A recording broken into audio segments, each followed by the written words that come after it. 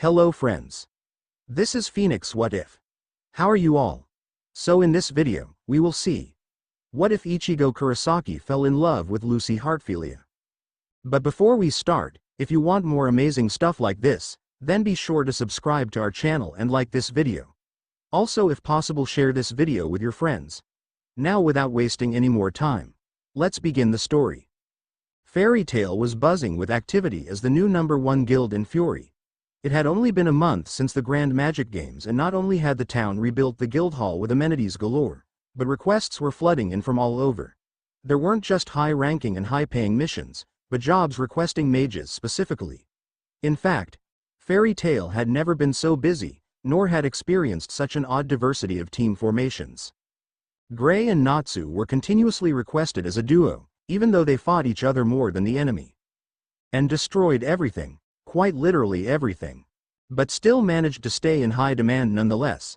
And who were they to turn any jobs down? At this point they were stuck accepting all requests just to repay their previous employers for all the damages they always managed to cause. Either from fighting each other or using an entire village as fair game for their battleground. The guild was convinced things couldn't get any worse. Well, that was until that one request came in for Gajeel and Natsu as a duo. Both are currently in debt for a year, and poor Makarov found himself signing more letters of apology and warning from the Magic Council than he thought humanly possible. And just when everyone thought they'd hit bottom of the barrel, that one request came in for Natsu, Gajeel, and Laxus. There are no words for that mission. Just bills and lawsuits, and a couple threats of potentially being disbanded from the council.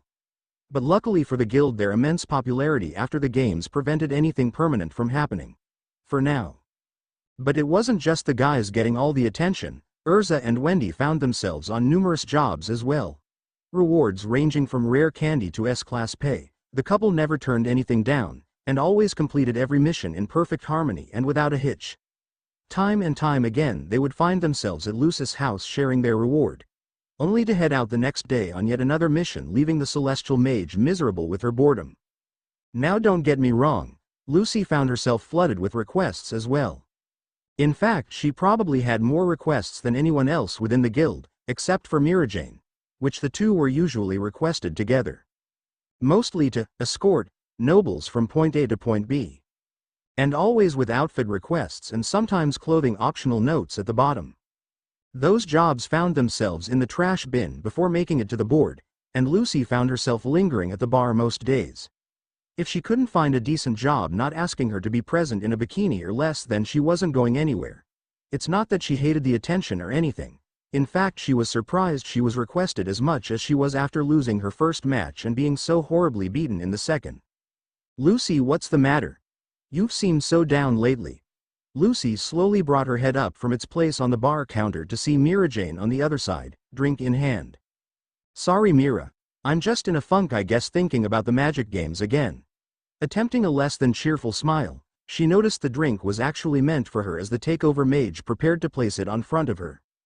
"No thanks Mira, no drinks for me today, I've gotta hold off for my rent." Lucy began to wildly wave her hands as she cracked a slightly pathetic smile. Mira knew Lucy too well for her own good, and knew the girl definitely needed a drink or two, so she handed her the drink anyways. "Don't worry about it Lucy. Your drinks are on the house.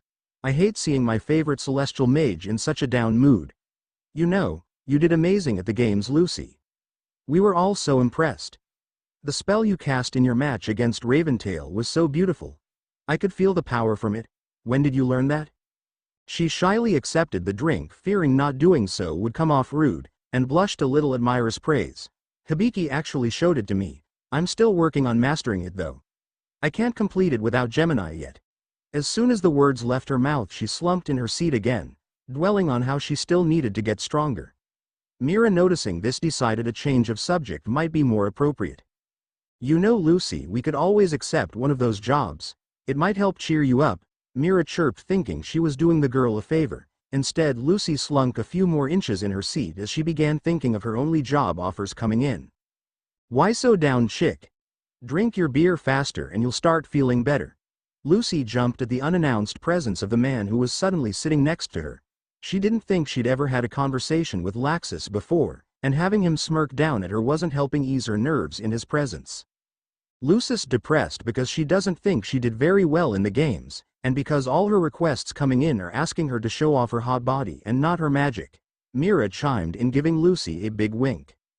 "Oh Mavis, Mira. Why are you telling Laxus this?"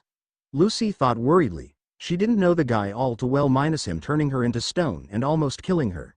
And just being an all-around jerk for the most part in the past. The last thing she needed was him confirming how weak she was. She closed her eyes and awaited the onslaught that was soon to come. After all, Laxus hated weakness. "Didn't do well? What makes you think that? As far as Gramps and anyone else is concerned, you did Fairy Tail proud. It's not about winning or losing matches, it's about showing strength. Not the kind of strength that showcases your power, but your will to fight. Your first match didn't count, you got gypped, and that was our fault for not making sure the fights stayed fair, especially since we knew Raven Tail had it out for us. But even after that you got back up. You actually stood up to that crazy Sabretooth chick knowing you couldn't win and refusing to back down even without your keys. That's a win in my book." Laxus took a long drink from his mug, refusing to make eye contact with either woman as they both had shocked expressions on their faces. Lucy just about fell out of her seat right before swinging her head violently from side to side, convinced someone had to be making a joke at the moment. There's no way Laxus would actually say that and mean it. Is there? Wow, Laxus, thanks. That actually makes me feel better. Lucy was still in shock, and decided she'd better say something to help alleviate the slightly awkward moment from the very awkward compliment. It was right then that she realized she really didn't know Laxus at all. The guy she had him pegged for would have not only agreed with her but would have ridiculed her right before kicking her out of his grandfather's guild. Yet here he was actually making her feel better. Either this guy was seriously misunderstood, was up to something, or was genuinely trying to change for the better. Lucy hoped for the latter. Mira was in so much shock she couldn't speak, let alone move. After a few moments she regained her composure with a warm smile. "You've changed so much, I'm so proud of you, Laxus." She couldn't help but think to herself as she mentally confirmed Lucy's internal inquiry. Laxus continued to sit in his seat as he decided chugging his beer was a more appealing option than placing the cup down and acknowledging the deadpan stares both women were giving him at the moment. It was uncharacteristic of him to put himself out there and actually compliment anyone. Hell, he didn't mean to compliment the chick, but she really needed to hear it. He'd noticed her down in the dumps at the bar most days and knew exactly why. The days his grandfather was out, he'd receive all the requests and would decide how to rank them or would assign them to the appropriate people if they were requested. He'd noticed the flood of requests coming in for Lucy. Hell, if she knew the few he tore up and refused to even let her see, she'd probably go jump in the harbor and let herself sink to the bottom. Granted, the girl was good looking, but he hadn't seen this much obsession on any one girl aside from Mira Jane. He quickly ran out of his drink and was forced to place his cup down. He prepared for the awkward stares. But as if on cue to save him from his awkward moment of kindness, the Ragenshu popped up out of almost thin air. "Yeah, cosplay queen, don't beat yourself up, you did awesome, right babies?" Bixlow popped up behind Laxus with his trademark smile and guild mark show, his dolls floating around Lucy's head and squeaking in unison, "Awesome, awesome, awesome." "Yes, Lucy, you mustn't be so down on yourself. In fact, we should apologize for not keeping an eye on Raven Tail sooner." Freed's expression held a little bit of regret and a little anger at the thought of how Fairy Tail was cheated the first day. Mira and Lucy couldn't help but smile at his characteristically overdramatic display of emotion. "Lucis, a man!"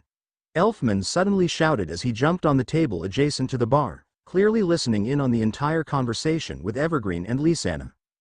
"Don't beat yourself up, Lucy. We all think you did great." Lisanna stood as she motioned to the guild, who was now immersed in the conversation going on at the bar as well. Must have been Laxus's comment that caught everyone's attention. Her face reddened with embarrassment. But before she knew it, the entire guild was standing, beers in hand, and shouting her name as they cheered, and of course drinking way more than necessary. As soon as the shouting began, Levy, Gajeel, and Lily made their entrance, and began moving towards the bar where a makeshift crowd had formed. Levy spotted Lucy in the center and looking more than uncomfortable, and decided to intervene. Gajeel also noticed the situation, and opting to keep to himself continued onward to his dark, creepy corner. As soon as he passed Droy and Jet couldn't contain themselves any further. The floodgates had opened and the both began crying over their shared barrel. It wasn't easy watching Levi leave mission after mission with the Dragon Slayer. Unrequited love was tough. Kana sighed as the onslaught of tears began. Helping Droy and Jet drink away their sorrows was fun for the first 5 or so barrels, but the fortune teller decided the tears were a bit too much and realized she needed to find more upbeat company. She finally stood and wobbled towards the small crowd gathering at the bar, quickly finishing her barrel and setting her sights on Lucy.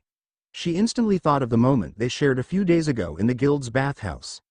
Instantly getting an idea that would change the girl's mood around for better, or worse, with an evil smirk.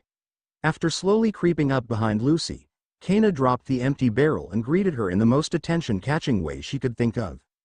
It took Lucy a solid 5 seconds to fully comprehend what Kana was doing, and it wasn't until she saw Laxus and Bixlow staring at her chest and Freed's violent nosebleed that she snapped out of it, realizing exactly where the magic card dealer's hands had been placed, as if the occasional squeeze hadn't given that tidbit already. "Kana, what are you doing?" the celestial mage squeaked as she struggled and blushed. "Oh Lucy, don't fight it, after all you did jump me in the baths the other day, it's only fair, nay?" Kana purred as she waggled her eyebrows suggestively. Lucy instantly began glowing a few shades darker as all the men in the guild started shouting, "Mavis knows what they were imagining." "Ooh really, Kana, you should know better than to leave me out of these parties. How about I walk you and cosplay girl home and you give me a play-by-play of what happened in the bathhouse?" Bixlow instantly had his arms around the 2 girls in a makeshift attempt to pull them towards the guild doors, until he suddenly disappeared. And there was a hole in the ceiling. And now Natsu was standing where Bixlow once was with his signature toothy grin as if he hadn't just pummeled one of his guildmates 50 feet into the air and through the roof for no apparent reason. "Lucy, I missed you." Happy brushed past the Dragon Slayer and found his landing spot. He began hugging the top of Lucy's head as tears streamed down his face. "Hi Happy, I missed you too. Are you just getting back? I hope you stayed out of trouble." Lucy jokingly scolded, "Let's be real. They probably destroyed the train or something equally idiotic." "Yeah. Me and Natsu wanted to come see you." Natsu and Gray fought almost the entire time again, but at least the damage only cost us the reward money. Lucy face-palmed as everybody else sweat dropped. Lucy began petting Happy, rethinking her current situation and how fortunate she was to have not been on any of the recent missions with Natsu and Gray, otherwise she'd be negative rent money by now. "By the way Lucy, what are you and Kana doing?" Happy asked in his oh-so-innocent voice and a slight tilt of the head. Lucy instantly remembered her compromising situation and squeaked once she realized Kana's hands were still firmly in place. And definitely still squeezing. "Hey Kana, that's not fair. I thought I was the only one to grope Lucy." Natsu whined and pouted as he tore Lucy away from Kana's wandering hands. And unintentionally doing way more harm than good. "What?" was screamed in unison throughout the guild, and Lucy died a little bit on the inside.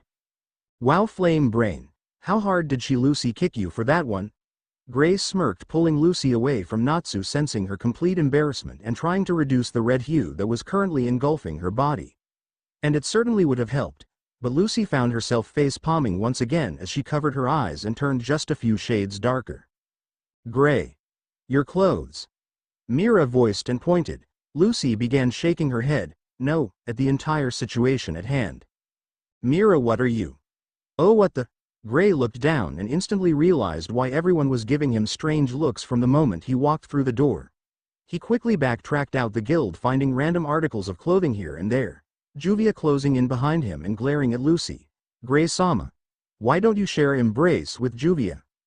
Gray sighed in exasperation. "Nope. Don't want to. Told you I'm going to say no to the things I don't like anymore, Juvia."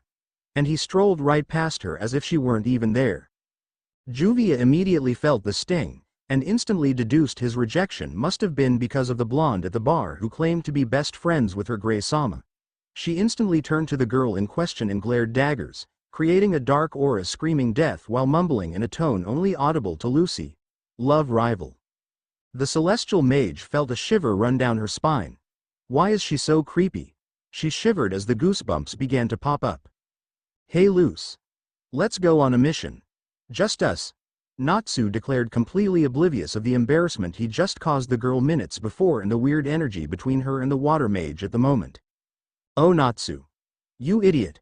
Lucy whined internally and began shrinking in her chair after hearing all the catcalls from the men in the guild, completely misunderstanding the whole situation. But before she could reply, Master Makarov came waltzing down the stairs as the shouting chimed down and all attention was on the form currently in the master's hand. Lucy. A request came in for you. Makarov all but cheered as he hopped onto the bar top as Mira instantly handed him a drink. You not again. She began putting her hands up and shaking her head, no, as she assumed it was just another perverted request, but before she could even get a word out, Makarov finished his drink and answered her unspoken question. No perverts this time, Lucy. In fact, you've been requested because of the reward. Everyone instantly stopped what they were doing and looked at him in question. Who requests a mage for the reward? That just didn't make any sense. Staying silent long enough, the master realized he had everyone's undivided attention.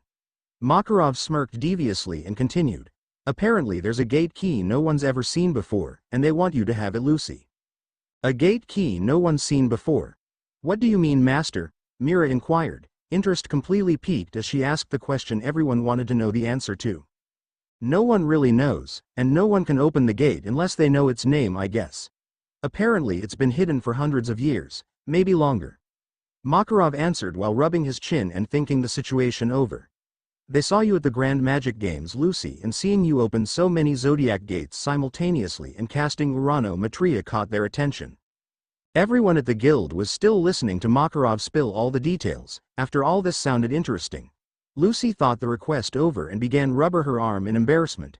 But master. Why me? Yukino is also a celestial mage. And a damn good one too. Lucy mumbled in a moment of self-doubt. Lucy, you've really got to give yourself more credit, my child. You may not have realized this, but you're the strongest celestial mage this turn of the century, in fact, probably even longer than that. You have more zodiac keys than any other mage that our archives can recall, and more importantly, the bond you share with your keys is as unique as it is exceptional. I believe this key has been waiting for you, Lucy Heartfilia. Makarov stared her straight in the eye and almost dared her to argue his logic. At this the entire guild started shouting, giving Lucy praises and wishing her luck on her mission, which she hadn't even accepted yet, and had absolutely no details on. Master, what exactly is the mission? She questioned with a raised eyebrow. He was making this sound far too easy to be true. Oh, that's right, I almost forgot. Well, it turns out that the key isn't just locked away but being guarded by a demon thought to originate from the Book of Zareth.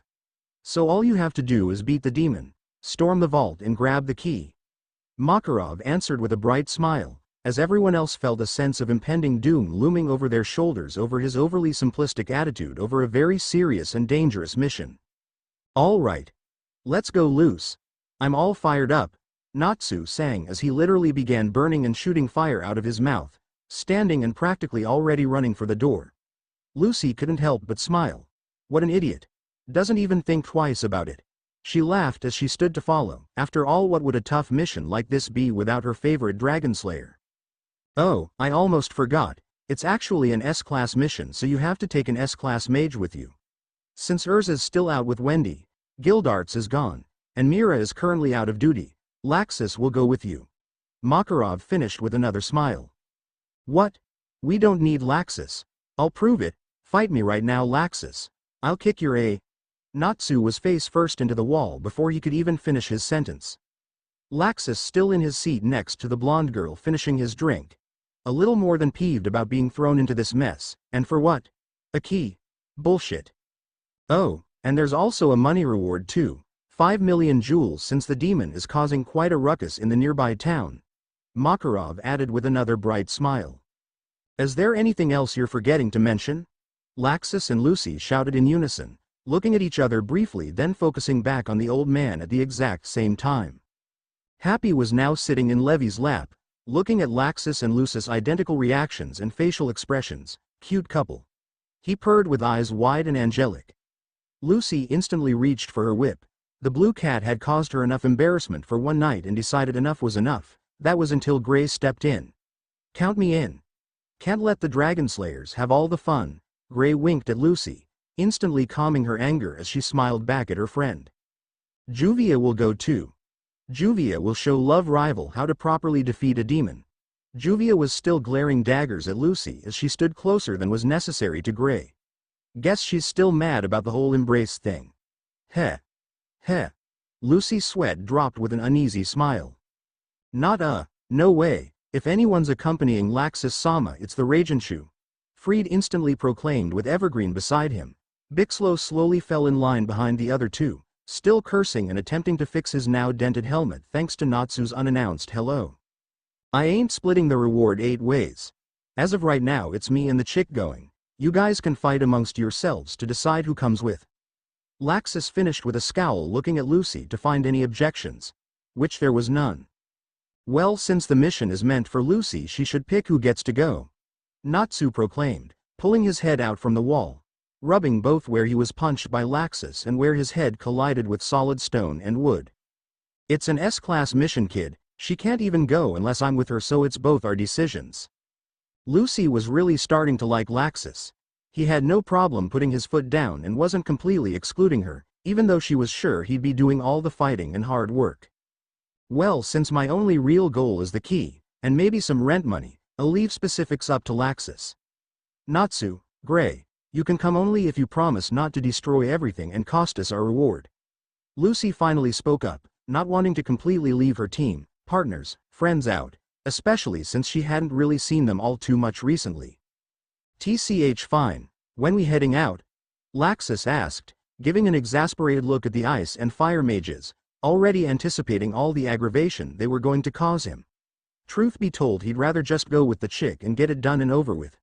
Wait, just him and the chick? He was starting to regret not putting his foot down. Damn, oh well. You leave tomorrow morning. Oh, by the way, it's actually in the next country over, 7, it should take you about 12 hours by train to get there. Good luck, my children. Makarov waved and smiled as he jumped from the counter and made his way back to his office. Everyone watched him leave with exasperated expressions. Yet another detail he forgot to mention.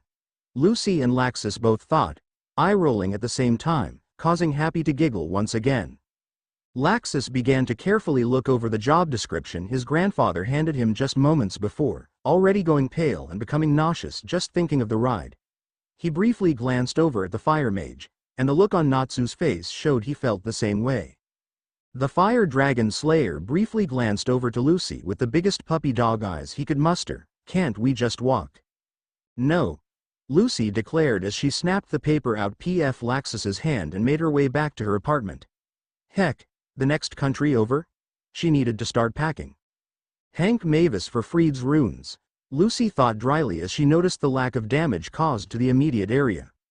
However, her internal musings were cut short by Bixlow's laughter at Natsu and Gray's expense as they were being completely manhandled in the middle of the train station. Onlookers passed by quickly in an attempt to avoid eye contact with the pissed-off-looking lightning mage.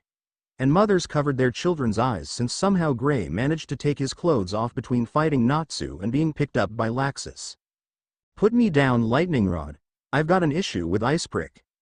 What did you call Laxus-sama? Let's go, fire brain. You can start fights all you want, I'll finish em. Ha ha ha ha ha, look babies, this is going to be fun. Hee hee, fun, hee hee, looking good salamander. Wait. Gajeel? What are you doing here? Lucy's attention was immediately pulled to the additional member of their group she didn't seem to notice on arrival. We decided to accompany you. Gajeel thought maybe he'd find some clues to Metallicana's whereabouts. Lily popped up from behind Gajeel to respond, and Lucy's wandering gaze noticed Happy sitting down on a bench a few yards away from the altercation. Way too preoccupied with a fish to pay any attention to her arrival or Natsu's predicament in the lightning mage's unyielding grip. LCY began looking around the vicinity. Heck, if Gajeel was there, who else popped up unannounced, or uninvited? So are Juvia and Evergreen coming too? Lucy asked Laxus as she continued to search left and right and slightly surprised at how many people were actually at the station, especially since Gajeel wasn't even originally under consideration for their makeshift team. Nope, this is it. I told Fried and Bixlow not to come, but they insisted. He just happened to be at the train station when we got here. Laxus was giving Gajeel a disapproving look that the Iron Mage seemed to completely ignore. Hey Luce. Did you sleep well? Natsu chirped, seemingly forgetting the death grip Laxus still had on his neck. Well, I've slept better, I guess. Gray, your clothes. What the foo, when did this happen? Idiot.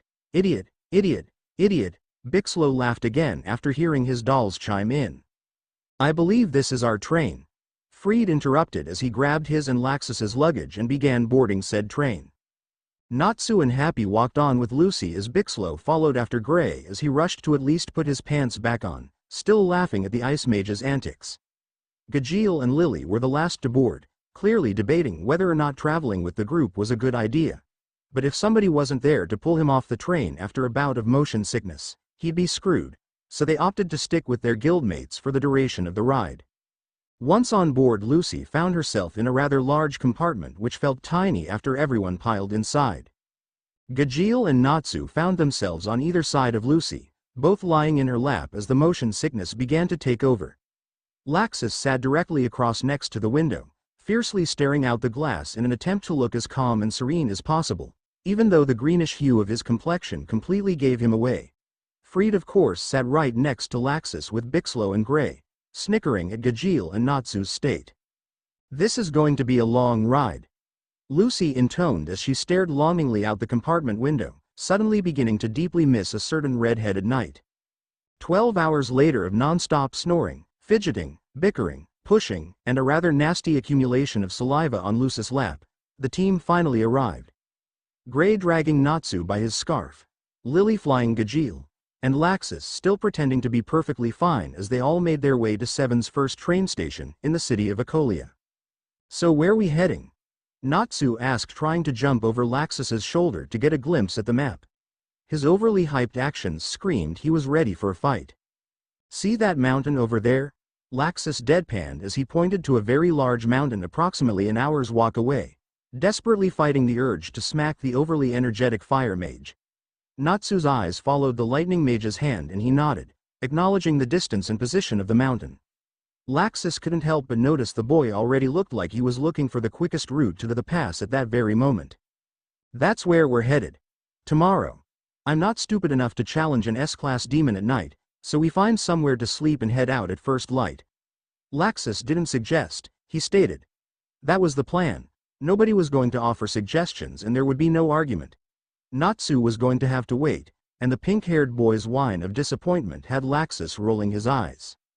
Yeah, we should probably see our employer first about the job, maybe find any more details the master might have left out. Lucy sighed, followed by a grunt of approval from Laxus and another groan from Natsu. Right now.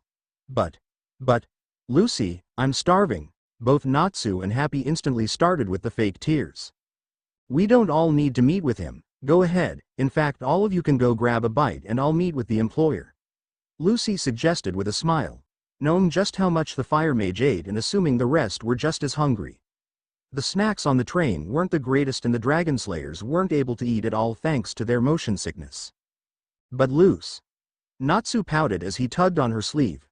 Lucy sighed once again. What, Natsu? Go ahead and get started without me. I don't mind. Lucy raised an eyebrow. She thought he'd jump on the opportunity to ditch work and eat, but he seemed hesitant. We're a team. And a team should eat together. Right, Happy? Natsu beamed at his little blue friend who perched himself on Lucy's shoulder. Aye, sir. Lucy wasn't fooled. Her eyebrow dropped to a half scowl. Natsu. You just want me to pay for the food, don't you? Natsu fell to the floor, shocked at having been called out as he laughed half-heartedly and scratched the back of his head. He couldn't deny it. He'd been broke for months now. Everyone else's sweat dropped. Lucy had to keep herself calm enough to not pull her whip out. Well, I don't really have any cash thanks to Ice Princess over there always breaking everything on our missions. Lucy closed her eyes in annoyance. Natsu, you're the one doing most of the damages. She inwardly face-palmed and moaned. She knew there was no arguing it. The boy had to eat and she couldn't very well let her best friend starve. She slowly handed Natsu her wallet as she sighed in defeat. Have at it. I'm still gonna go talk to our employer. Tears slowly fell down her face thinking of how broke she was going to be after feeding Natsu and Happy. Wow, cosplay queen. That's so nice of you to buy us all dinner. Bixlow decided to jump on the opportunity, waggling his tongue. Nice, nice, nice. Thanks, Luce. You're the best. I'll be sure to get your meal next time. Gray slung his arm around Lucy, desperately trying to ignore Natsu's previous jab in hopes of not ruining his free meal. He was just as broke as the fire dragon slayer after all. Gee. Hope you brought your life savings, bunny girl, Gajeel added, giving Lucy his "you're so fucked" smirk before chasing after Natsu, who was holding Lucy's wallet as if it were the GMG trophy while Happy flew in circles, fist pumping. She coyly eyed Laxus and Freed, waiting to see what their next move would be. Freed gave Lucy a small smile in an attempt to cheer her up from her very unfortunate situation. Instead of jumping on the meal, he offered to get the hotel rooms as Laxus decided to go with Lucy to meet their employer. Since it required an S-class mage, he figured he should at least be there. Lucy felt a breath of relief escape her chest. She wasn't sure she could actually afford to feed 3 dragon slayers. Finding the employer's house was simple. It was the only mansion in town. Once introductions were made, Lucy took note of the gentleman's home. He had multiple paintings, artifacts, old relics and tapestries that looked as though they should be in a museum. The 3 finally made it to what Lucy assumed to be his office and instantly noticed the gigantic mural that took up the entire wall behind the desk. The painting consisted of what appeared to be a 3-way battle. There were hooded figures dressed in all black descending from the sky with scythes in their hand. Or were they scythes? A few could have easily been mistaken for swords. She followed their path downward and noticed what appeared to be a scattered army of men wearing crosses and holding bows and arrows at the ready. Below she noticed white and black demon-like creatures as they looked upward, but Lucy couldn't discern if they were fighting with the creatures in the black robes or the men wearing white. In fact, all 3 parties almost appeared to be squaring off with each other evenly. Lucy found herself absolutely fascinated by the artwork. It was simple yet intricate in its detailing and seemed to tell a story. It was impossible for her to figure out who the good or bad side was, even though the creatures coming from the ground with the holes in their bodies appeared to be monsters. She also began to notice how the black-cloaked figures completely resembled reapers. And the men with the bows almost imitated some type of religious assembly. Questions began to race in her mind. Why were reapers fighting demons and humans? Don't reapers supposedly collect human souls? Were they fighting over the human souls? And were the archers fending the 2 parties off? Lucy's train of thought was instantly crashed by Laxus clearing his throat. Apparently their employer had asked her a question. "Oh, I'm sorry. I was so focused on your mural. I guess I got sidetracked." She faintly blushed, a little embarrassed to make a fool of herself in front of their employer and Laxus, but the old man was actually intrigued to see the girl putting so much interest in the painting. "It's not a problem, my dear. In fact, that mural is the oldest relic in my home. I don't know much about it honestly, but what I do know is that the warriors in black are called Shinigami. Or death gods, if you will." The old man tried to gauge the girl's reaction. She found herself focused once again on the images. "It looks like they're fighting demons. What are the creatures with holes in their bodies?" She was pointing at the figures appearing to come from below. These ones had fragments of bone and looked even scarier than the demons themselves. "Those, my dear, I am not sure. I couldn't tell you whether or not they're good or evil. In fact, you couldn't really use either word to describe the Shinigami either. But this is all folklore and stories we tell the children to scare them when they misbehave." He began waving his hand in front of his face, shooing away the notion. Lucy couldn't help but notice his lack of description regarding the archers. But the gentleman didn't seem to have a lot of details on the painting anyway, and instead of pressing on about some silly mural, she needed to focus on the mission at hand that required her to deal with a real demon. Laxus and the old man continued to talk business as Lucy half listened. She found her minutes wandering back to the old man's office with the painting, and she couldn't stop thinking about it for some strange reason. She'd never heard of any stories about Shinigami or the odd white creatures coming from the ground. Must be a legend only known in this country. "Lucy, my dear." Lucis was instantly snapped out of her trance as soon as her name left the employer's mouth. "Yes." She exuberated in an attempt to pretend she were listening to the conversation the entire time. Laxus gave her a disapproving look, but the older gentleman didn't seem to mind. "There is undoubtedly a key within that cave. Though no one has seen it in over 400 years, we know it's still there. It has to be. The demon guards it, always has, and the recent incidents in town could only be caused by someone evil, which leads us to believe he and the key are still very much in existence. Just know the key is yours regardless. It holds no purpose for me since I couldn't use it. However, Everything in that room belongs to my family. In defeating him I will also have access to all of my ancestors' belongings, hence the huge sum of the reward. But be careful, many have entered that cave and never returned. Sir, are you sure this key opens a gate?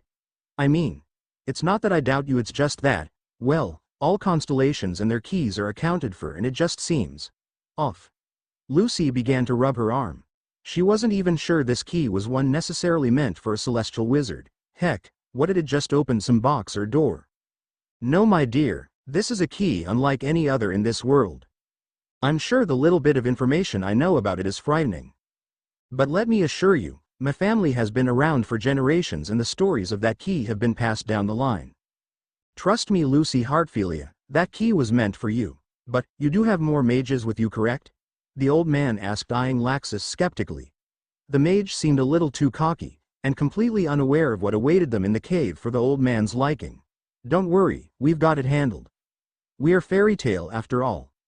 Laxus gave a grin exuding confidence that even made Lucy feel at ease after their final warning. I do hope so. I wish you both the best of luck, especially you Lucy, good luck in opening that key. The old man waved the couple off as they headed towards their hotel room back in the center of town. It was getting rather late and Laxus and Lucy had yet to eat. They figured the rest of the team had to be back by then, so the pair decided to call it a night and just order room service. They had a big day ahead of them tomorrow. They figured they could explore the town after their mission if they really felt the need to. The morning came quickly, and Lucy sure she was the first one up. She didn't sleep much, she was too busy racking her brain over this new key she had absolutely no knowledge about. She knew every constellation in the sky, all their names and how to summon them, so an unknown key baffled and excited her. What could it possibly be? What gate could it possibly open? Was it even safe? Well, she weighed her options and ultimately decided she wanted to find out. They didn't come all the way to another country just to change their minds. Plus she had 3 dragon slayers, a runes mage, an ice mage, and a seath mage. What could possibly go wrong? She smiled as she splashed the last bit of cool water on her face and readied for the day. She gave herself one last look over before heading downstairs to meet the rest of the mages. Thankfully Freed handled the room accommodations, so Lucy had her own. She had to remember to thank him once they met at the breakfast bar. So what's the deal with the demon? Bixlo was walking next to Laxus and Freed as Natsu. Happy, Gray, Gajeel, Lily, and Lucy followed closely behind. Lucy was still feeling unnaturally tense about the issue with the demon. The employer hadn't really given them much information other than there being a key, a demon, and some old relics. And what was the deal with the creepy painting? The old man wasn't any better than Makarov with the details. Don't know, old guy didn't say much, guess we'll deal with it when we get there. Laxus didn't even spare Bixlo a glance as he grinned confidently. He usually didn't strategize, never really needed to, especially with so many powerful mages in the group. Natsu and Gray were constantly arguing about something or another while Gajeel smirked every time the Fire Dragon Slayer would get smacked in the head by Lucy.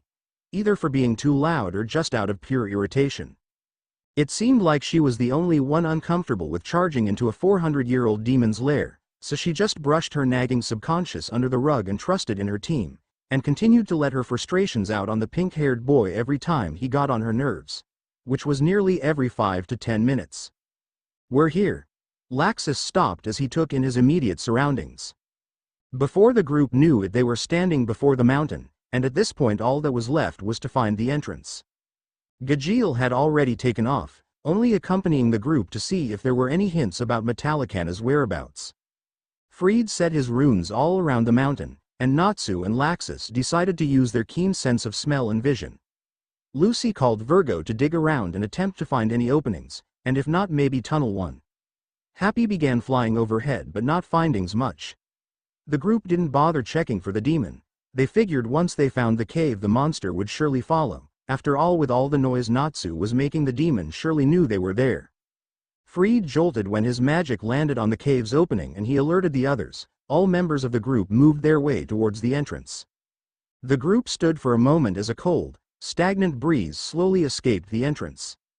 The smell carried death and rot, decay and age. Lucy gripped the fire mage's vest in a moment of hesitation. It wasn't too late to turn back. She looked to the rest of the group and noticed Fried and Bixlo were looking to Laxus for reassurance. She suddenly found herself looking to Natsu for that very same thing, and the pink-haired boy's look of focus and determination eased her fears a little bit. But when he turned to her and smiled his Natsu-like smile, she found herself following him step for step into the cave after Laxus and the Ragenshu. Gray on her other side offering more comfort and happy flying overhead. She took a deep breath and the next thing she knew they were in complete darkness.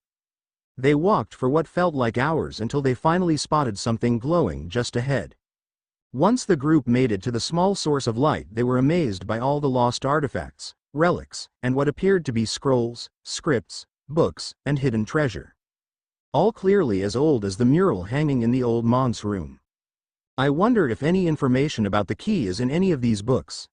Lucy started to wonder as she lightly traced the spines of a few books, and also very interested in the prospect of a good book.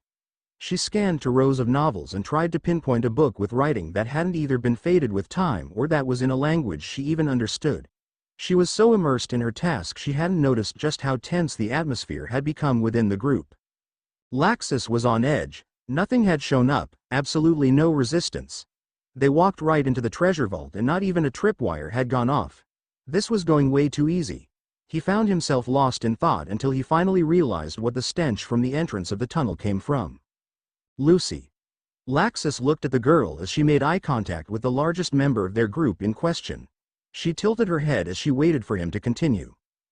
"Don't look down, Lucy." Laxus attempted to hold eye contact with the girl, but the second the words left his mouth her eyes carried to the forbidden zone. Lucy gasped and cupped her mouth as she noticed the floor just a level below them was absolutely riddled with corpses. There were knights, warriors, soldiers, townfolk, and mages. Some were fairly recent, maybe a year or so, some however were very, very old.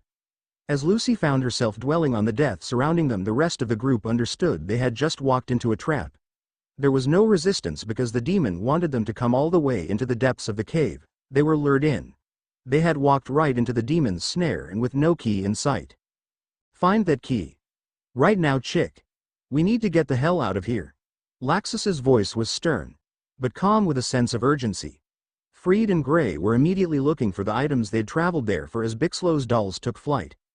Natsu stood with Laxus at guard as the rest played their part. Lucy stole a glance to her best friend, and he wore a very similar expression to Laxus. She felt her heart begin to race and palms sweat. As if sensing their unease, a grumbled laugh vibrated throughout the cave. Well, well, well, what have we here? 6 little mages who wandered into the wrong cave. How unfortunate." The voice was deep and eerie. It resonated throughout the cave, and pinpointing it was nearly impossible, even with heightened dragon slayer senses. Is that a woman I smell?" The voice suddenly sounded interested, and Lucy couldn't conceal the eep that left her mouth. "Oh, what a lovely sound. I'll save her for last. Females are my favorite." Natsu growled, shooting his flames in every which direction. "You won't touch a hair on her head, creep. Now show yourself so I can kick your ass for even thinking about hurting my friend." The rest of the party instantly circled around Lucy in a protective stance, not sure of where the first attack may come from. Bixlo's dolls continued to investigate the immediate area, and Fried instantly began writing protective runes. "Heh heh heh. A dragon slayer EHH. I can smell your flames, boy. And I can almost taste the lightning." Laxus tensed at the comment. This wasn't right. There was something very different about this demon. He couldn't pinpoint it. He could only write everything off at this point as intuition or a sixth sense, but this was something he realized he had failed to prepare for. Laxus had brought a team here, ignored the warnings from his employer, and pushed on even when the smell at the entrance screamed for him to turn back. He let his pride and ego get the better of him yet again. He should have brought more help. Should have researched the demon or looked into the incidents in the town to give him some indication or clue to what the demon's abilities might have been. And he didn't. He put everyone's life here in danger. They trusted him and followed him into the cave with little hesitation, and he was letting his guild down again. He was hoping Gajeel would come crashing through. They needed the help, and he found himself worrying for the girl. As everyone was considering their next form of action, Natsu was suddenly thrown into the wall with a sickening crack that echoed throughout the cave. He then crashed into a pile of old scrolls and books, knocking the whole shelf over, resulting in a domino effect with the rest of the shelves. Natsu. Happy and Lucy cried in unison. Happy attempted to fly towards his friend, only to be slammed in the same manner. Happy. Lucy raced after the little blue cat as the demon slowly appeared from the shadows. They'd heard stories of demons and their grotesque, monster-like appearances, but this demon they were not expecting. This demon looked almost completely human. If he weren't nearly 8 foot tall with canines and horns, he could have easily passed for a man. A very large, muscular, scary-looking man with tattered pants that looked to be as old as the room. Tell me, what did you come here for? Treasure? The demon gave a toothy grin as he instantly disappeared. Was it shadow magic? Where did he go? Right as the words left Gray's mouth, he was coughing up blood as a hard blow hit him from behind. The ice mage staggered for a moment, then felt a violent wave of vibrations echo through every hollow organ in his body. He felt his stomach churn, his lungs compress, his heart skip a few beats and then bounce back irregularly. He'd never felt a sensation like this, but before he could mutter a word he felt his whole world go black. The demon stood behind the mage as he looked down at his newest victim. Take it if you can. He responded as he smiled even wider and disappeared again. Gray. Lucy screamed as she picked the little blue cat up and quickly made her way to Gray, who was a heap on the floor. Say fell to her knees as she cupped his face in her hands. He was completely out and sweating violently. She felt her heart stop as she gave him a once-over. She found herself looking to the other side of the room where Natsu had been flung, wondering if he were in the same state. He wasn't getting back up. She continued to stare, yet there was no sign of the fallen dragon slayer. This wasn't possible. This was Natsu. He never gave up. He always managed to get back up and somehow outdo his opponents, so why wasn't he getting up now? Your screams are getting me excited, girl. Another yelp left the girl as she felt the presence now standing behind her. She subconsciously grasped onto Gray's jacket for comfort and realizing her extremely vulnerable position. Her fear and stress began melting into anger as she practically felt the heat off her opponent's body. She was angry for accepting the mission. Angry she couldn't do anything for her friends at the moment. Angry the demon was standing directly behind her and she was too useless and weak to be able to do anything about it. Angry Natsu was quite possibly in a worse state than Gray and alone strewn across the cave, and she couldn't stop it. This made the grand magic games out to be a joke. She didn't know what to do or what she was even capable of doing. Her keys didn't stand a chance here and she knew it. She was useless again as her eyes met with Laxus's. Laxus had gone completely stiff in his battle stance as he faced the demon, almost daring it to touch her or Gray.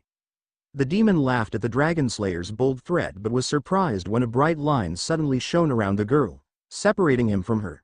Freed's runes had activated and Lucy was safe for the moment. The demon tapped the wall and it crackled with resistance. Good job, Freed. Laxus felt the tension ease once he realized the demon couldn't get past those runes so easily.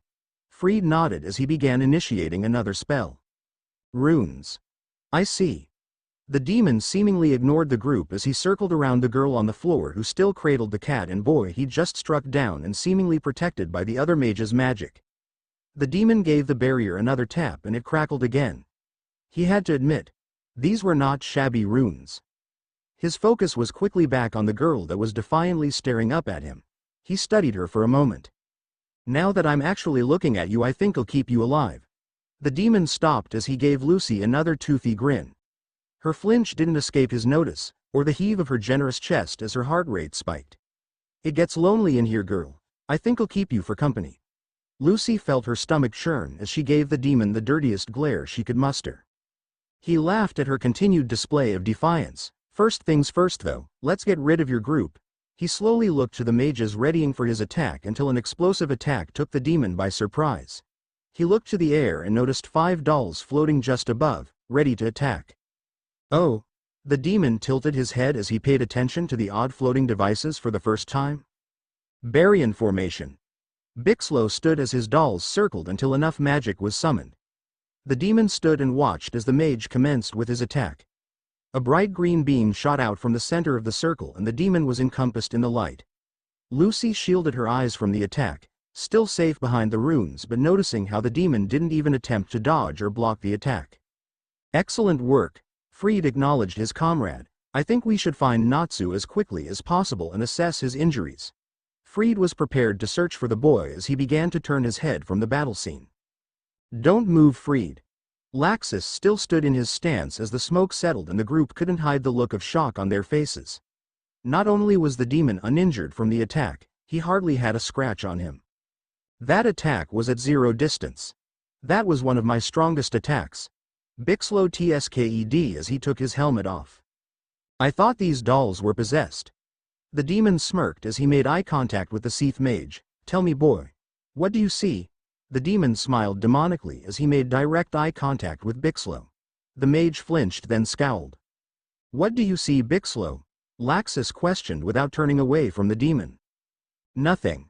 Bixlow slowly replaced his helmet as he replied, this one has no soul.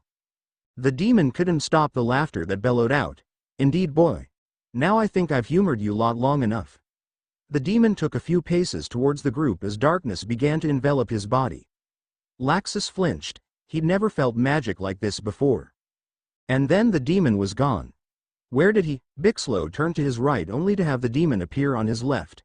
The demon swung on the Seath mage, but luckily Laxus was just as quick, semi-blocking the attack and preventing a lethal blow. But doing so cost the Dragon Slayer the bones in his left arm. Arg! Laxus growled as he immediately counter-attacked, but as soon as the demon's blow was blocked he'd already disappeared again. Laxus! Lucy yelled as the two mages on his sides were instantly to his aid. Laxus, you all right? Bixlow reached for his friend but felt his right should begin to shake, then the bones literally shatter. Ah! Bixlow grasped his arm as he literally felt the vibrations travel down the entire length and every bone begin to give way. Almost like a shock wave. Bixlow! What's wrong? Freed passed worried glances between the two as Bixlow seemed to get the worst of the damage, which only made sense since he took the brunt of the attack. My arm. It feels like it's pulsating and breaking from the inside. Ah! He cradled the now dislocated arm to his chest as Laxus and Freed looked on with worried glances. Painful, isn't it? The demon cackled as he was back in his original spot near Lucy. Girl! If you come out of that barrier and play nice, maybe I'll consider letting your friends leave here. The demon smiled at her cockily as she fought back her tears of frustration. She made her own tisk at the offer and was prepared to reply until Laxus spoke up first. How about you leave the chick alone? She's had a pretty rough couple months and doesn't need any more shit from total creeps like you. Laxus smirked as he hoped the demon would take his bait and move away from the girl. The demon didn't buy into it, and instead tapped on the barrier a few more times. How long do you think this will hold for, girl? The demon cocked his head coyly as he turned to the rune's mage. Leave them alone. Lucy hissed and the demon's attention was back on her. I rescind my offer. I've decided this lot needs to go, especially after that distasteful comment. The demon looked to the blonde that was pretending the bones in his left arm weren't just as broken as the Seath mage on the ground. I'm going to kill you all slowly, and peel the flesh from your bones for thinking you were anywhere near a match for my greatness. The demon cackled as he smacked the barrier one last time, pulling a startled scream from the girl encased in it. You're all dead. The demon screamed, and then turned for the small group that was anticipating his next attack. The demon took a deep breath prepared to power up, but a loud smacking sound echoed and the demon was suddenly gone. Lucy closed her eyes from the sudden upheaval of dust, and when she reopened them Natsu was standing where the monster was, struggling to breathe but managing his same, confident look as always. You all right, Luce? Natsu spared her a glance and she nodded in affirmation. Okay. Good. Take care of the ice prick and happy for me, Kay. Natsu looked down to the girl and smiled. She couldn't help but smile back. This was the Natsu she'd been waiting to bounce back, the Natsu that always seemed to come on top and know just what to do. And the Natsu was gone, immediately on the offensive and squaring off with the demon, and Lucy and Laxus were left staring at each other from the absence of the two people who were originally standing in between them. Lucy. What is that? Laxus was staring at the ground directly in front of the girl. Lucy followed his line of sight and her eyes landed on the exact same thing he was so intently focused on. Right there, not 3 feet in front of her, was a key just sitting in the dirt. No way! Lucy exclaimed as she reached for it. Standing proved to be a lot more difficult than Natsu thought it would be. He heard the screams of pain and shouts from his nakama, and couldn't just lay there and do nothing. Anyone that wanted to cause so much pain was surely an enemy, especially one that actively sought death and torture. He promised he wouldn't let the demon touch a hair on Lucy's head and planned on keeping that promise, but he made another promise to himself that he'd keep his family safe.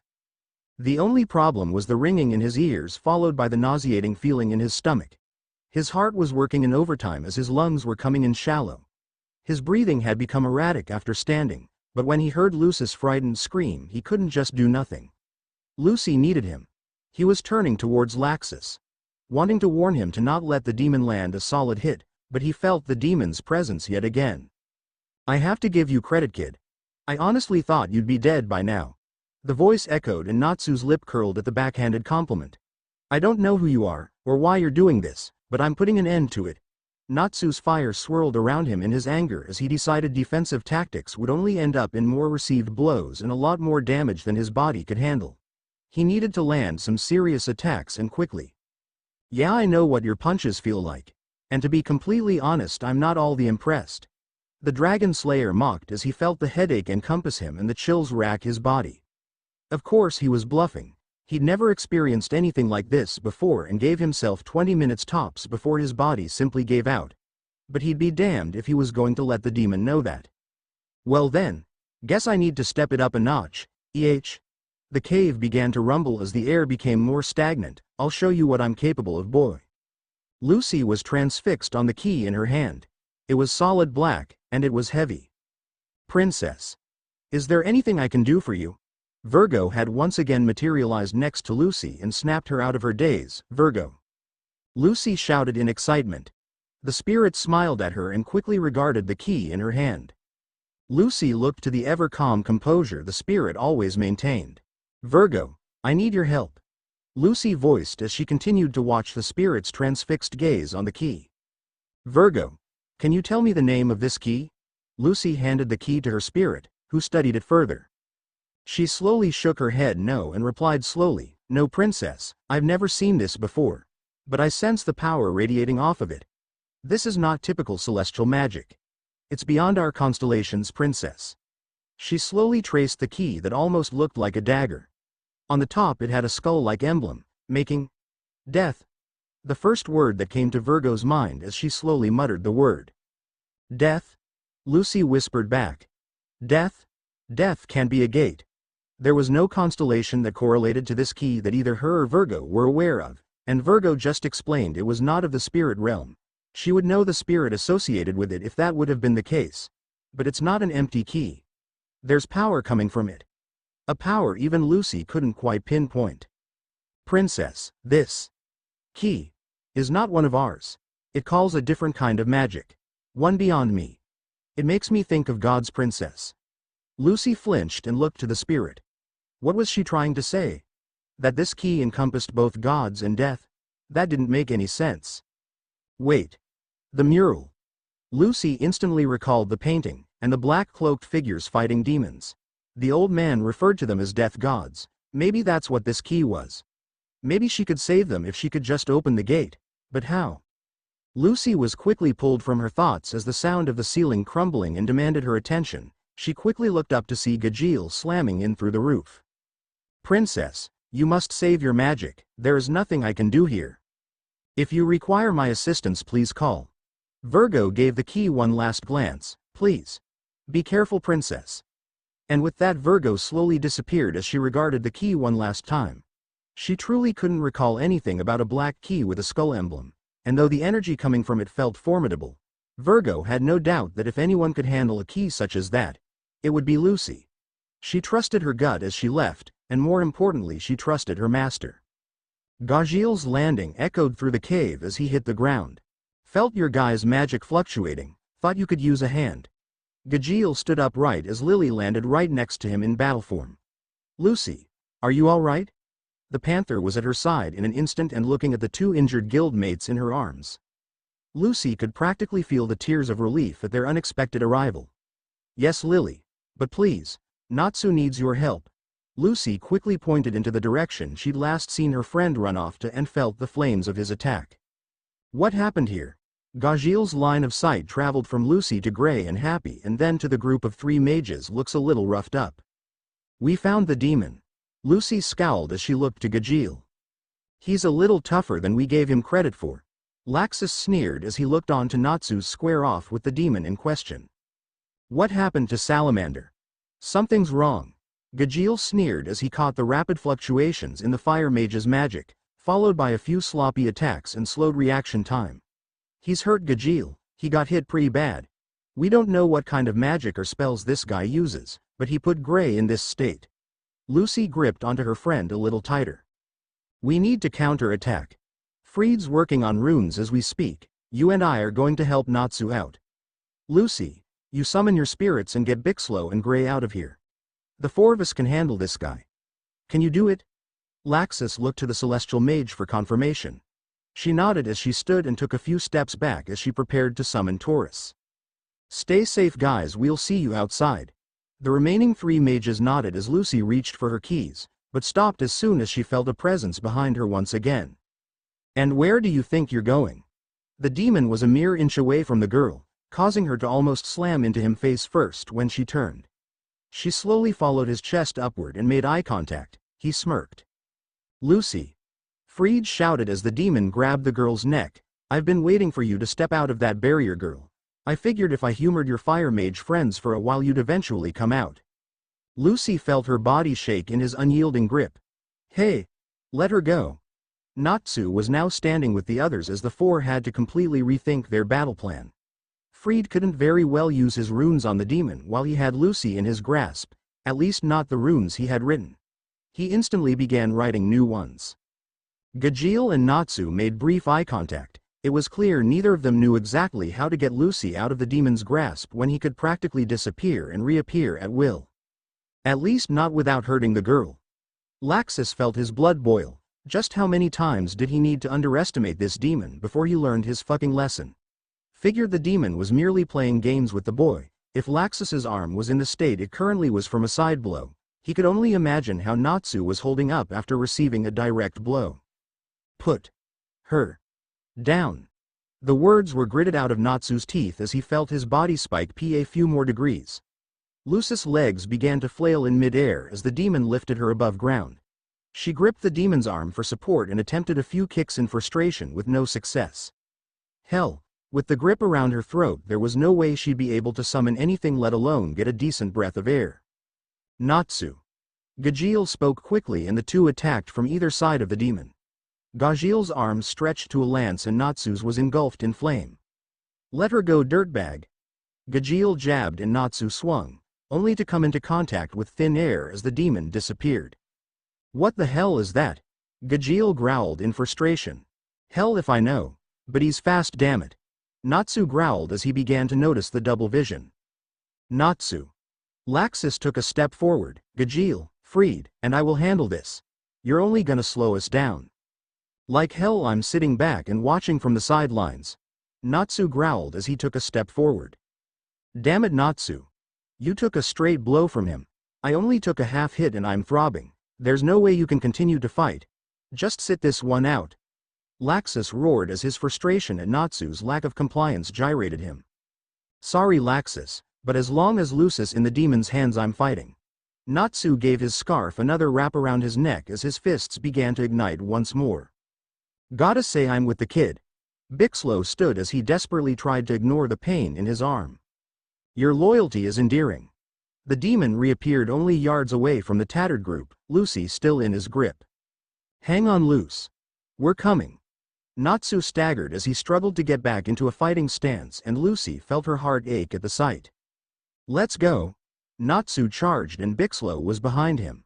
Fire Dragon's Fist. Victory Formation. Dark Ecrature. Pain.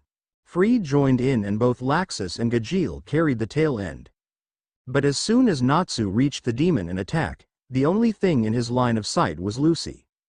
The Dragon Slayer pulled back and instead released his flame into the nearby wall. Bixlow also pulled his attack and cancelled it altogether, whereas Freed had to change the course of his right eye attack much the same way Natsu did. The demon took the opportunity and managed to land attacks on each mage, bringing all three to their knees as blood hit the floor. Lucy flinched at the looks of pain on her Nakama's faces. Laxus and Gajeel halted and stared in complete and utter shock. The demon was actually using Lucy as a shield, and then counter-attacking. He had no intention of blocking or evading any of their attacks, or fighting fair. Instead he was going to let Lucy take the brunt of it. This demon had no honor, and both Laxus and Gajeel felt their teeth clench. I'll begin making runes to separate the two. Fried pulled his sword and began writing his runes in every direction the demon leapt and dodged to. His ability to disappear and reappear made the task all the more difficult, and if he spread his runes too far or made too many, his magic would drain and the demon was able to dismiss the rune altogether. Fucking coward! Gajeel roared as he turned his arm into another lance and charged, remaining mindful of Lucy. The demon smirked. Hold on, Gajeel. Laxus followed close behind with a lightning attack charged up and ready to go, fully aware he could angle his attacks and avoid hitting the girl. Let's do this. Gajeel attacked, and Laxus followed. But everywhere the dragon slayers attacked, the girl suddenly appeared. Then the monster dropped the girl and caught his attackers off guard. The next thing anyone heard were Laxus and Gajeel being slammed together. The sound rang through the cave, and Laxus's lighting was being drawn to Gajeel like a conducting rod, causing the Iron Mage to almost go completely unconscious. The proud dragon slayer was now lying on the floor, unable to move minus the violent electrical spasms his muscles experienced as a jolt periodically ran through his body. He remembered the first and last time he felt one of Laxus's attacks. He succumbed to it once again, and cursed his situation. Laxus had a gash strewn across his torso from the Iron Mage's lance that had him clutching the ground in agony with his one good arm.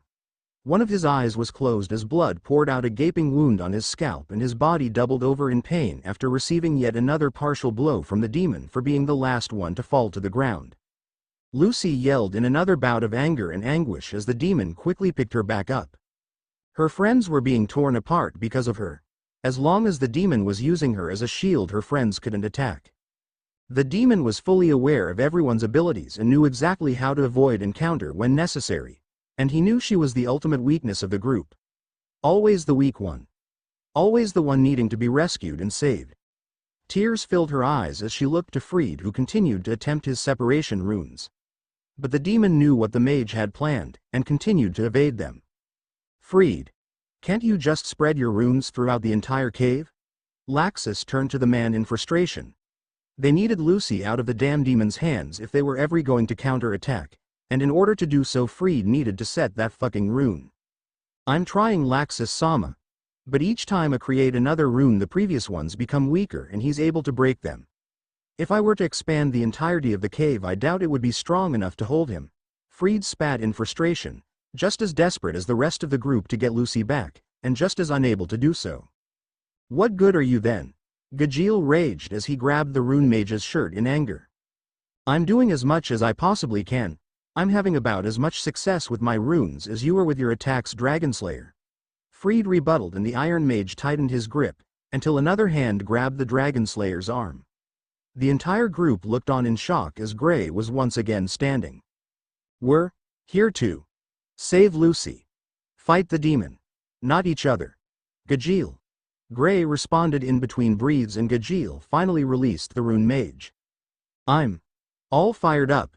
Natsu was standing next to Gray as the rest of the group turned and readied for another go. This time, Lucy let the tears fall. She looked on to her group of friends, every last one of them tattered, broken, and bleeding. Yet not giving up, never giving up on hope, or on her.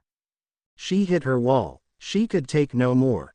Her friends were doing everything within their power to save her, and she hung virtually injury-free in a demon's grasp. She felt something swell inside her. Something began to take hold, and she knew she had to do something. She bit her lip and made eye contact with Natsu, giving him a look of determination that the Dragon Slayer noticed. He looked straight back and nodded. They understood one another without uttering a word, and in a moment of strength and frustration, the Celestial Mage managed to Lucy kick the shit out of the demon. Straight in the ballsack, and it worked. The demon howled and threw the girl across the room, which allowed for Natsu to let out a Crimson Lotus, exploding flame attack, knocking the demon off his feet. Laxus followed with a Raging Bolt, and Gray with an Ice Make attack. Gajeel followed with his Iron Lance, and Bixlo seemingly finished the demon off with his Crush attack. Fried encased the explosion in his runes, and there was no way the demon was standing after that relentless volley of attacks.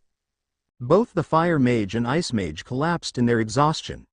Gajiel finally succumbed to the lightning attack he'd taken on full force and took comfort in leaning on Lily. Laxus took a deep breath while both Bixlow and Freed collapsed alongside the other two mages already sprawled out on the floor. "You all right, Lucy?" Natsu's dry voice called out. "Thank Mavis, that's over." She called out across the room and the group of mages shared a moment of silence. Then slowly, laughter began to erupt within the group. It started as a small giggle. Then full-on bouts of laughter echoed as the ragtag group of mages could do nothing other than laugh at their horrible situation, and how they barely managed to make it out alive. Lucy continued to lay in her spot on the cold, hard ground as she listened to the mages only a few yards away begin to laugh, and she smiled to herself. They had to be the luckiest group of mages she ever did see. But she couldn't quite laugh along. Their injuries were because of her, because they had to take the demon's hits without fighting back in fear of her safety. If she hadn't been there, this ending would have come a lot sooner, and with a lot fewer injuries. She smiled and giggled, but mostly she cried. She couldn't bring herself to stand and join the group in their merriment of finally defeating the demon. She needed to be alone for a few more minutes. She needed to collect herself. "You celebrate prematurely."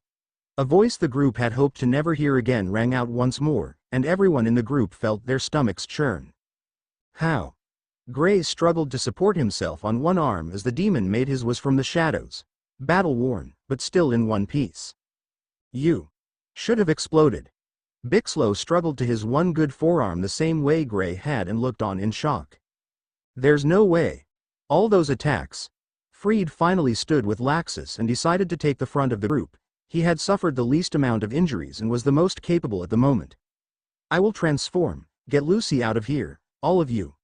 Freed's magic began to swirl and his transformation began to take place. "Not gonna do you any good." The demon smiled as he stepped forward. "I've fought mages of all strengths, all types. None of this is new to me. Except the Dragon Slayer magic, that is quite rare, but ineffective nonetheless." "Yes, well that may be, but I can at least hold you off with an appearance as grotesque as your own." Freed spat as the rest of the mages struggled to stand. "Freed, we'll do this together." Laxus took a step forward and Freed held his arm out to halt his movements. "No, not this time. Get everyone out of here, Laxus-sama. It's your duty as team leader to ensure the team get out of here safely." "Well, at least most of us." Freed turned and gave Laxus a smile and look that told him he knew exactly what he was doing, and that it was time for them to go. "I'm not gonna leave you, Freed." Laxus scowled and Freed shook his head no. "You're not, I'm leaving you. This is my choice. Grab Lucy and everyone else and go." Freed slowly turned into darkness, and his demonic form materialized. Lucy was standing now, looking on at the sight and deciding she was just as uninjured as Freed, and also just as capable. She needed to do something. She clenched her key ring and thought of summoning Loki and Aquarius. They could help Freed hold the demon off, couldn't they? But then she got another idea. She pulled the black key she'd tucked away in her sleeve and examined it one more time. Virgo's words replayed in her mind, and she began imagining the mural once again. Maybe. Just maybe she could do this. It was worth a shot, right? She began calling on her magic, calling on it in a way she never had before as she felt it physically surround her. All eyes turned to her and it was right then and there that the demon realized just what she had in her hand. He began patting his pockets and confirmed for himself that he no longer possessed the key. He became enraged. "You." The demon exploded with power as he charged the girl with complete and utter rage. "You've crossed me for the last time, girl." He roared as he attacked. Freed began his countercharge to intercept the demon, but he was too quick. "Run, Lucy." Natsu shouted as he struggled to stand. "No, I'm not running, not this time. Let me protect you guys for once." She took her stance and the demon hastened his pace. He intended to smash the girl with his brute force after bum rushing her. After all, no one had been able to call on that gate before. This would be no different. But the girl, she needed to be taught a lesson. "Here we go." Lucy took a step back and began the only incantation she could think of. "Open. Gate." She hesitated, of the death god. A light crashed down in between Lucy and the charging demon, stopping it in its tracks as a figure slowly formed from the light. Standing before Lucy was a huge man with a single eye patch and a long scar running down the other side of his face. He had black spiky hair and bells at the end of it. He was wearing a sleeveless haori and donned mostly black and white. His one green eye bored into Lucy, knowing somehow she was the reason he was there. Who the fuck are you? Lucy instantly felt the strain on her body. Summoning this spirit literally took everything out of her. He was so powerful, too powerful. She was almost suffocating in his presence. Hey chick, I asked ya a question. Who the fuck are you? He slowly said each word, making his deadly intentions at her lack of response very clear. It wasn't that she didn't want to answer him, it was that she couldn't. She was fighting with everything she had to stay conscious. Great. Some chick with a huge rack is doubling over and I can't even figure out where I am, let alone get a fucking answer from her. Maybe I should lay off the Ryotsu a little bit. In an instant Lucy felt all the weight bearing down on her almost disappear. She was able to stand, still exhausted from the summoning, but at least she could speak. My name is Lucy. I am a celestial mage. I summoned you here, Mr. Death God, sir. We need your help. Tears slowly began to prick at her eyes and Kenpachi found himself inwardly sighing. Fucking hate it when chicks cry. What the fuck? He looked at the girl, ready to ask her another question about where they were and why in the hell he'd help her when a loud cracking sound cut his thoughts short. The demon had smashed its fist right into Kenpachi's face in an attempt to throw him through the wall and knock him unconscious, hopefully sending him back to the spirit world.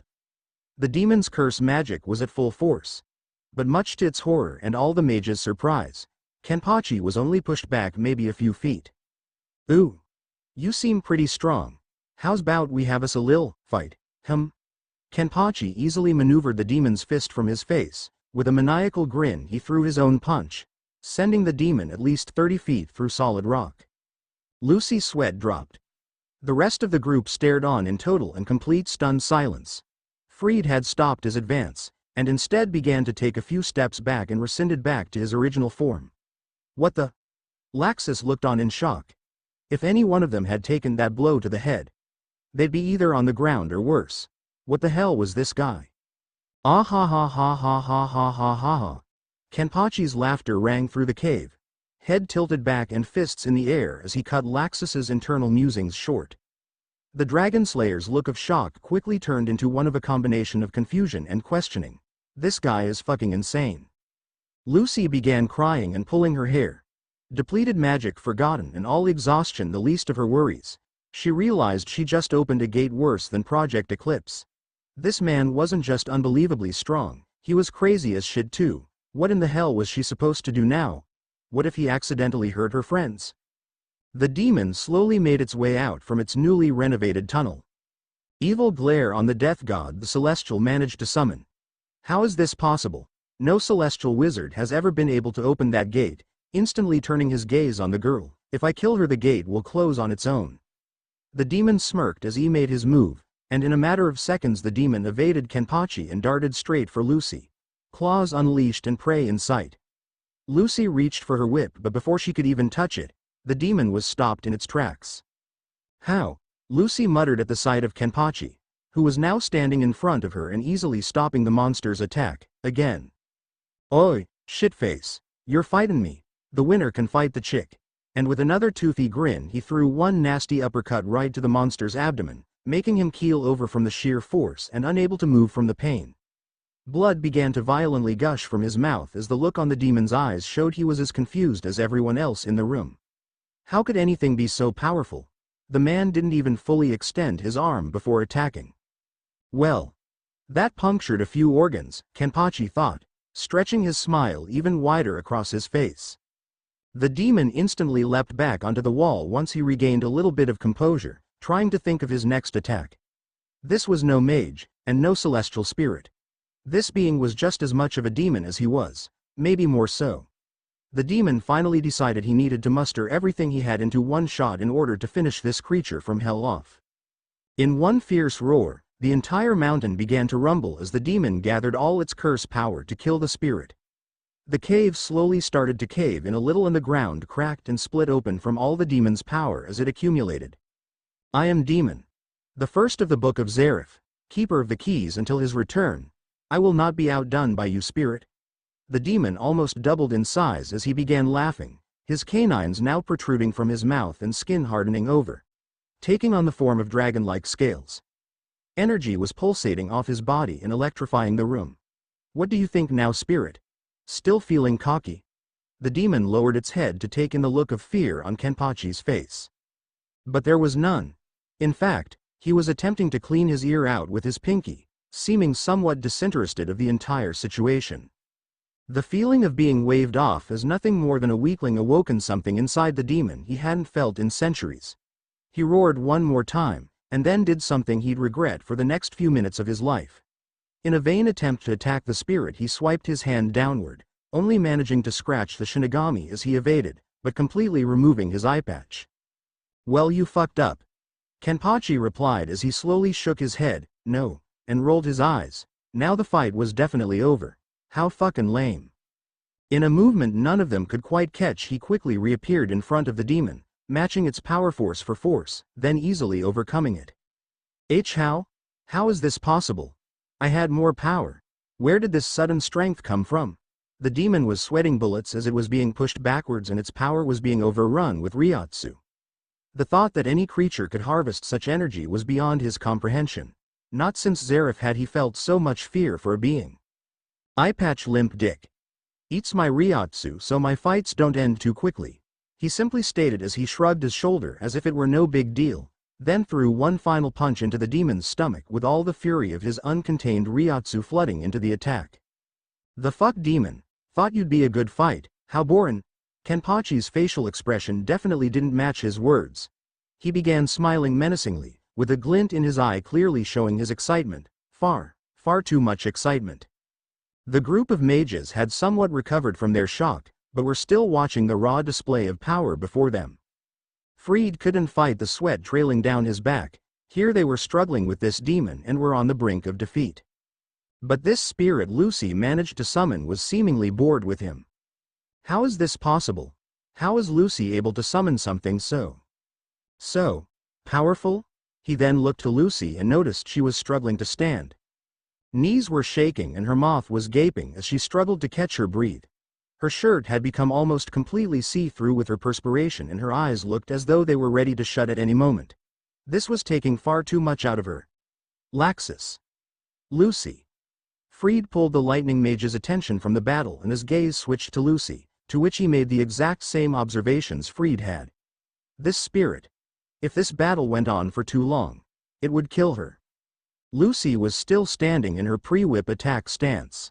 She thought any sudden movements might direct unwanted attention to her, as if her spirit were some sort of wild animal.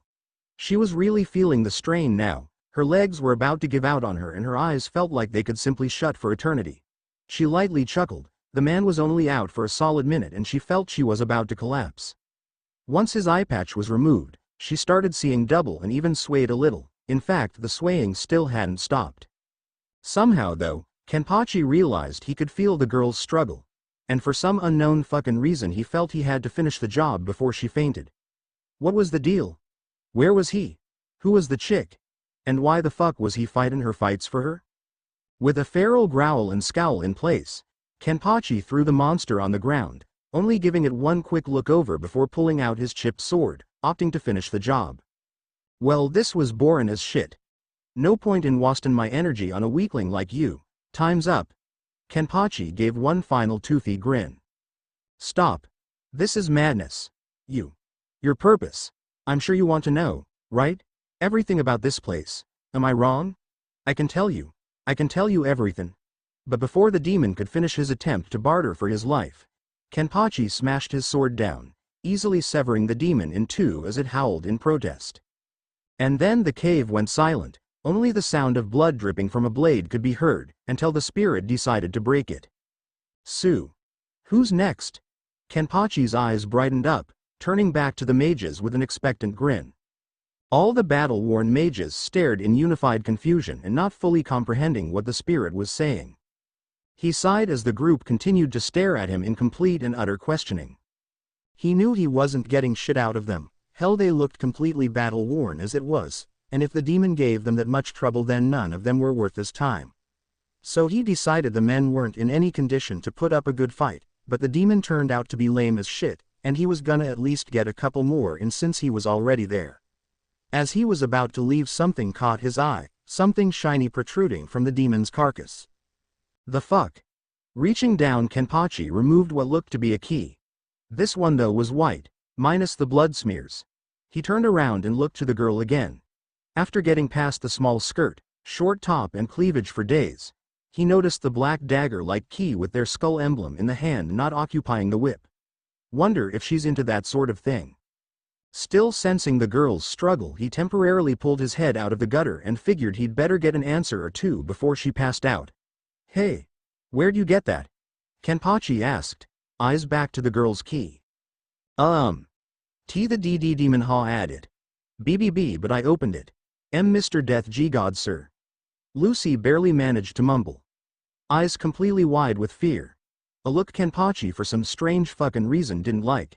She wasn't supposed to fear him, but he couldn't figure out why. So you called me here, right? Kenpachi was now standing directly in front of Lucy, glaring down in an attempt to intimidate her for answers without actually physically harming her. Something was actually restraining him from causing the chick any real damage. Yes, sir.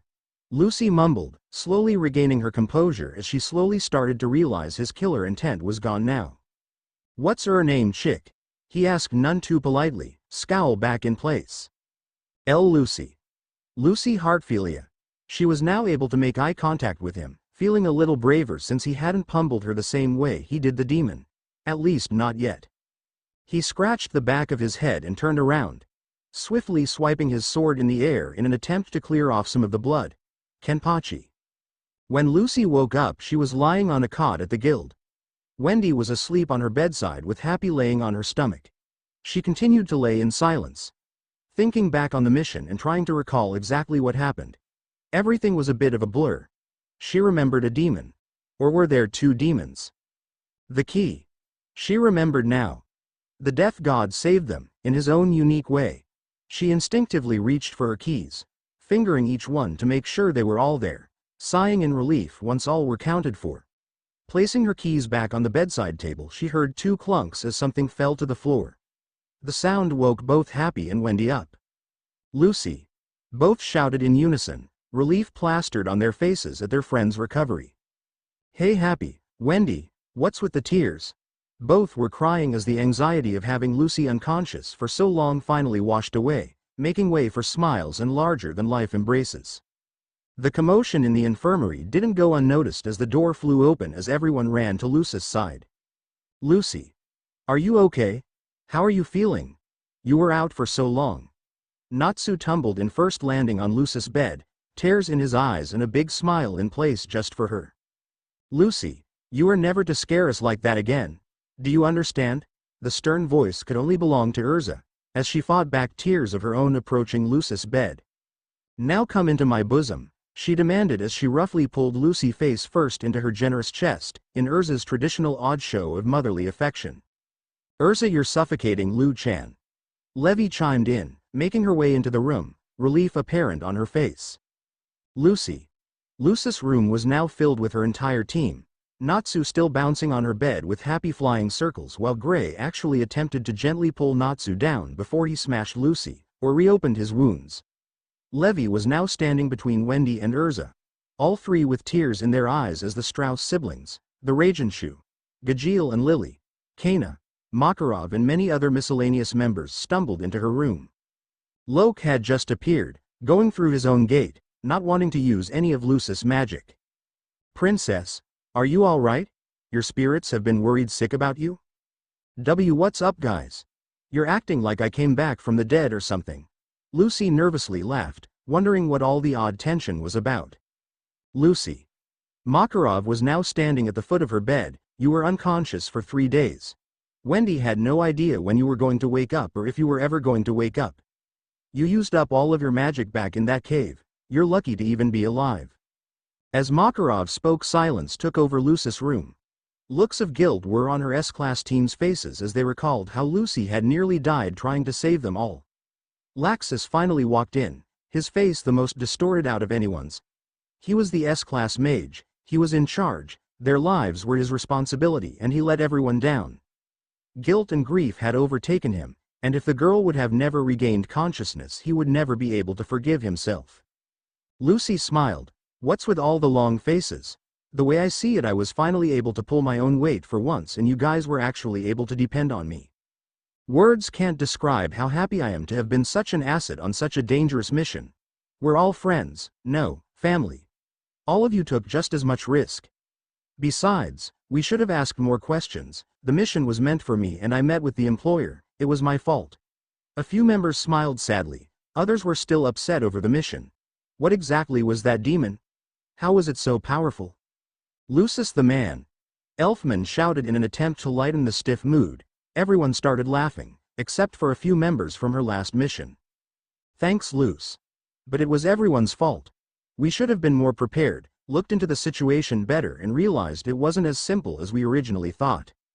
I shouldn't have wandered away from the team. I left myself wide open to his attack. He got me pretty good. Natsu had a strained face, recalling the events within the cave and all his internal injuries he had to have healed immediately. Natsu and Gray got the worst of it. Both mages' organs were shaken through and a lot of internal bleeding ensued. Natsu being part dragon definitely helped coat his organs, but even at that one more hour without any medical attention and both mages would have surely died. We really had no idea what we were up against. To think an opponent could cause so much damage is literally mind-boggling. Hell, if Wendy were there it might have been a little different, with the internal injuries and all. But having just us and no medical aid. Laxus had a stern look on his face. We should have gotten more information on the demon from the employer. Any information would have been alright. Who would have thought a demon that powerful was just hiding in a cave in a small town like that? The whole thing just feels off. Lucy gave Laxus a small smile, understanding that he must have been really upset with not being able to defend his team. She could see the frustration in his eyes. They took the mission too lightly.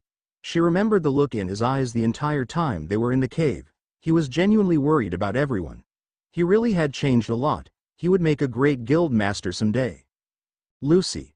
I don't mean to change the subject, but I'm very curious about your new keys. Loke finally spoke up once realizing the girl was relatively fine. Keys? All attention was on Lucy. And then she remembered the clinking sound she heard earlier and looked straight to the floor. There they were. A single black key and next to it, a starch white key. As Lucy reached for her keys and picked them up, the room became silent again. She eyed both keys, analyzing every detail and every inch. The black key was S and cold, a metal she'd never seen before. The skull image decorated as the head sending chills down her spine as images of toothy grins and eye patches slowly resurfaced in her memory. But the white key, this one she didn't remember. Where did it come from?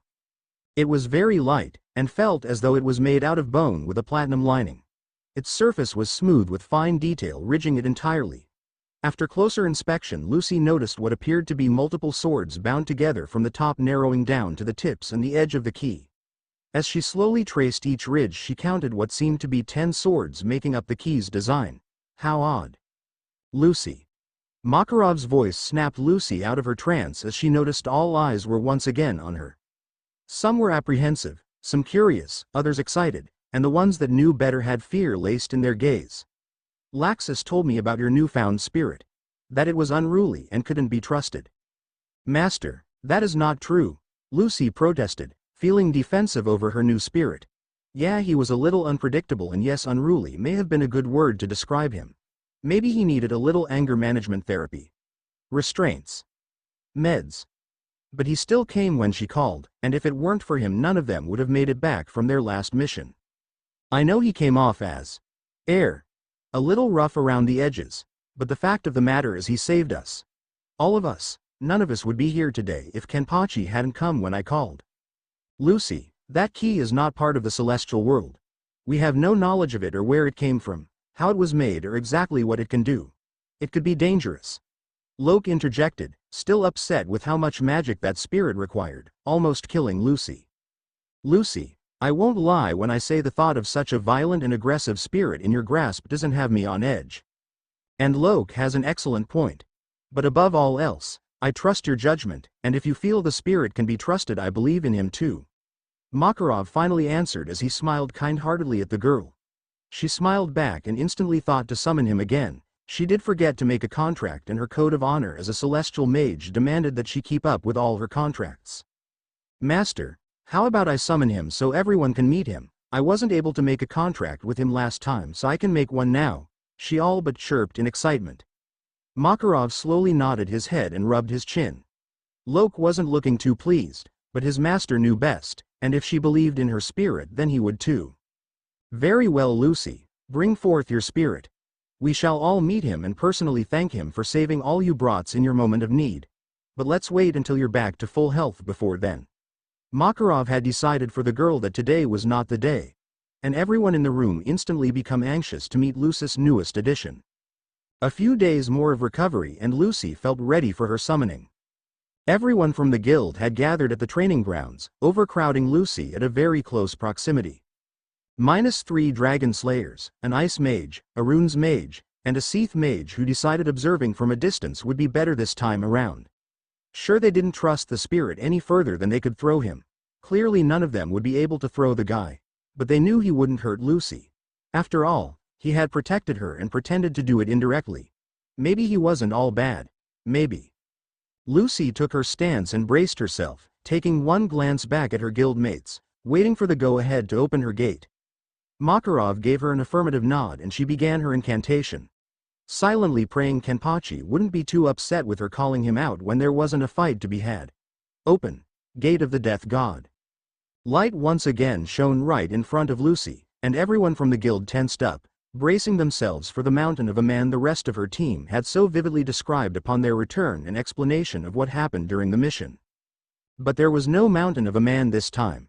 He was still tall, but much more fragile looking than what they described him to be. He had long white hair, not black, and his uniform was mostly white and quite immaculate looking. He had gentle green eyes slightly hidden under his bangs that were slightly parted to his left side. At first he seemed a little startled, and surprised at his predicament, but unease quickly faded to a warm smile as he laid eyes upon the girl. So you're the one Captain Zaraki spoke about, and here we all thought he'd finally lost his mind completely.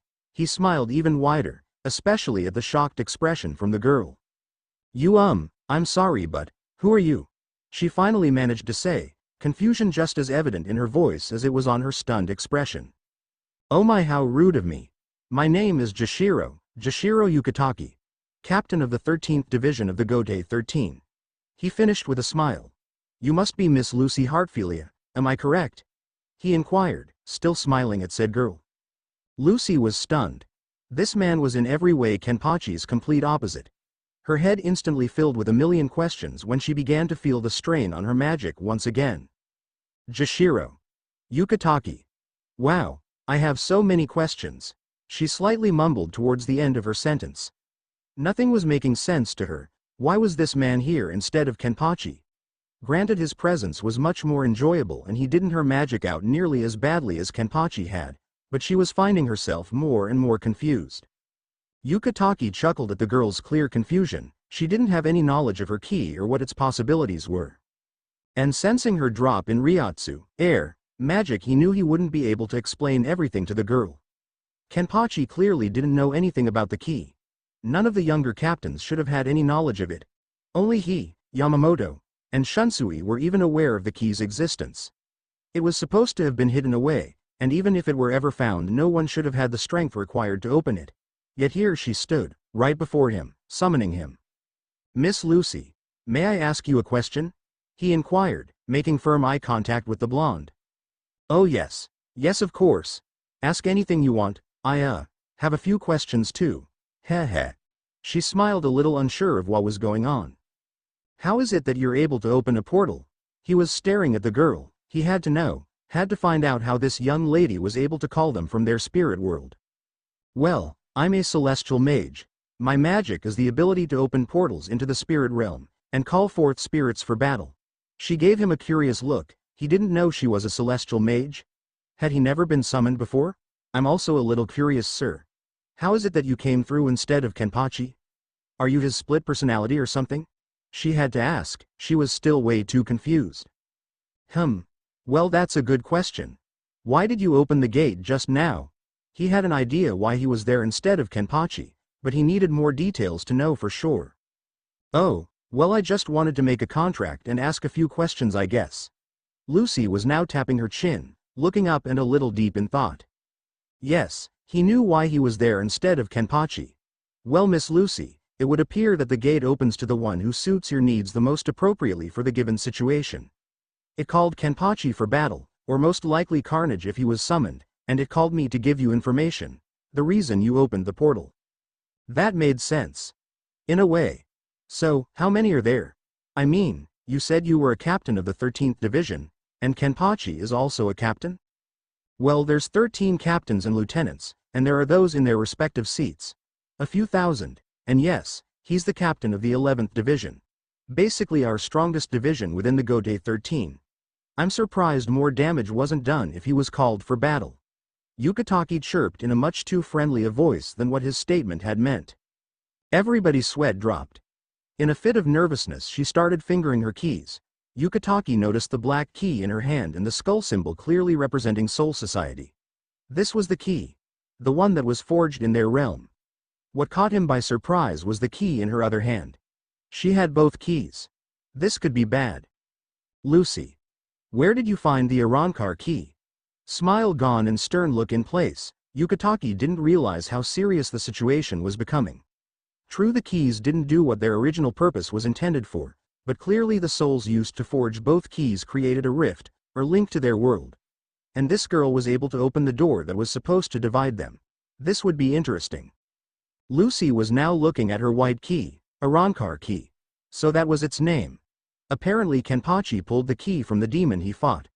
The demon was holding both keys, but what for? Before Lucy could ask about her white key, she felt her heart skip a beat, and her legs were becoming shaky.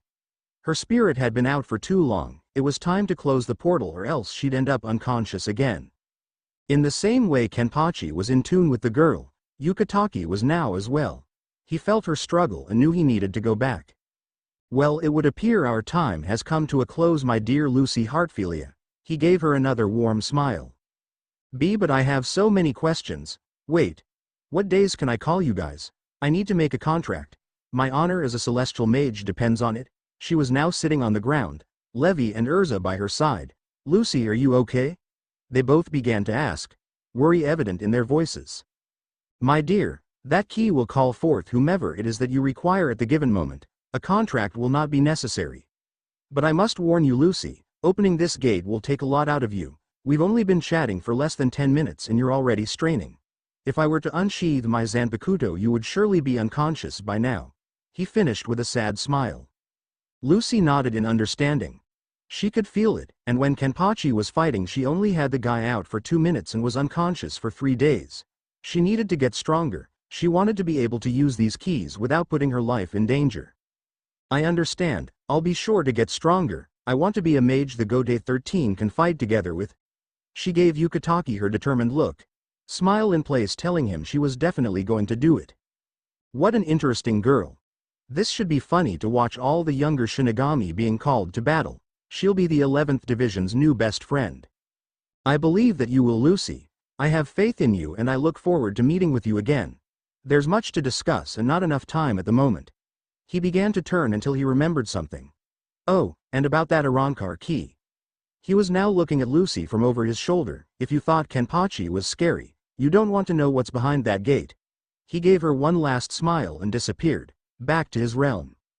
Lucy began sweating a little again.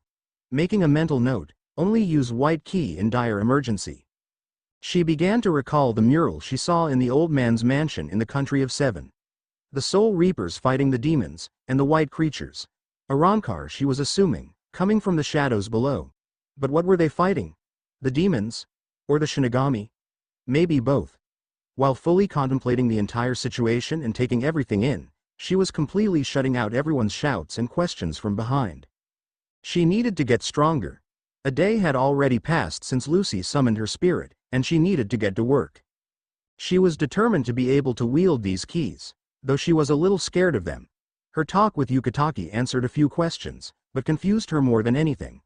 All she really understood was that she needed a lot more magic, or at least endurance, to summon, and that she'd probably be getting a different person every time.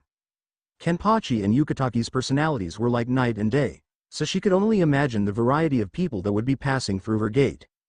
Ready whenever you are, Lucy. Capricorn was standing next to Lucy, patiently waiting for his master to begin her training. He knew of the keys she now had. Though Loke wasn't pleased with the situation, the key did save her life when they couldn't, so he was grateful. Thanks, Capricorn, I'm ready now. Lucy was sitting in a clearing outside Magnolia. If she wanted to get any training done, it would have to be far away from the guild. She was the star of the guild at the moment and couldn't take a step without somebody asking her a million questions.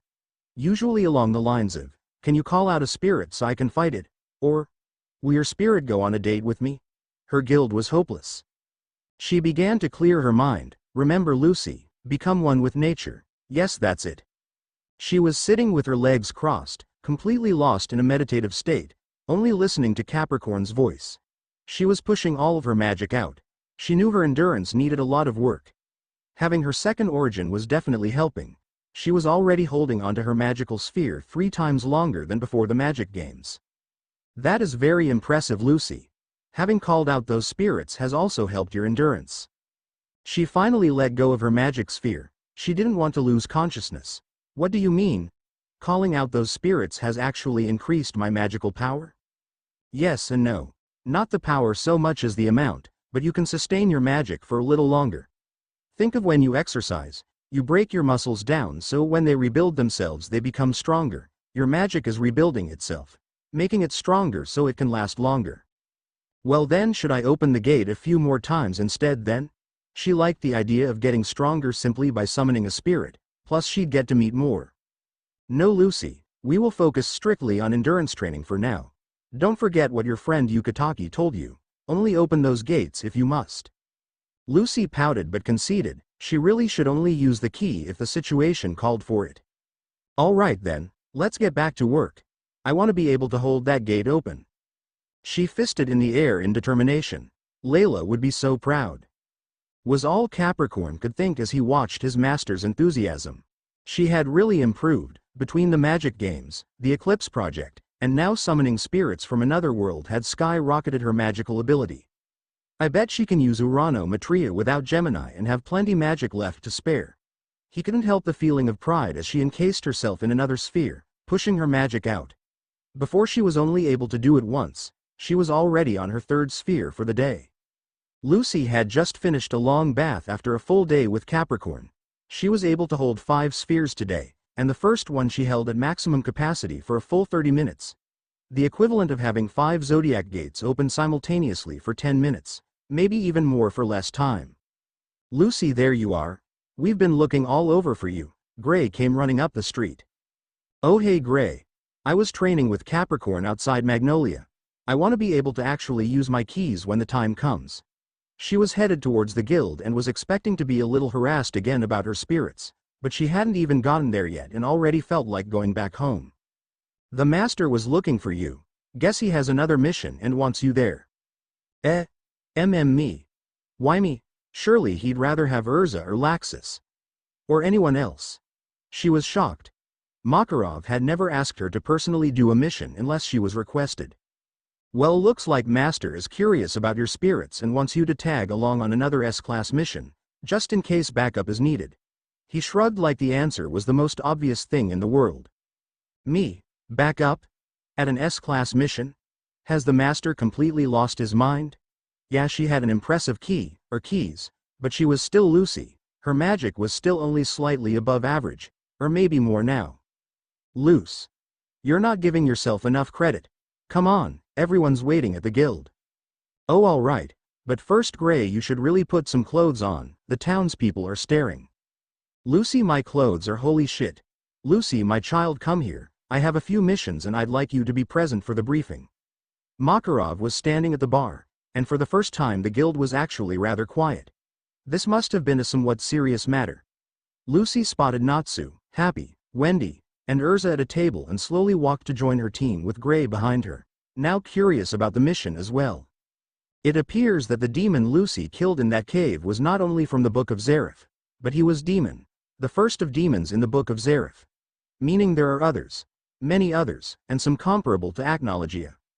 Silence ensued in the guild, and a few audible gulps were heard as the tension began rising.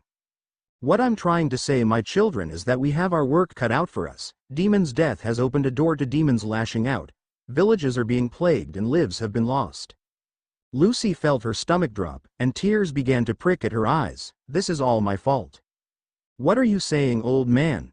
That this is all somehow Lucy's fault? Natsu was now on fire. What was the point of this? Lucy saved their lives. This was nowhere near her fault. Sit down, Natsu, I haven't finished yet. Makarov grew in size, almost touching the ceiling. Natsu huffed as he planted back down next to Lucy, happy crawling into her lap as a form of comfort. I did not say this was Lucy's fault, because it is not. Yes, the demons are on the move since Demon's death, but that is out of anyone's control. This would have happened sooner or later. They've been hiding for years waiting for a chance to strike, and since Demon's identity was made public, they've finally come out of hiding. All that means to us is that now we can find them, hunt them down, and take them all out. Cheers were heard throughout the hall. Everybody was pumped. If they thought winning the Grand Magic Games kept them busy, they were in for a whole lot more, and some were itching to fight. Some are stronger than others, so they've been divided into categories. The last one should have been a 10-year mission. That was a huge mistake on my part, and I apologize for that. But all the rest are divided into 100 years, 10 years, SS class, and S class. Guildarts is already on the move to the 100-year, but I have one 10-year, 3 sulfur monosulfide classes, and 3 S classes. But Master, only Laxus, Urza, and Mira are S class. Levi wasn't sure how in the world Fairy Tail was supposed to complete so many high-ranking jobs with their current members. That's absolutely right, Levi, so we had to reach out and find mages suitable to handle all these jobs. Ah, here they are now. On cue, both guild hall doors flew open. Everyone can stay calm now. The cavalry has arrived.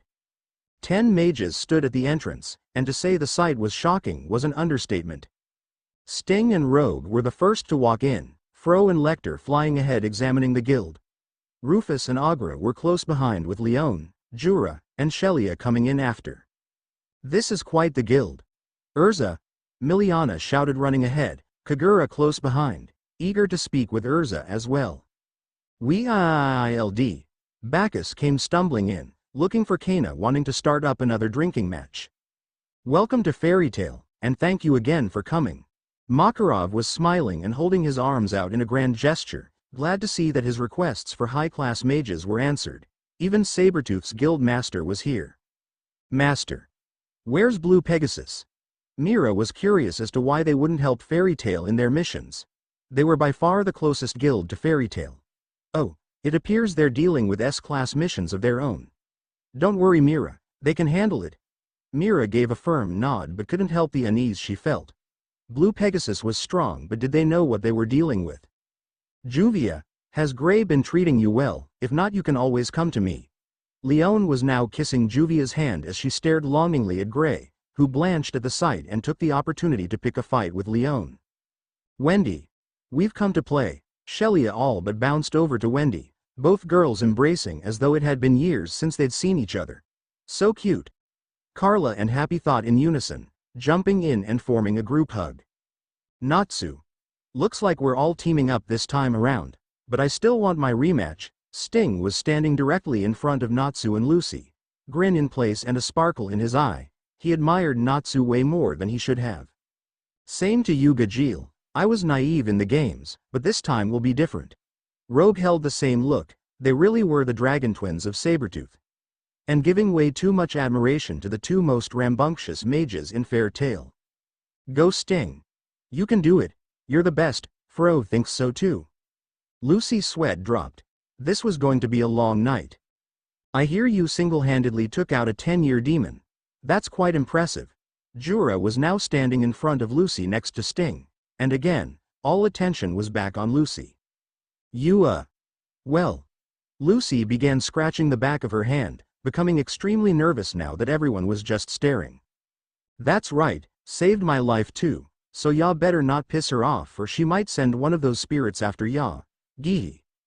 Gajeel had an arm swung around Lucy's shoulders, trying to ease her uncomfortable situation.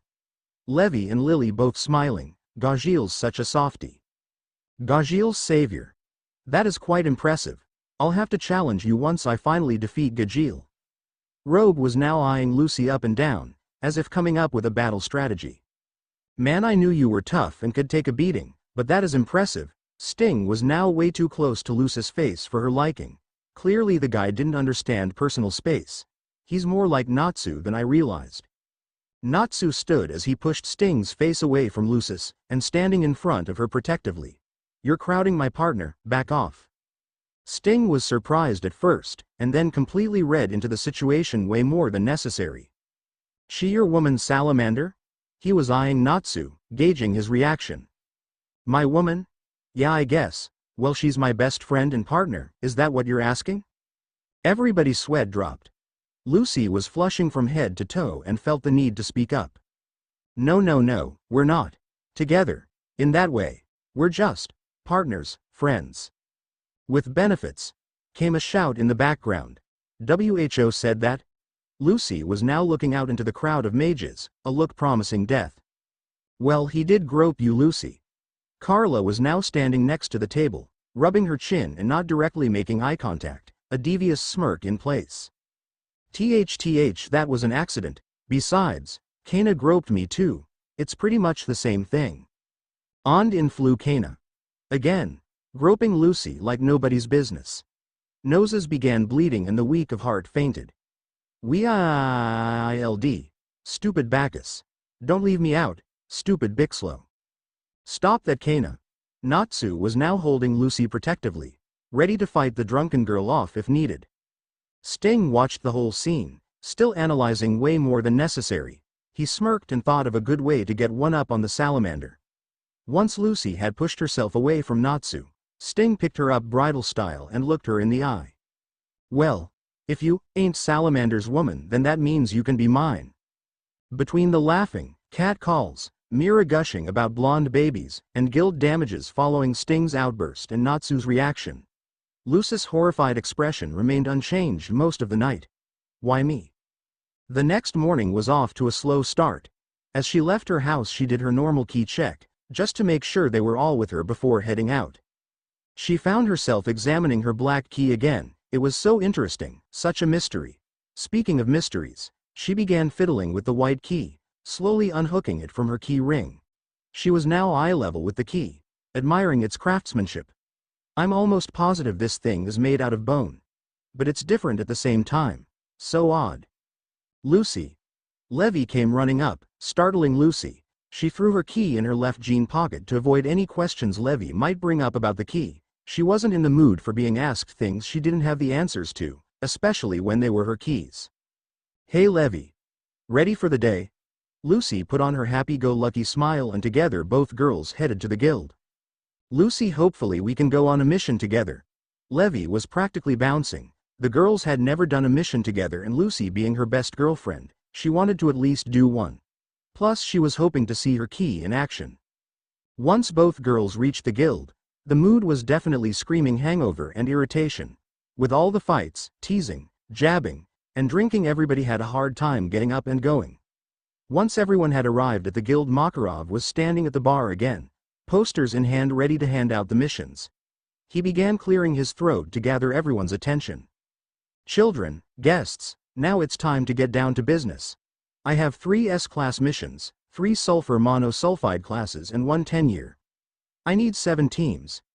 Each team has to have at least 1 S-class mage. I'd like the sulfur monosulfide class missions to have either 2 S-class mages or at least a group of 3 to 5 mages with 1 S-class. Typically I'd feel more comfortable having a wizard saint attending the 10-year mission, but I'd actually like to give the opportunity to Laxus if you're okay with that, Jura. Jura nodded in agreement. He knew Laxus was stronger than he was. He proved that at the games, he would without a doubt become the next wizard saint. Good. That being said, I'm going to separate team leaders. Laxus, Urza, Mira, Jura, Sting, Kagura, and Bacchus. Choose your teams.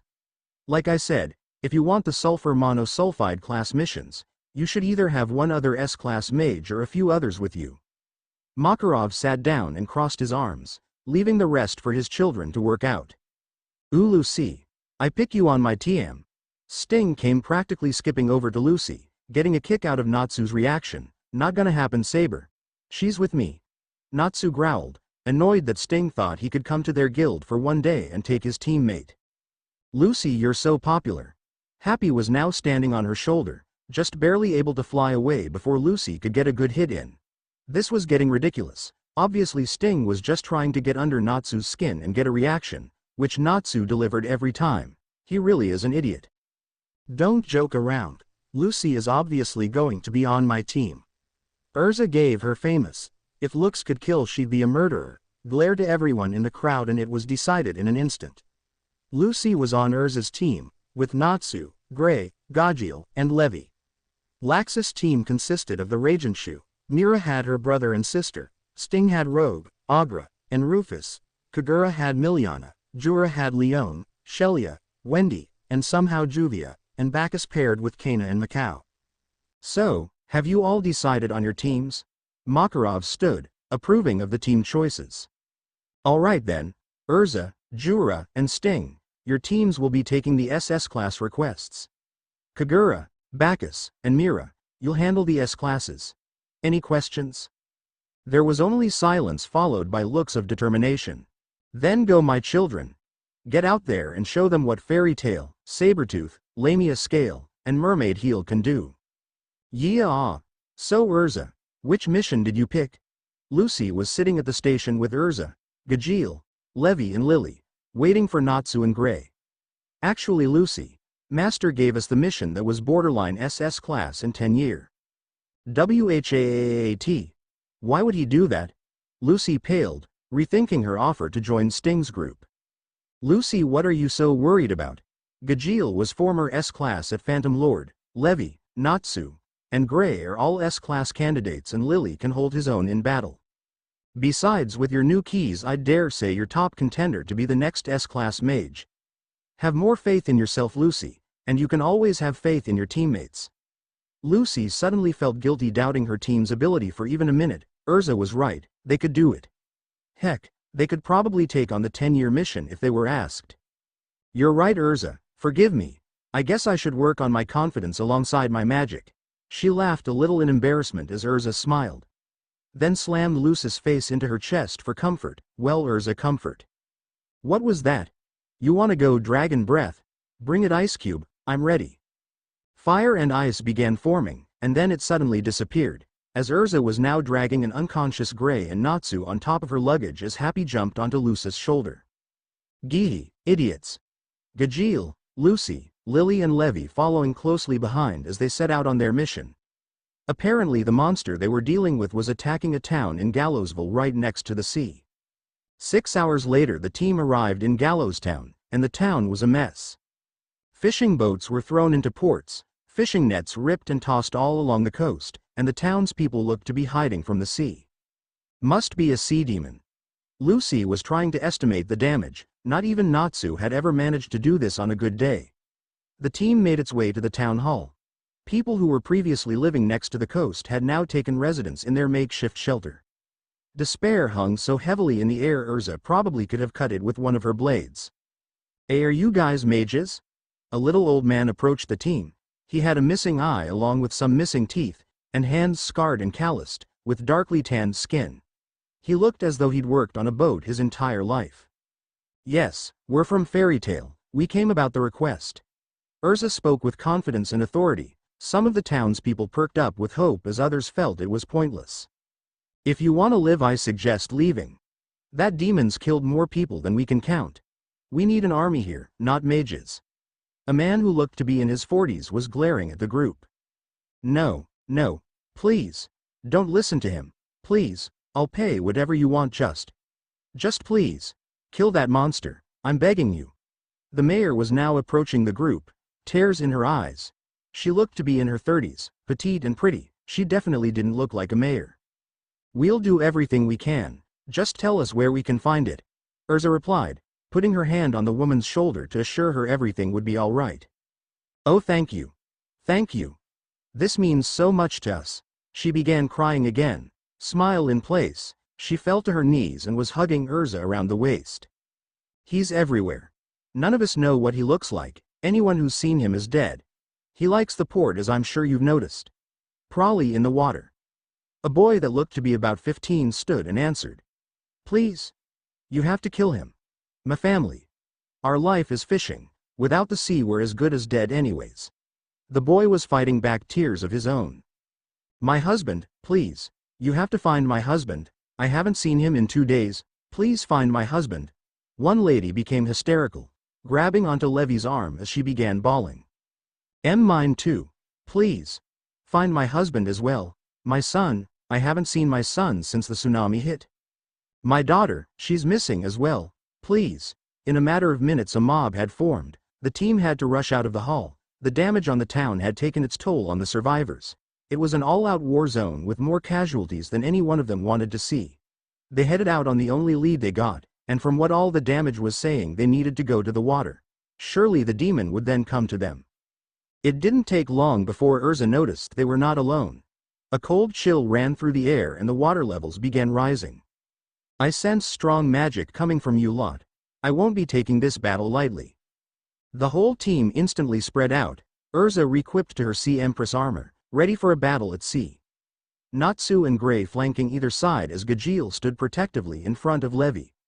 Lily and Happy next to Lucy as she reached for her keys. This caught the demon's eye. So you're the one with the key. And in an instant Lucy found herself suspended in air above the water by a water tentacle-like thing. The demon slowly emerged, allowing the water to push him up to be eye level with Lucy. The man had half fish scales half skin, and what looked to be a webbed dorsal fin running down his back. He had a saber in place similar to Freed's but more fish-like. A swordfish? I shall avenge demon by taking your life, but first. He grabbed Lucy's keys, holding the Black Death God key out in front of her. That you were able to open this is indeed surprising, and Zareth may be angry at me for ending your life, but I can't just ignore demon's death. Goodbye. In came Urza with her water slash attack, effectively distracting the demon as he dropped Lucy into the water. Lucy. Natsu dived in after her. She didn't have her keys anymore, she'd be killed. Natsu managed to pull Lucy out of the water as Urza landed yet another hit and Gray instantly thought to protect his friends. Ice make. Shield. A large ice shield formed in front of Natsu and Lucy, separating them from the demon. Iron Dragon Lance. Gajeel landed a solid hit on the fish demon, bouncing him right into Urza's range for another water slash attack. Lucy. Are you alright? Levy was running to Lucy's side, trying to assess for any damages. Yeah, I'm fine, Levy, but my keys. Lucy now had tears pricking at her eyes. The demon took her keys, she had to get them back. Don't worry, Luce. We'll get your keys back. Natsu was now standing, getting ready to charge into battle. Happy. I need a lift, buddy. Natsu was now pointing at the water demon still propelled in the air, using his water as a pedestal. Aye, sir. Happy was now carrying Natsu in the air, straight towards the enemy. Hey, Happy. How does fried fish sound for dinner? Natsu's hands were now covered in flames. Yummy, yummy fish. Happy was now flying faster. The quicker Natsu fried the demon, the quicker they'd get to eat. Fire Dragon's Iron Fist. Natsu landed an explosive hit, while Gajeel landed yet another Iron Lance, Gray smashing his ice hammer, and Urza finishing it off with one last water slash. The demon fell into the water, seemingly defeated. Wow, guys. Way to go. Levy and Lucy were looking on in awe. They finished the demon so fast. Was this really sulfur monosulfide class borderline 10-year material? Maybe their team was just that strong. How lame. The demon was no fun. Bring out a stronger one. Natsu was stomping on the ground, shooting out flames and destroying a fisherman's boat that was beached on the port. For once I actually have to agree with Fire Idiot, that was simple. Gray was scratching his head, shrugging, and making his was over to Lucy and Levy, just to make sure Lucy wasn't injured. Urza and Gajeel were still staring at the water. Something wasn't right. A knight, ice mage, fire dragon, iron dragon, celestial mage, and 2 cats. I see now. I've also got a good gauge on your abilities and magical power. Sorry, but playtime's over. I've already grown tired of this game. The demon again resurfaced. Barely even a scratch on him. I go by Xiphias Gladius. I am the sword of the sea. As if to emphasize his point, he drew his saber, which began glowing. I am the sea. To think that water armor or ice would do me any damage is foolish. And fire. Please, don't make me laugh. Well then, looks like I'll have to try out some different armor. Urza was now re-equipping into her Heaven's Wheel armor. And looks like I'll have to step up to the plate this time around, seeing as Salamander and Ice Boy are useless. Gihi. Gajeel was now standing next to Urza, both arms in lance mode. Both attacked, Urza releasing a fury of swords as Gajeel stretched his arms in the demon's direction. The demon casually stepped to the side, avoiding Gajeel's lances and effectively defending all of Urza's blades, ricocheting them back to Gajeel. What? Gajeel? How did you do that? Urza was now furious. He single-handedly blocked all her blades and even shot the attack back onto her teammate. Sigh. Must I repeat myself? I am Gladius. My very name is Sword. I am the Sword of the Sea, young lady. So long as I have the sea feeding me energy, your attacks are pointless. In a flash the demon was now in front of Urza. You are strong. In fact, if this battle were to have taken place on land, I'm sure you would have defeated me. It was your mistake coming into my playground. The demon threw a violent slash at Urza, which she was able to defend the last second, jumping back. Urza was angry. This demon was truly on another level, but what was worse was how he had hurt her friends. Unacceptable. Yes, I'll save you for last since you seem to be the most interesting. First things first. Water in the form of an octopus tentacle grabbed Lucy by the ankle again and dragged her back to sea. I will destroy Demon's killer, justice must be served. But do not worry, I will give you a peaceful death, I'll simply drown you. Am I not kind?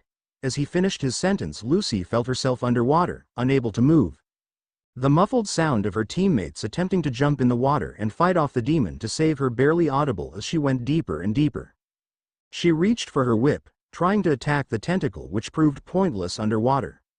She continued to struggle against the force pushing her down, but it was doing absolutely nothing. She could still hear the sounds of battle as it slowly started to disappear the deeper she was plunged. And the sun started to become farther and farther away. She had lost all hope. This is it. I'm going to die. And in her moment of realization, all she could do was curl into a ball as the water attempted to fill her lungs. And then she felt it. Something jabbing her leg. Lucy was stunned. This was an Arankar? It was dark and powerful, confident and proud. Amazing. Lucy took in every detail. Green eyes were slightly hidden under blonde hair and blonde eyelashes. Dark tanned skin bringing out her lighter features. She wore a white jacket, zipped all the way to her face, covering to just below her eyes and just the top of her generous bust. And was that a hole in her abdomen? Her sleeves and pant legs were long, and on her back sat a mid-length, but wide sword sheath. You are not human, Arankar, nor Shinigami. I'm assuming I'm not in my world as none of this is familiar to me. I am here to protect that girl over there. I do not know why, but I can no longer allow you to harm her. The Arankar was casting a deadly gaze at the creature hovering above the sea. So he is a sea monster of sorts. I do not know who you are, woman, but it doesn't matter. You are standing before the great sea demon, Ziphius Gladius. The sea is my home. I am one with the sword and the ocean. He spread his arms, encasing the sea in a wide sweeping gesture, telling her it was all under his control. Ziphius Gladius, is it? She was taking note of his saber and fish-like features. If I'm correct, your name means swordfish, does it not? She had now uncrossed her arms, still eyeing the demon, almost like a predator. How unfortunate for you. She slowly began unzipping her jacket, exposing her mask covering her entire lower jaw, stretching down her neck and chest and showing a number 3 tattoo on her right. In one swift motion barely visible to the eye, she had unsheathed her sword, showing its hollow form, and holding it point down in front of her. Sharks eat fish. The demon flinched, taken aback by her appearance, and even more frightened when the sea wouldn't answer his call to attack, as the sea. Rejecting me? No. It's only obeying her now. Destroy, Tiburon. All the water the demon previously had control over was now flaring out around the spirit, making almost a heart-shaped form. And then it crashed in around her. A few seconds later it slowly began to split again, showing the Arankar's new battle form. Her jacket, mask, and pants were gone. Instead, bone remnants formed new shoulder blades. Her cleavage was barely contained by the bone that continued down her abdomen and finally flared out into what looked like a sort of skirt. The bottom half of her legs were now covered and her right arm was a huge lance. She was powerful. She was terrifying. She was beautiful. Lucy instantly felt the impact. It was the same as when Kenpachi removed his eye patch. She was struggling. Damn it. I need to hold on. The Arrancar turned to the girl, instantly deducing that her Ryotsu was somehow directly affecting the girl's own abilities. She knew she was a powerful espada. Staying in her released form could really harm the girl. She needed to end this quickly. I promised the girl to make this quick. Shall we begin? And before the demon could even form a thought, she was behind him. Lagoda. The demon was shot 500 feet straight into a nearby fishing warehouse. She managed 3 more shots, destroying the warehouse, neighboring houses, and then the entire neighborhood. Urza stood. Stunned. Mouth slightly ajar and eyes bulging. This is Lucy's key? The rest either gasped or stood stunned. Thank God she's on our side, everyone thought as their sweat dropped. Gray was seeing one of her spirits for the second time, but the first time in battle. He instantly got the same idea Freed did, and ran behind Lucy. Come out of there. I don't have time to waste. She was still floating in the air, patience running thin as the demon was most likely buying time in the rubble. Hey. Very impressive shark, but if that's the best you can do then. Gran Rey Cero. A blast of light and sheer force made a direct hit on the demon, completely encasing him and destroying everything on the horizon. This attack was a mini-packed Etherion. Holy shit. Lucy collapsed. This was much worse than the first time. When Kenpachi arrived he hadn't used any special attacks, just brawn. But this power she was using? Lucy could barely breathe. It was becoming too much for her to bear. Thank God I trained with Capricorn. I should be able to hold out for at least a few more minutes. Luce. You alright? Natsu was now by Luce's side, snapping Levy and Gray out of their stare stupor to notice their friend now on the floor. Oh my goodness Lucy, are you okay? Levy was now worried. She forgot how much of a toll these beings took on her friend.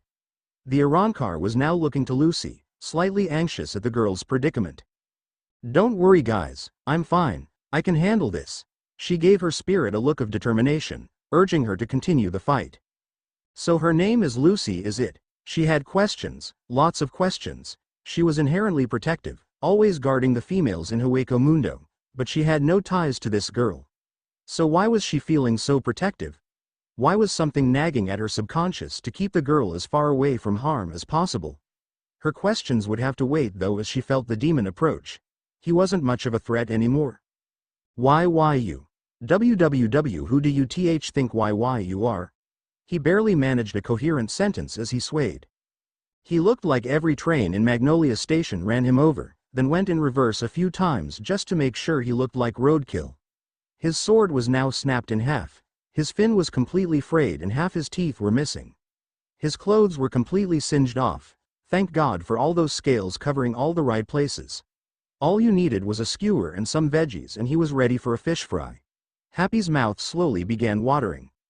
I am Tyr Harabel, Trace Espada, and your worst nightmare fish. She slowly began to advance on him as he eeped and attempted to run. She completely overpowered him. I'm not in the mood for games, do not run. I will end this quickly. Am I not kind? She was mocking him now. She was aware of his last comment to the girl.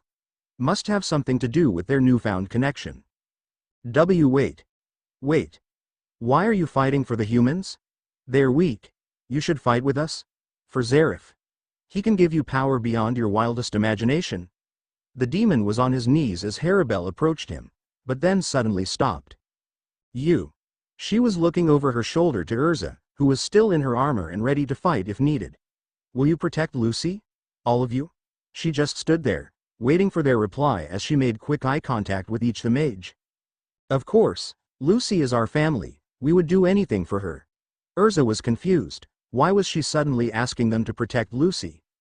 Then I leave the rest to you. I do not want to cause the girl any more harm.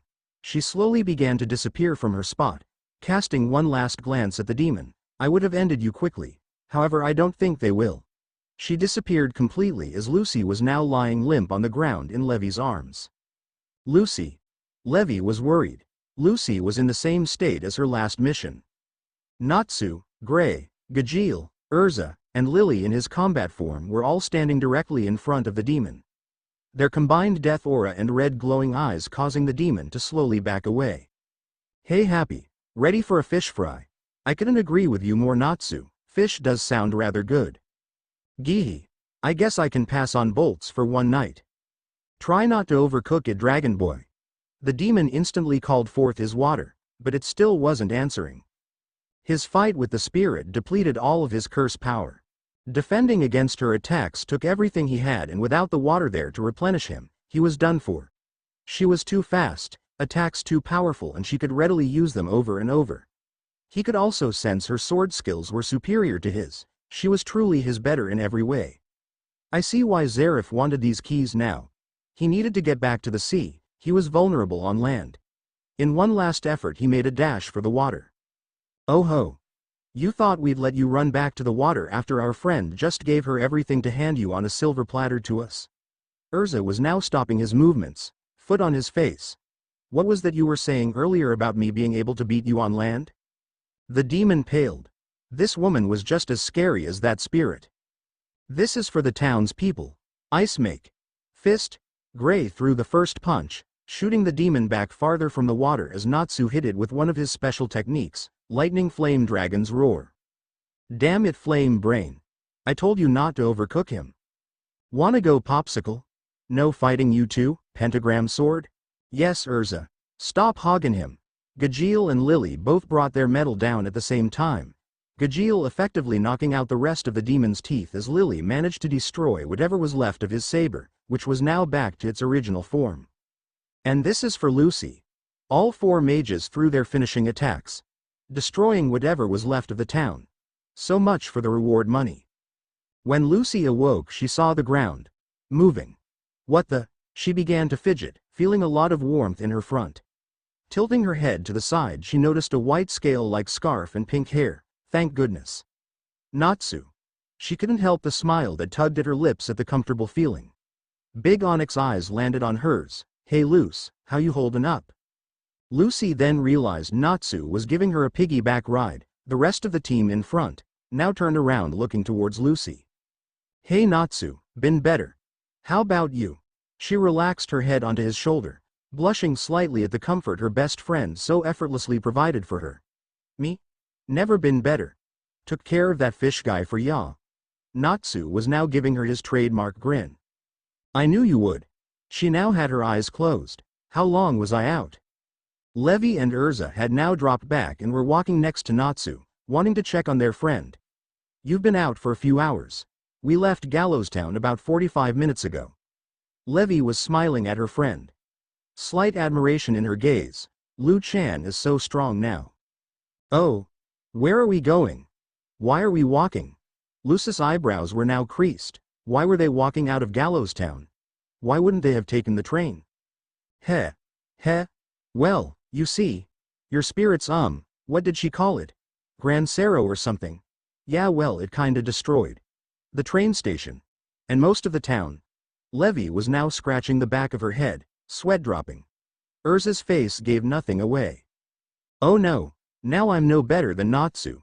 Tears began streaming down her face, realizing she was now on par with her overly destructive partner. Yeah. Way to go Luce. Natsu was fist pumping, proud of his partner's ability to wreak havoc on unsuspecting towns. Lucy. Your spirit was so strong. Happy was now flying in front of her face, patting Luce's head to help stop her tears. Yes Lucy. Those keys of yours are truly something else.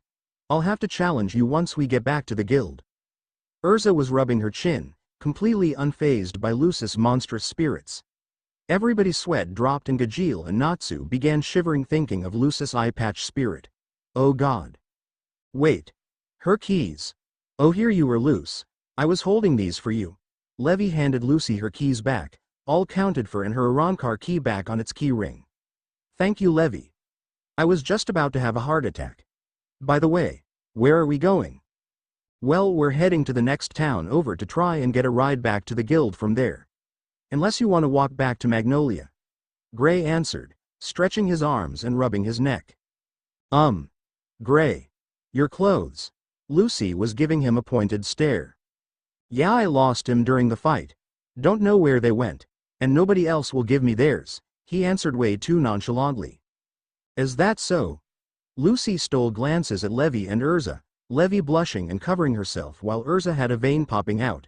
Gray was really just as dumb as Natsu sometimes. In case you're wondering, we're headed to Dawn City, we'll catch a ride from there. Gajeel decided to finally speak up, since Lucy's question was only ever half answered. Alright, sounds good. Thanks for the lift, Natsu. I think I'll be able to walk in a few more hours. Don't worry about it, Luce, we're partners, I'll always have your back. Lucy blushed again, she'd really been doing that a lot lately, and relaxed into Natsu's back, letting sleep overtake her once again. A few more hours of walking and it slowly began getting dark. The team decided to call it a night and make camp. Virgo popped up, tents in hand along with sleeping bags, pillows, and clothes for Gray, which were off in 3 minutes anyways. Thanks, Virgo. You really are the best. Lucy really was lucky, though she didn't require her zodiacs for battle as much lately, they were still there for her. Of course, Princess. Punishment time? Virgo stood expressionless. No, Virgo, no punishment for you. She lightly laughed, her spirits sure were something else. If that will be all, Princess, then I'll be on my way. She was about to jump back through her gate when she suddenly turned back around. By the way, Princess, it's only been about 8 hours since summoning your last spirit and you're already able to support me through the gate. You've grown much these past few weeks. I am proud to call you my master. Virgo gave a small smile before disappearing back into the spirit world. Lucy flushed a little, flattered by her spirit's compliment and also fully comprehending what Virgo just said.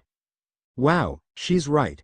Last time I was out for 3 days, this time only knocked me for 8 hours. Granted, I couldn't open one of those gates until tomorrow at the earliest, but at least I can call on my zodiacs. She also realized how much power she had to sustain with her most recent spirit and began thinking back on the fight. Tear Harebell. So cool. She was now rolling around on her sleeping bag, unable to contain her excitement. Her spirits really were just way too awesome, who wouldn't be excited? Wow, Lucy. Looks like you're having fun in here. Levi and Urza came walking into their extravagant tent. It was more like an enclosed cabana with furniture and sleeping bags that were more exquisite than her bed at home. Hey, sorry guys. Guess I got a little overexcited thinking about my newest spirit. She blushed a little, embarrassed being caught up in her own spirits. She probably looked juvenile. Oh my goodness, I know. She was so cool, Lu Chan. She was all stoic and strong, waltzing up to the demon, in a Harebell impersonation voice. Sharks eat fish, kya, so awesome. I know. She looked like a queen. I'd follow her anywhere. Levi and Lucy were now holding hands, sparkles in their eyes as they remembered Harebell's exploits. Urza just stared at the girls, and then they realized how foolish they must have looked to the Titania. I mean, no one's as good as Urza. She is the Titania after all. Lucy was now scratching the back of her head. Yeah, Urza's really the most dependable woman out there with a sword. Both began nervously laughing, not wanting to hurt their friend's feelings. She was a powerful mage and swordsman in her own right after all. Urza was lightly blushing, eyes slightly glazed, the same look she would get while eating strawberry cake. Lucy, do you think you could call her out again? I'd like to discuss battle tactics and sword technique. She now had stars in her eyes. Apparently she was just as dazzled as Lucy and Levi over the shark Arankar. Yeah, Luce. She was awesome. I want to fight her. Natsu came walking into the girl's tent, fists up and happy sitting on his shoulder. You'd only challenge her to a fight cause she's Lucy's only fighting spirit. That doesn't seem like she just off you for the heck of it, unlike Eyepatch. Gajeel shuddered again thinking of the Shinigami. Wasn't the White Key supposed to be worse than the Black Key? How come the White Key's spirit seemed so much more in control with herself? Lucy, I have to admit, out of all your spirits so far, she's by far your coolest. You should definitely call her out more. Gray came walking in, slightly blushing as he thought back on the ridiculously hot spirit. Not only was she strong, but she saved their best friend from drowning. Maybe he was in love. Geez, Gray. Better not let Juvia see that face. Levi was waggling her eyebrows suggestively. Lucy was now holding her keys protectively, as though Gray would attempt to molest them. What? What are you talking about? He was furiously blushing now. Gee. Can ya blame the guy? Gajeel now had a lecherous smirk on his face, remembering her outfit choices and her barely contained cleavage. Levy smacked him with her book bag and huffed. Taking a quick peek at her own lack of chestly attributes, it wasn't fair. Serves you right, Gajeel. Lily was now sitting on Levy's lap, laughing at Gajeel's stunned expression at just being hit. I don't get it. What are you guys talking about? Natsu was scratching his temple, confusion written all over his face. Everybody's sweat dropped. Natsu, you're such an idiot. Anyways, I think we should all get some sleep. It's nearing midnight and we had a very long day today, especially Lucy. Urza gave her motherly smile to Lucy, proud of her friend's latest achievements. Then she lost temporary control when Lucy smiled back, pulling her into her chest for a face hug. Come Lucy, come to my buxom, I'm so proud of you. Urza. I don't think she can breathe. Levy was trying to pull Lucy out of Urza's death grip as the boys made their way to their own tent, laughing slightly at the girls' antics. The team was now on their way to Dawn City. Catching a good night's rest did the team good, especially Lucy. The walk wasn't too long, and it was definitely full of beautiful scenery. It was nice to get out of Magnolia from time to time. The team couldn't have been more than 30 minutes from the town. As they made their way through a rather dense forest, signs were guiding them, telling them each time that the city wasn't much further. After a little while more of walking, the group started to realize that something wasn't quite right. They should have arrived by now. They'd been wandering the forest for a good 2 hours and trees were beginning to look familiar. Were they walking in circles? Something's not right. Urza halted her team, assessing her surroundings. Gajeel had been tense for the past 20 minutes, knowing something was a little screwy but not wanting to be the one to voice it. He was hoping it was just his imagination. They eventually came to a T-junction in the road, a sign pointing in all 3 directions stating every way led to Dawn City. Should we split up? Lucy was looking to her team. Everybody was thinking the situation over. It was clearly a trap. I think we should all stay together. It seems like they want us to split up. Levy subconsciously gripped onto Gajeel's arm, worry evident in her voice. Yes, it is a trap. But they probably won't show themselves unless we split up, otherwise they'll most likely wait us out until we're exhausted and attack then. Urza looked to her team. She didn't want to split up if not everyone agreed with it. They were obviously stronger together, but a few more hours of this and they'd be too exhausted to fight at full capacity. I say we split up and fight. Bring it on. I'll take them all on. Natsu was now lighting his fists up, battle face on. TCH, I agree with Salamander, we can take him. Gajeel had his cocky expression on, hand now on Levy's shoulder, telling her to stay with him, he'd protect her. Alright. Natsu, you go with Lucy down this path. Gajeel will take Levy this way and Gray and I will head down here. If any one of us runs into trouble, fire your magic into the air and the other 2 teams will come to your aid. Everybody clear? Everybody gave Urza a firm nod. She was team leader for a reason. All right.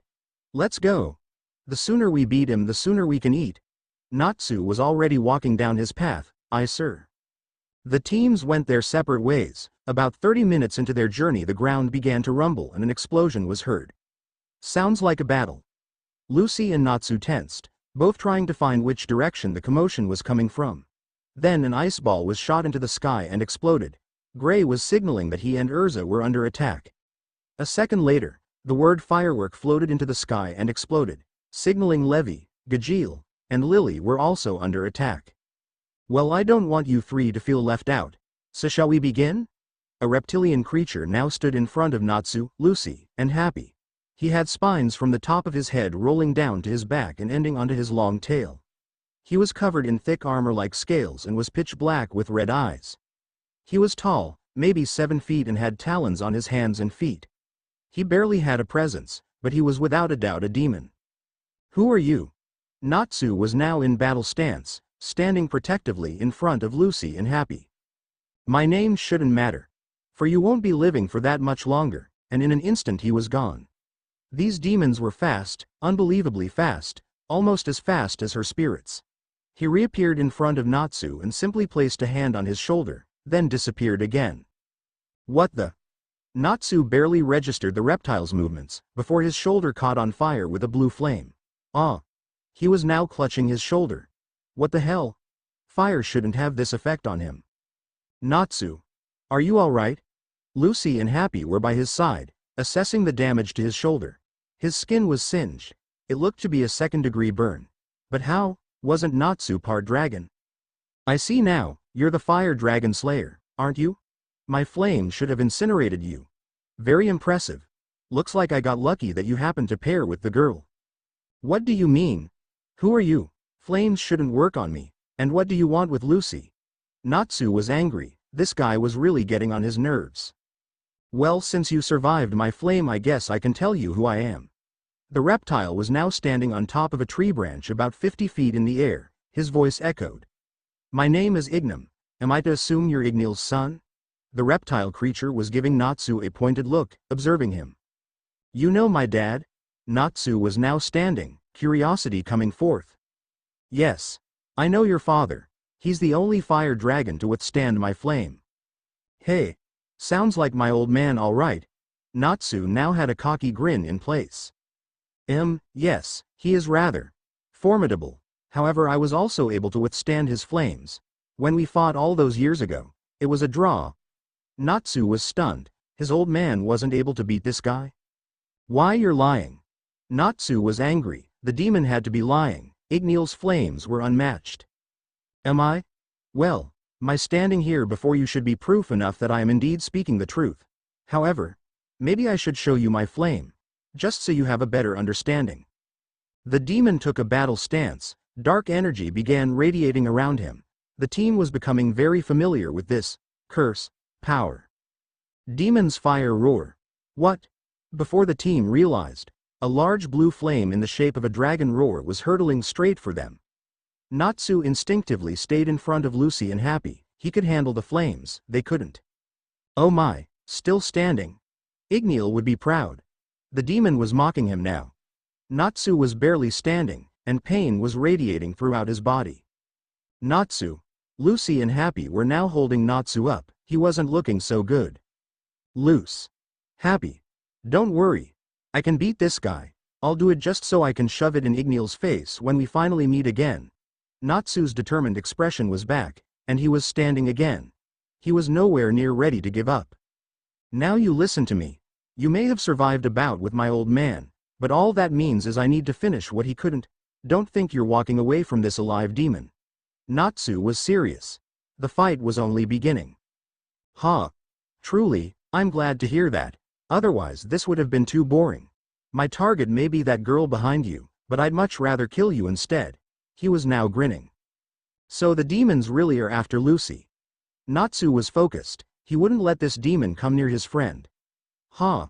Like I'd let you touch her. In one furious motion Natsu leapt up to the demon's branch. Fire dragon's roar.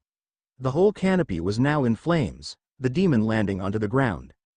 My. I truly didn't give you enough credit. I think you singed my scales a little. He was smirking again. This was going to be a battle to remember, just like Ignil. There's more where that came from. Natsu was now jumping towards the demon, fists on fire, fire dragon's iron fist. Natsu and the demon were going back and forth, blue and red flames intertwining. It would have been beautiful if Natsu wasn't so heavily wounded. Ha. Ha. Ha. You. Natsu was breathing heavy. Their firepower was equal, but the demon having those damn scales protecting him gave him the upper hand, plus he had to keep the flames away from Lucy and Happy. Oh no. Natsu. Happy was covering his mouth, worry in his eyes. Natsu looked as though he would collapse any second. This is bad. I need to do something. Lucy was fidgeting nervously. Natsu was having a tough time, and having to protect her and Happy while simultaneously fight the demon was too much. Lucy. Can't you do something? Happy was flying in front of Lucy's face now, pleading with her. All right. It's time to step up. She reached for her key. Could she handle a summoning right now? None of her zodiac spirits were equipped to handle this kind of fire. Aquarius would be fried. She'd have to use one of her new keys. She was now looking at her two new keys. I know, maybe Harabel will come again. She is a water Arankar after all and definitely powerful enough to handle this guy. All right, Happy, stand back. Lucy took her stance, ready to call on her gate. And what do you think you're doing, little girl? The reptile was looking at her now. He knew what those keys held. He wasn't about to let her summon a spirit. As he was about to leap, Natsu let out another dragon roar, effectively blocking him. Go ahead, Luce. As long as whatever you call out can protect you and Happy, I can finish this guy. Natsu gave her his toothy grin, telling her he had it under control. Alright, Natsu. Here I go. Open, gate of the Arankar. A light shone and Lucy prepared herself for the impact the spirit would have on her magic, hoping it was the Shark Empress. But she hardly felt anything as the light faded out into a being. What? Lucy and Happy both exclaimed at the same time. Before them stood an Arankar. Or so they thought. Ooh! Lucy, what the fuck is that? Natsu was now standing with his jaw hitting the floor. There stood a little blonde boy with freckles and 2 buck teeth. His bright purple eyes were staring at Lucy as he smiled. He was wearing all white and black like Harabel did, and had a hole in his chest. He had a bone fragment on top of his head, resembling a tiara. Hello. Little guy. What's your name? Lucy gave a worried smile. Maybe this little guy was more powerful than they gave him credit for. They should at least give him a chance. After all his other spirit counterparts were very powerful and, oh. Wait. No. There he goes. Chasing a butterfly. Yep. They were fucked. Ooh. The Arankar was running around the vicinity, chasing a butterfly. He even ran right in front of the demon, not even paying him any mind. Even the reptile's sweat dropped. Lord Zareth was after this. Is he drooling? OMG, we're all going to die. Happy was now latched onto Lucy's chest, bawling. Natsu even felt all his luck had finally run out. The demon still hadn't moved. He was still focused on the spirits. Odd behavior. What's the deal with the butterfly? It's all my fault. My magic was too drained. This was all I could support through the gate. Lucy was now on the ground, bawling and holding Happy as they accepted their inevitable fate. Ehem. Well. Back to where we were before this. Spirit came through. The reptile was now looking over to Natsu, ready to continue fighting. Natsu was slumped over, depression hanging over him. Yes. Well, I guess I'll just go ahead and continue. The demon was now back into his battle stance, ready to fire another fire attack. Blue Demon's flame arrow. A blue flame shot straight at Natsu, shaking him from his current mood and bringing his attention back to the battle. He narrowly dodged, landing on the lowest tree branch. All this guy's attacks resemble dragon magic. I can do this. Alright, demon, let's finish this. I still plan on taking you on, you. The Arankar was now on the branch above Natsu, playing with a caterpillar. The demon took advantage of Natsu's distraction. He gathered all his curse power and prepared for one final demon's roar, trying to kill both Natsu and the spirit. Time's up, son of Ignil. Demon's fire roar. Natsu had just noticed the attack. He was ready to jump, then remembered the boy spirit. He'd be burnt to a crisp. He jumped in front of the spirit to protect him. Natsu. Look out. Happy was screaming from his place on the ground. Please help, Natsu. Lucy all but screamed, not too sure what she was hoping for at this point. Natsu braced himself for the flames, but they never came. Instead, the roles had suddenly been reversed, and the boy was now standing in front of Natsu, and all the flames were gone. Except it wasn't the same boy, it was a monster. His shoulders and thighs grew significantly larger, with the shoulders popping out upwards. His arms and legs were also altered in size, being much skinnier than before. There were 5 holes in his abdomen, with 2 or 3 lines within each hole, except the middle. His face was covered from the upper half by a tall mask with 3 small horns, which seemed to make his eye sockets hollow. What? Where did my flame go? The demon was wide-eyed and confused. His flame just disappeared. Did the boy spirit from a moment ago transform into that? Whoa. Thanks, little, now big guy. Natsu wasn't sure what happened, but he knew he wasn't getting any answers from the spirit. Didn't seem like he could speak. Lucy was glad she was on the ground. The seemingly weak little boy chasing butterflies just transformed and she felt the impact. She began to sweat. I've really got to work on my endurance more. The young Arankar was looking at Lucy again. He reverted back into his child form and skipped over to her. She stopped sweating and the impact was gone. He didn't feel much different from having a zodiac or 2 out. Ah, ooh. Big purple eyes were on Lucy. He crawled into her lap and started hugging her, placing his head in her chest and closing his eyes. He really is just like a little boy. He's actually kinda cute. Lucy was now patting his head and holding him with her other arm. It was almost like having flew out. Thank you for saving my friend. She was smiling at him now, mentally kicking herself for doubting his abilities. Happy was patting his head too.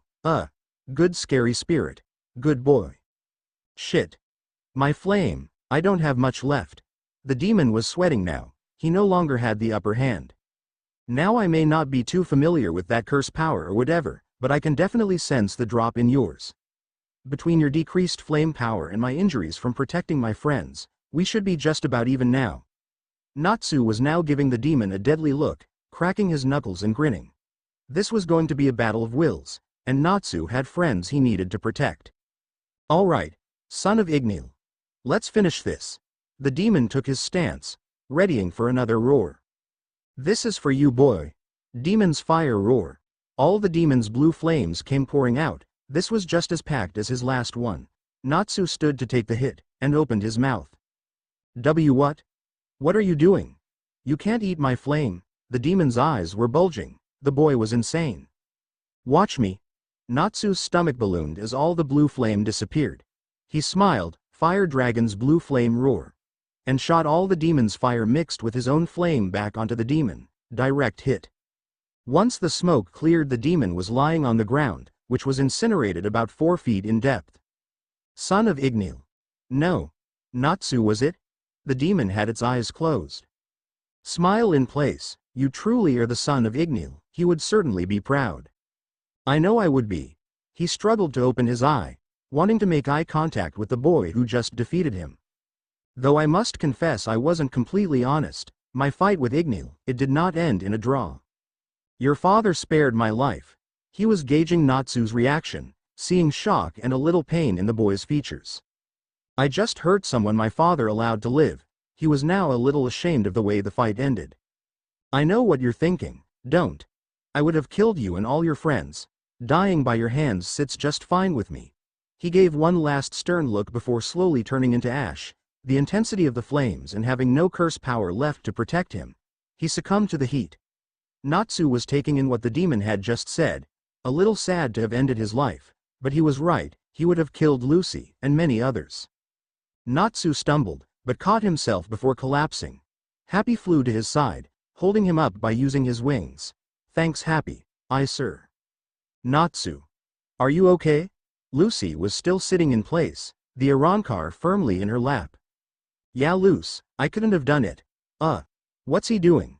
Natsu was now eyeing the boy, who was smashing his face in the valley of Luce's chest and using his hands on either side to smash her ass inward. Well, he is just a child, and he did kinda save us. So I guess it's okay. Just this once. Lucy was furiously blushing.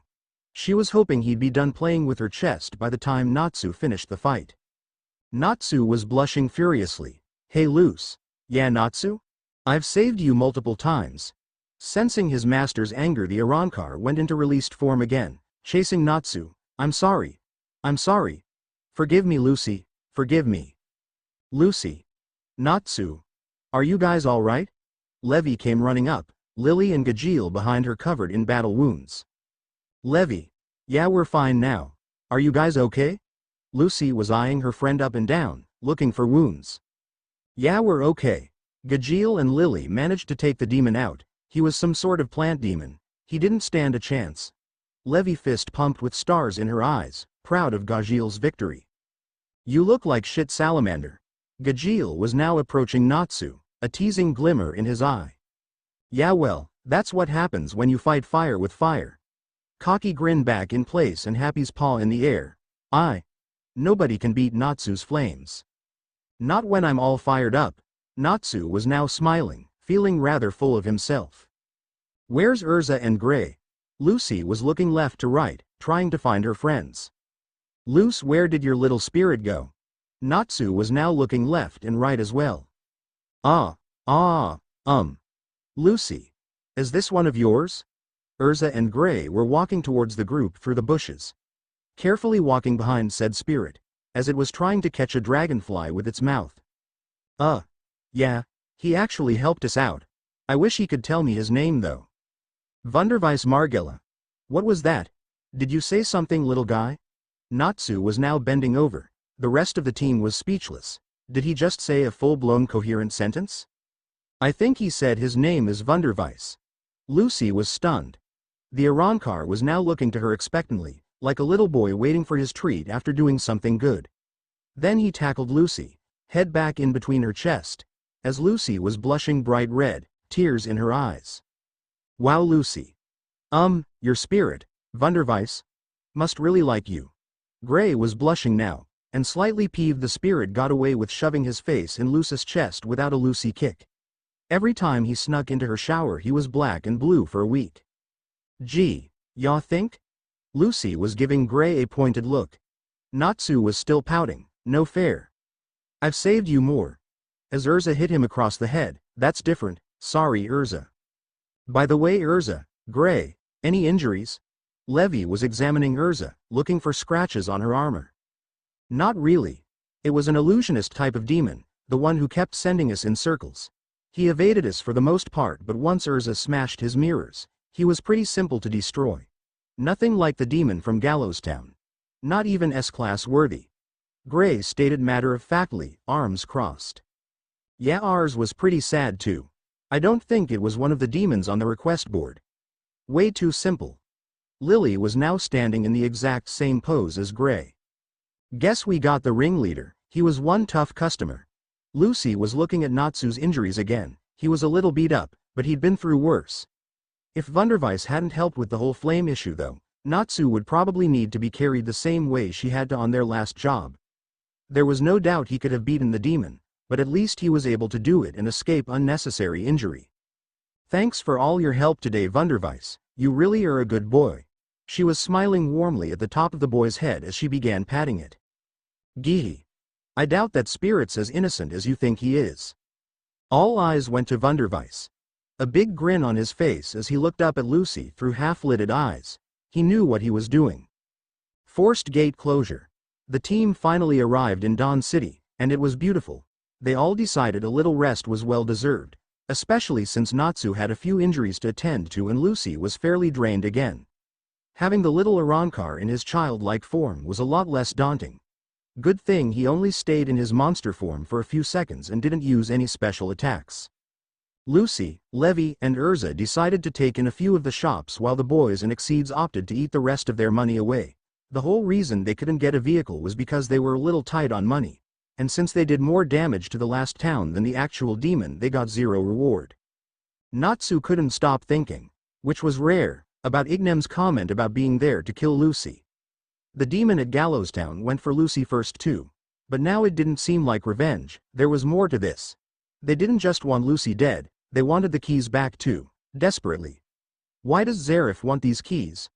I don't get it, he's not a celestial wizard, what could he possibly want with them? Hey fire match. Think too hard over there and you might kill off what's left of your brain cells. What's eatin' ya? Gray was on the other side of Gajeel. He'd noticed Natsu wasn't eating as much as he usually does and in his own way wanted to know what was going on. Sure, Natsu was an idiot, but he was a friend. Kinda. Sorta, but still an idiot. Knock a couple screws loose or something in your fight, Salamander? Gajeel barely spoke as his mouth was full of shrap metal and various screws and bolts. Oh. Yeah. Just thinking about something the demon I fought said. Natsu barely paid any mind to his two companions, even ignoring their insults. This was odd. Alright Natsu, spill. Gray was now giving his full undivided attention to Natsu. It wasn't like him to overlook a fight. Gajeel had stopped chewing on his screws so he could listen, he was curious too. Well, he said he was only there to kill Lucy and take her keys. The demon at Gallows Town said the same thing, but I thought it was just because she killed Demon and he wanted to avenge his friend. But in the forest Ignem was more focused on the keys. Plus we did take the keys from another demon that was guarding them. Natsu was looking at the ground as Gajeel and Gray were still intently listening, gazes focused on Natsu. What I'm saying is that I think these demons are after Lucy. The two you guys fought were only a distraction. I think they were trying to single Lucy out. His look quickly became lethal. The idea of them wanting to hurt his best friend was enough to send him on a rampage. Wow. You thought of all that by yourself, Natsu? Gray was genuinely surprised. This is serious, Gray. Natsu was still staring at the ground. Salamander's right, it makes sense. And if that's the case, we need to stay with Bunny Girl. Chick saved my life and I've yet to repay her. You can count me as one of her personal bodyguards. Gajeel was giving Natsu a look saying he was dead serious. If what you're saying is true, then I'm sticking by her too. She's one of my best friends and partners. I'm not gonna let anything happen to her. Gray now donned the same look as Natsu. Seems the conversation got pretty serious over here. Lily was now walking up with Happy, both exceeds with fish in their hands. What's going on, Natsu? You seem upset. Want a fish? Happy was now in front of Natsu, offering him a fish. Thanks, Happy, but I'm okay. You eat your fish. Natsu gave Happy a half-hearted smile. Why are you upset, Natsu? Maybe I can help. Happy was now patting Natsu's hand, wanting to be of use in his friend's melancholy state. We think the demons are after Lucy. Gajeel flatly stated. There was no point in hiding it. I thought as much. They did seem to want to go after her more than anyone else. Lily was now looking to Natsu too. The atmosphere was heavy. But why would they want to go after Lucy? Happy was still confused. Lucy was one of the nicest people in the guild. Why would demons go after her? Because of her keys. Lucy getting her hands on those 2 keys has indirectly put her on a hit list. Gray was staring at the floor now too. Whoa. Should we come back? Everybody looks like they just lost the Grand Magic Games. The girls finally showed up, Urza and Levy walking behind Lucy. Lucy. Happy flew into Lucy's face, crying tears of relief. I'm so glad you're back in one piece. Yeah, Happy, we just went shopping. What's going on? Lucy was now looking to all 3 men at the table, and all 3 were still staring at the floor. Okay, talk. What's going on? Urza slammed her foot on the table, effectively getting everyone's attention. We think the demons are targeting Lucy. That the ambush in the forest was to single her out and take her keys. Natsu was looking Urza in the eye, very seriously. She took in his features for a moment. He was clearly upset. Yes, I know. Urza's expression was completely unfazed. What? You knew? Natsu had jumped from his seat. Gray and Gajeel both equally as stunned. But, how did you know? When the demon at Gallowstown targeted Lucy first. True, he wanted to avenge his comrade, but he was sure to take her keys before anything else. Plus, the demon that went after you and Lucy was the only S-class demon of the lot. They want those keys back. Urza was casting a cool glance over at Lucy, as Levy was now hugging her from behind. Then, all the attacks, everybody getting hurt, all the townspeople. It is all my fault. Tears started to fill Lucy's eyes. No, Lucy, just like what the master said back at the guild. We have no control over their actions and this would have happened sooner or later. If they want those keys, then it's for something far worse than what we're dealing with now. Urza placed a hand onto Lucy's shoulder, trying to ease her friend's guilt and provide comfort. Happy now laying on top her head, tears still falling. Lucy, we're your friends. If demons were after any one of us, you'd fight for our sake, wouldn't you? Levy was peeking over Lucy's shoulder, just barely seeing her eyes. Why, yes. She blushed a little, glancing at everybody through hazy eyes. Okay, good. Then what we're doing for you isn't any less than what you do for us. At least you can understand where we're coming from. Levy was now smiling, trying to get one back from the celestial mage. That's right, Luce, we're here for each other. I'm not gonna let anything happen to you. Natsu was now in front of Lucy, hands on her shoulders, trademark grin in place. Aye, sir. Happy was now above the 3. Don't worry, Luce, we're all here because we want to be. You're our friend, don't ever think otherwise. Gray was now standing too. I owe ya a debt.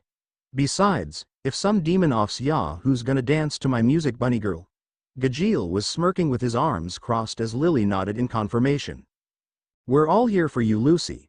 You have nothing to worry about. Urza was now smiling. She didn't want her friend to be troubled over this realization. She purposely kept it to herself so Lucy wouldn't try to run off on her own or something foolish of the sort to prevent her friends from getting hurt. Thanks, guys. She was desperately trying to hold back tears. but they pushed themselves through anyways. How did she get so lucky? Her friends were truly amazing.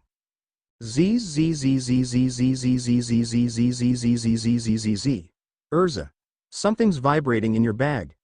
Levi was hanging over Lucy's shoulder, trying to see what was in the knight's bag. She quickly pulled her communication lacrima out. Makarov had given one to each team leader in case of an emergency or the teams needed to be in contact with either the guild or each other. If she was getting a call, something was most likely wrong. A face popped up in the lacrima. It was Master Makarov. Urza? Yes, Master, I'm here. Urza's expression was serious. The rest of her team was now standing behind her and looking at Makarov's face. Oh good, your entire team is here and accounted for. Excellent. No serious injuries are there. How's Lucy? Did she use her keys? Is her magic depleted? Oh, there she is. Hi Lucy. How are you doing? Everybody's sweat dropped. Was this just a casual call? Oh Master. Yeah, I'm good Master. I actually managed 2 more summons. Lucy was giving Makarov a questioning look. Couldn't this have waited until they returned? Good, good. It would appear you're getting better at managing those keys and your magical ability the more you use them. I'm glad to hear it. That's funny. Capricorn said the exact same thing. Plus she was feeling fine at the moment. She had Wunderweiss out for a good 15 to 20 minutes and was still able to walk to Dawn City. Master, is something the matter? Urza finally cut into the dull chatter. The lacrimas were for emergencies, not for casual conversation. Oh yes. Sorry Urza. Sometimes I forget how strict you are. Yes, the reason for my call. Well, it's about Blue Pegasus team that took on the S-Class mission solo. Well, their guildmaster, Bob, hasn't heard from their team in 2 days. They think something may have gone wrong. Your team is currently the only one that is both finished with their original mission and nearest to where their team was last seen. I'm asking you, my children, to answer Blue Pegasus' call for help. Everyone from the team was now looking to Urza. She was the team leader, and she called the shots. Of course Master, our team will check it out. Where were they last seen? Urza didn't even bother to look to her team for acceptance of their newest assignment. She already knew they'd be more than willing to help Blue Pegasus. Good, I knew I could count on your team. They're currently in Matza Valley, just south of Gallowstown. They were last seen near the town before the mountains. There are currently 4 missing mages. You may know them as the Trimans. Both Urza and Lucy visibly shuddered. Please contact me as soon as you find anything out so I can relay the information to Bob. Now go forth my children. Make Fairy Tale proud. He ended off with the famous Fairy Tale insignia as the vision CED out. Matza Valley huh? Good thing we decided to walk to Dawn City. We're actually halfway there already. Gray was raising his eyebrows surprised at their luck. It was about time something went their way. All right. We'll take first train out tomorrow. Everybody ready? Urza was now facing her team, all with determined expressions on their faces. Looks like everyone agrees. Let's gather some necessities and meet back at the hotel. We'll leave first thing in the morning. The train ride was fairly short, well shorter than their previous 2. Natsu was again sprawled on Lucy's lap as Gajeel found himself on Levi's. Urza claimed the window seat as Gray was sitting on the outside row, currently removing his pants. Gray. Lucy was exasperated. How could he really not realize he was taking his clothes off all the time? I mean, come on. Overhead. Next stop, Matza Valley. This is us. Let's go find our blue pony friends. Gray was smirking as he grabbed all the supply bags from overhead. Natsu and Gajeel were useless. Urza had all her bags, and Lucy and Levi had their hands full with the pathetic dragon slayers. Happy decided to catch a ride on Urza's luggage as Lily laughed at Gajeel. Okay, so we know they were last seen outside town. Should we work our way out? Levi was now handing Gajeel off to Lily. He was way too heavy for her to carry. Yes, but being last seen outside of town doesn't really give us a great lead. We may need to split up again. Urza was rubbing her chin, trying to come up with the most efficient battle plan possible. All right then Urza. How about we go take a look near the mountains? If that's where they were last seen, then maybe we'll find some clues. Gray was ungraciously dropping Natsu on the bench. All right, so where should we start? Lucy was now standing to attention, waiting for orders from Urza. Not gonna happen bunny girl. Gajeel had just placed his hand on Lucy's shoulder. as though he needed to hold her in place. Me and Salamander will take the rest of the uncovered area. We should be able to sniff him out. Wait. You don't want me to do anything? Lucy had one eyebrow raised, looking at the Iron Dragon Slayer skeptically. Yeah, hold on. Why are me and Lu Chan left out? Levi was now scowling at Gajeel with her arms crossed. You need to stay with Lucy. If something happens, it's better for the two of you to be together. Gajeel's eyes weren't going to take no for an answer. Urza may have been team leader, but Gajeel made this very clear. The girls were to stay put. We're not helpless, Gajeel.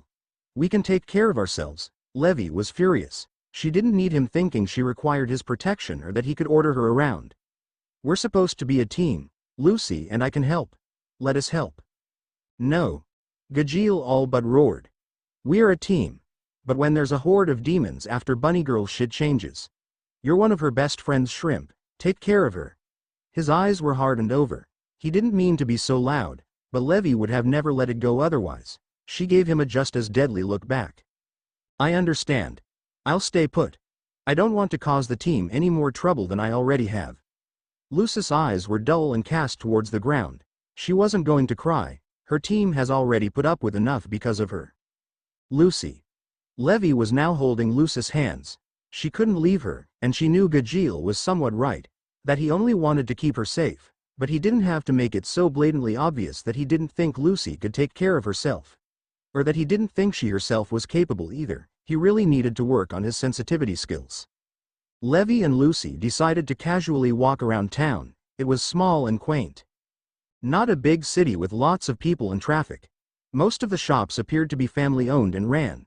Seemed odd that there was the possibility of a demon running around with how calm and serene everything seemed. Natsu and Happy decided to take the east side of the mountain as Gajeel and Lily headed west. Gray and Urza proceeded north. So the girls decided to take a peek immediately outside the town. They couldn't just sit around and do nothing. The rest of the team didn't have to know. So Lucy. I was wondering. Levi was now walking backwards, directly in front of Lucy to look her in the eyes.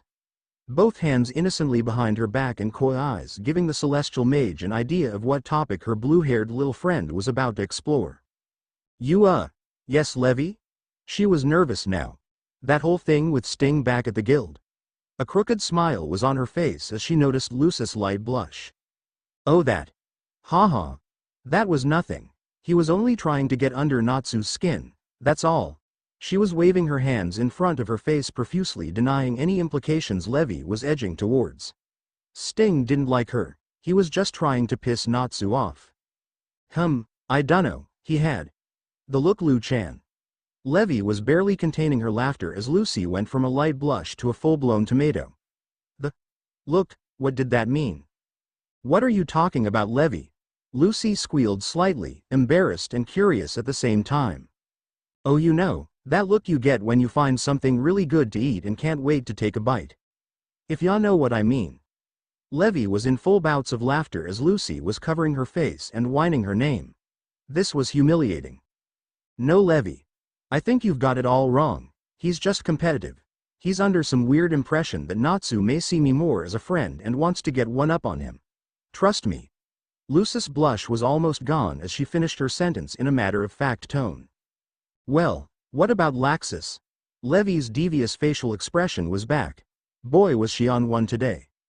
Oh, Levi, now you're just crazy. She couldn't help but roll her eyes at that one. Well, he did say some rather sweet things to you before your mission. Plus, when you all came back, Laxus was the one that carried you in. He looked like somebody had just taken all the lightning out of his life. Levi knew Lucy didn't know about this little detail and was taking in her reaction. He did? I always just assumed Natsu would have carried me. Lucy was staring straight ahead. Wow. Laxus did that, huh? He really is a good guy deep down inside. Yep. Granted, Natsu wasn't too happy about the setup, but that's what happened. He was also at the guild every day and night while you were in the infirmary. He refused to leave. Freed had to go to his house to grab some of his stuff. Same with Natsu and Gray. Levi was gauging Lucy's reaction to the rest. She knew nobody had told Lucy since Laxus threatened everyone to not say a word. He really was a softie on the inside, just like Gajeel. Wow. I had no idea. I mean, he probably just felt really guilty since he was team leader and well, I did almost die.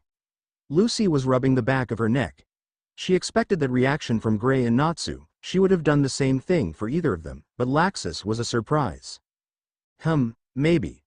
By the way, were you able to put any of that lingerie to use that Kana lent you? Levi was gaping from ear to ear. Lucy was so red Urza's hair would have been envious. OMG Levi. No, I didn't, and Natsu even went through my bag and pulled a pair out. He wore them on his head. I almost died. I never thought Bixlow would let me live it down. She'd almost completely forgotten about the memory. Once she woke up in Magnolia, everyone's focus was on her keys, including her own. He's probably afraid you'd send one of your spirits on him. Levi and Lucy were laughing now, imagining Wunderweiss chasing Bixlow and attempting to eat his dolls as if they were bugs of some sort. The boy really seemed to like bugs. By the way, why was Natsu going through your bag?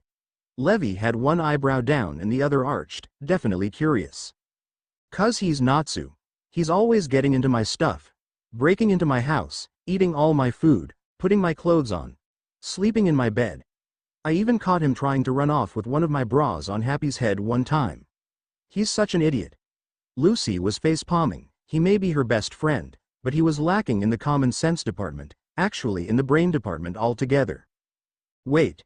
You've slept with Natsu? Levi accidentally screamed. Why hadn't Lucy ever told her about this before? No, Levi, you've got it all wrong. We're just friends. He crawls into my bed sometimes because he says his hammock is uncomfortable. Happy sleeps in my bed too. He's never touched me. It was her turn to laugh at Levi now. She was so flustered. By the way, what's the deal with you and Gajeel? You two seem rather close. She was on a roll. It was her turn to put Levi on the spot.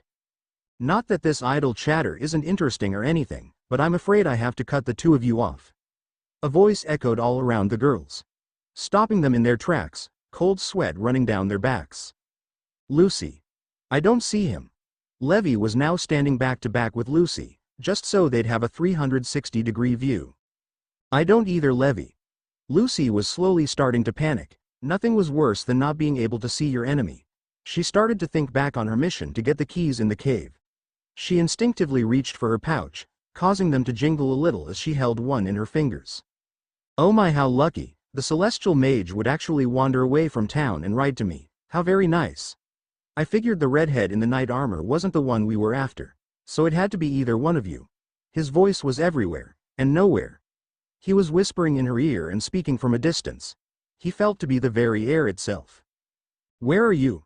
Show yourself. Levi was preparing to defend herself, and getting ready to send a signal out to the rest of the team.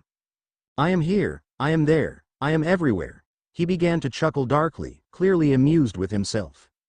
Are you the one responsible for Blue Pegasus' disappearance? Lucy was becoming angry. These demons really were assholes. Blue Pegasus. Oh. Yes.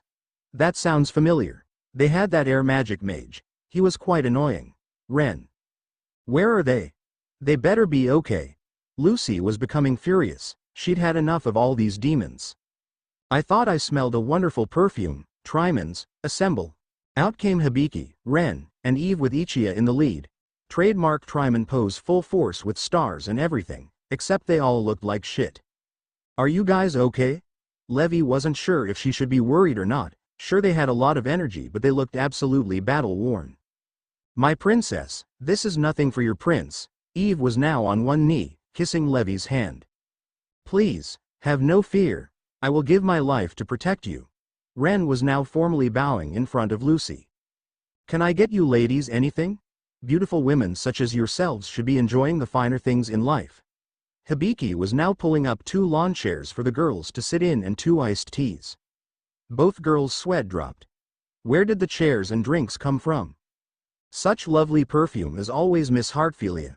Ichigo was full-blown sniffing Lucy's arm now. She was blanching and fighting the urge to Lucy kick him.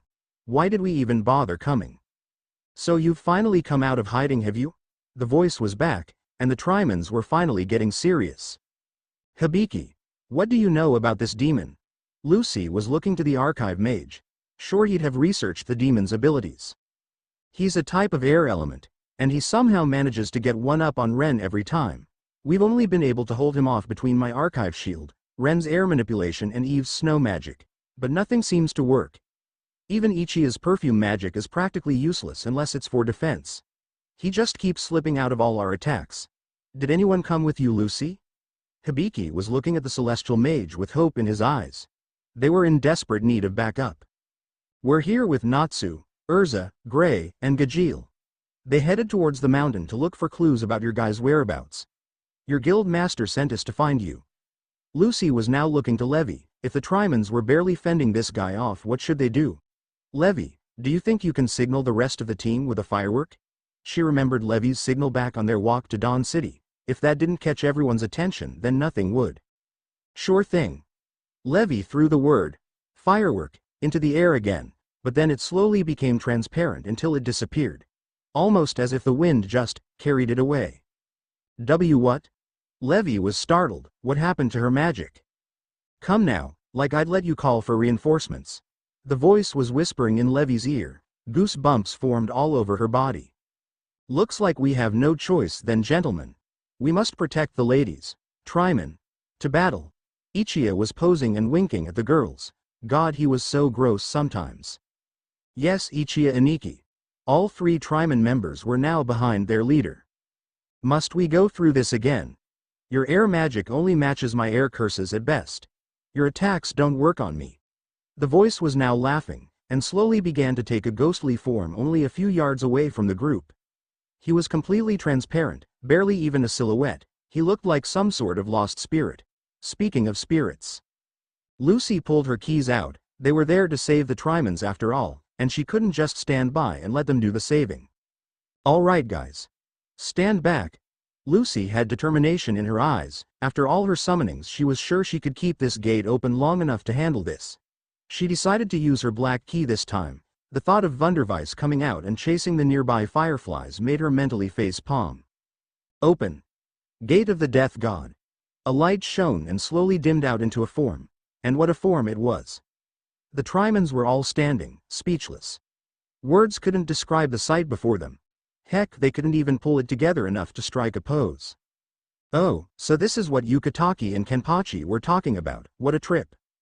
Oh my. A very voluptuous form was standing before the six mages. She had strawberry blonde hair, blue eyes, full lips, and a beauty mark sitting delicately on the right side of her mouth. She wore a black robe that hung very loosely on her chest area, allowing her cleavage to almost completely spill out. She had a golden necklace tucked between her cleavage and a long pink scarf over her shoulders. She was so beautiful even Levi and Lucy had to blush. The Triman's jaws all hit the floor and an uncharacteristically deep blush took over their bodies as their true nature took over. Miss, I don't know your name, but know I would go to hell and back just to be in your presence. Eve was back to his one-knee pose, possessively stroking the spirit's right hand. Has he ever cursed before? No, my sweet rose, it is I, Hibiki, who would do anything for a one-of-a-kind beauty such as yourself. Please, have dinner with me. Hibiki was clasping her other hand, tears in his eyes. If it is true love you're looking for, then you must choose me, even if it's indirectly. Ren was standing with his hands in his pockets, looking to the ground and blushing with a semi-scowl in place. Tsunere. My, this perfume, I've never smelled anything like it, my dear, my love, my soulmate. Ichigo was sniffing her hair as he lightly brushed his fingers over it. So creepy. Oh God. My poor spirit, she must hate me now. Please, my queen, is there anything I can get you? Ren was now standing with a hand towel delicately folded over his arm. Where do they keep pulling all this stuff out from? Lucy had had enough. She was about to intervene. This was way too embarrassing. Got any sake? The spirit now had her eyebrows raised. Lucy stumbled, and Levi's sweat dropped. That definitely wasn't the answer they were expecting. OMG, this new spirit is a lush.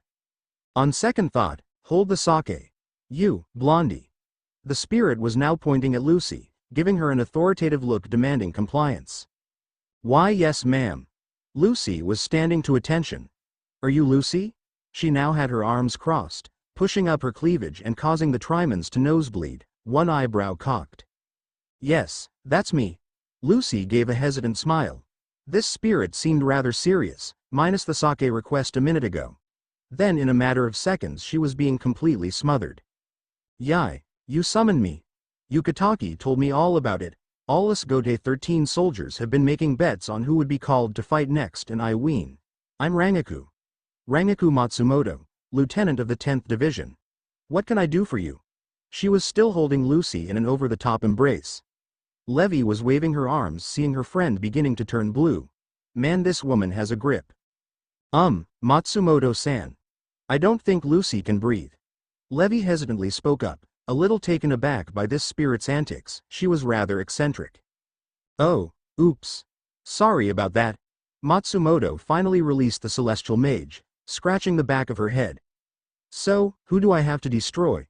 Perky gaze turned to the Trimans as the three younger mages ran behind Ichigo. That's the thing. Matsumoto-san, we can't detect a solid presence. He seems to be in the air itself. We don't know how to defeat him. Lucy was worried. She wasn't sure how they were going to handle this fight. No, you call me Rangaku. Matsumoto was giving Lucy a playful stern look and wagging her finger. So, Master, you want me to get rid of an enemy you can't see, is that right? Oh, please, don't call me Master. I'd like to think of us as friends. Call me Lucy. She was beginning to like this new spirit. She was so quirky and fun. She kind of reminded her of Kana mixed with a little bit of Mira. I've had enough. A gush of wind began to form a tornado around the group, the oxygen becoming thinner and debris aimed at the mages. Aerial foes. Ren was now standing on the outside of the group, swinging his arms around. Two small cyclones were now forming. They were beginning to destroy the ground and lifting the shattered stones and rocks. He was trying to counterattack the demon, blocking the incoming debris with his own, but he couldn't block all of it. The team was slowly getting beaten down, from superficial cuts to being impaled by small objects. This was bad. It was only a matter of time before a piece of debris would impale straight into an organ. Then it suddenly stopped. I am impressed, Air Mage. That attack surely would have ended your little team if you weren't so quick on your feet. He began to laugh again. This was just a game to him. Well, that was rude.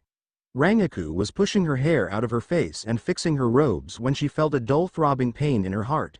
She looked to Lucy. She was bleeding profusely. Lu-chan. Are you okay? Levi was practically in tears.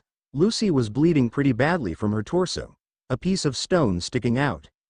So this is what Yukitake was talking about. Not only am I unable to cause the girl any harm, I'm absolutely compelled to keep her safe. Why?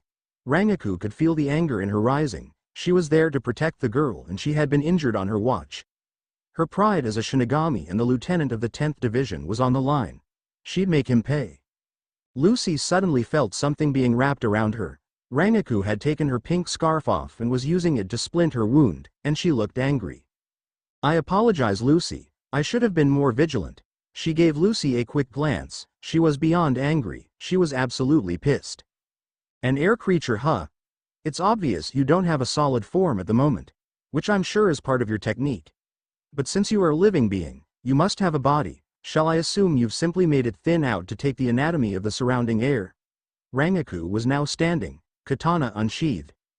You are perceptive spirit. Yes, I do have a body, and it's almost as thin as the air itself. That sword of yours is far too bulky to harm me. Poor girl. You're completely useless. He began laughing again. He really liked laughing.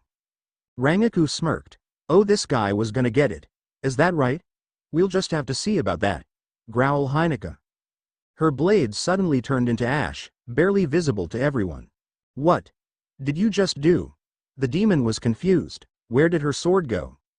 My Zanpakuto is very unique. You see, the blade turns to ash and spreads, allowing it to temporarily thin out. Sound familiar? She was smirking. He instantly formed his own cyclone, in an attempt to blow the ash away. They only encircled his miniature typhoon and stayed within the immediate area. Any particles that were blown simply regathered and re-emerged where Matsumoto had originally sent them. Why aren't her ashes going anywhere? My wind should easily blow them away. I know what you're thinking. My sword has a mind of its own, you see, and it only listens to me. Well, sometimes. You can shoot your wind around as much as you like, but the ashes will still bend to my will, and with power as pathetic as yours you can't do much. She began tilting her sword's hilt, allowing the ashes to slice aimlessly through the air. She couldn't see his body, but she didn't need to. The demon shrieked and cursed, random blood splatters could be seen on the floor. He had somehow manipulated his body to almost be the air itself, completely invisible and almost impossible to attack, unless you were using ICHIGO. I can do this all day, demon. It's only a matter of time before my blade's ashes slice you through and through. She had a merciless look, she would be showing no mercy.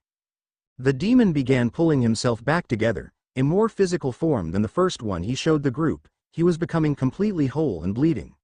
This is the first time anyone's been able to use a physical attack on me. I am impressed, but now that I'm whole again, my power is also whole. Your luck's run out, spirit. He began laughing again. The battle had now turned to his favor. Small nicks like these couldn't kill him. Her sword attacks were barely more than paper cuts. Well, I didn't finish explaining how my blade works. ICHIGO's ash is my blade. All it takes is a simple hand gesture and the ashes move as you've seen. However, ICHIGO's ability is rather limited. When the ash is so widely spread, the attacks are rather small with only minimal damage. She was looking over his superficial cuts, but if I can focus all the ash into a specific area, well, you might as well be getting cut with my blade fully intact. I'm surprised. I didn't even need to trick you to reform yourself. You did that all on your own. The demon quickly realized his mistake and attempted to blow her ashes away again, but before he could summon any air, she'd already fed her wrist, cat round dance. All her ash was now twisting around the demon, completely enveloping him and ripping him apart. He howled and shrieked as he was ruthlessly being torn to shreds from every direction. Next time you should think twice before attacking my Lucy, but then again, I guess there won't be a next time for you. She was calling her ash back to her hilt, reforming her sword. The demon was now fully solid and lying on the ground, bleeding on every square inch of his body with deep painful wounds. The Trimans were watching in fascination as they were all hovering over Lucy, ready to protect her in case of another attack. Wow, Miss Matsumoto. You're so amazing. Eve had stars in his eyes. This perfume. Ichigo was in tears. If only we had you around a few days ago. Hibiki had a slightly amused expression on his face. It was so easy for her. And here they were fighting and running around for 3 full days running on empty. Their lacrima was in pieces thanks to one of Eve's ice attacks, and they didn't want to run to town, afraid the demon would follow and pull all those innocent people into their battle. Having the right technique was all they needed. Ren and Levi were completely focused on Lucy. She was bleeding badly. They needed to pull the fragment out of her and close her up, but nobody had the right equipment. This isn't over yet. The demon was attempting to stand. I can still fight. We'll get those keys. He was now looking at Lucy. Heh. I aimed that quite well, though I was hoping it would pierce her heart. No matter, I still hit an artery. She'll bleed out and be dead within the hour. The demon's head was completely severed from its body. Eve and Ichigo blanched slightly at the horribly bloody sight. Matsumoto had disappeared and instantly reappeared next to the demon. This woman got serious when she wanted to, and the demon paid the ultimate price for pissing her off. Is there a town near? Matsumoto was addressing the mages without even turning around. Yes, she was angry. But angry at herself. She was summoned to protect Lucy and did a terrible job. If anything happened to the girl, she'd never forgive herself. All her questions would have to wait. Yes, there's a town maybe 15 minutes back that way. Levi was pointing behind them, in the direction her and Lucy wandered from. Matsumoto was now looking in the direction Levi was pointing at. I'm going to take her. The rest of you can meet us when you get there. Wait. I want to come with you. Levi was pleading with the spirit. She didn't want to leave her friend. What if the worst happened and she wasn't there? No, carrying you will only slow me down. Lucy is my priority. You can meet us when you arrive in the city. I'll be taking her to whatever hospital they have to offer. All her previous happy-go-lucky mood was nowhere to be found. She was pissed. She wasn't going to argue with anyone and she was taking Lucy. They all knew she only wanted to do what was best for the girl. Ren and Levi allowed the spirit to slowly pick the celestial mage up. See you guys in town. Before they could register a reply, she was gone. Man. That spirit's fast. Natsu. Do you really think Lucy and Levi are okay? Happy was flying in front of his friend. They'd been searching the mountain for hours with only small signs and hints to the Triman's whereabouts.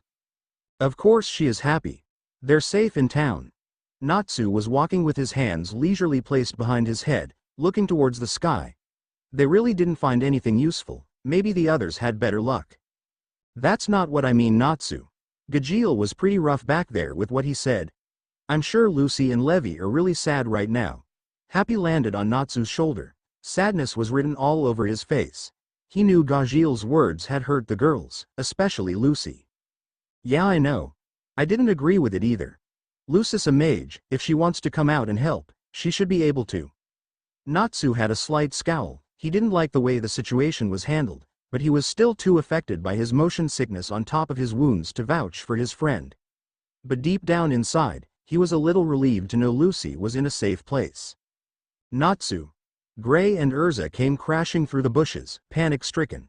We just got a call from Levi on the communication Lacrima. Lucy's hurt, bad, she's in town. Let's go, Happy. Aye, sir. Happy had pulled his wings out once again and was flying Natsu towards the town. It was only a few minutes with Happy going full speed and to the point where his wings disappeared, just on the outskirts. Natsu grabbed his friend and took a full sprint towards the town, looking for a medical building. He spotted the Trimans. Hey, where's Lucy? Natsu barely stopped before slamming into Hibiki. Natsu. Lucy's inside, she's okay now. They removed whatever impaled her and have her stitched up. They're going to discharge her any minute.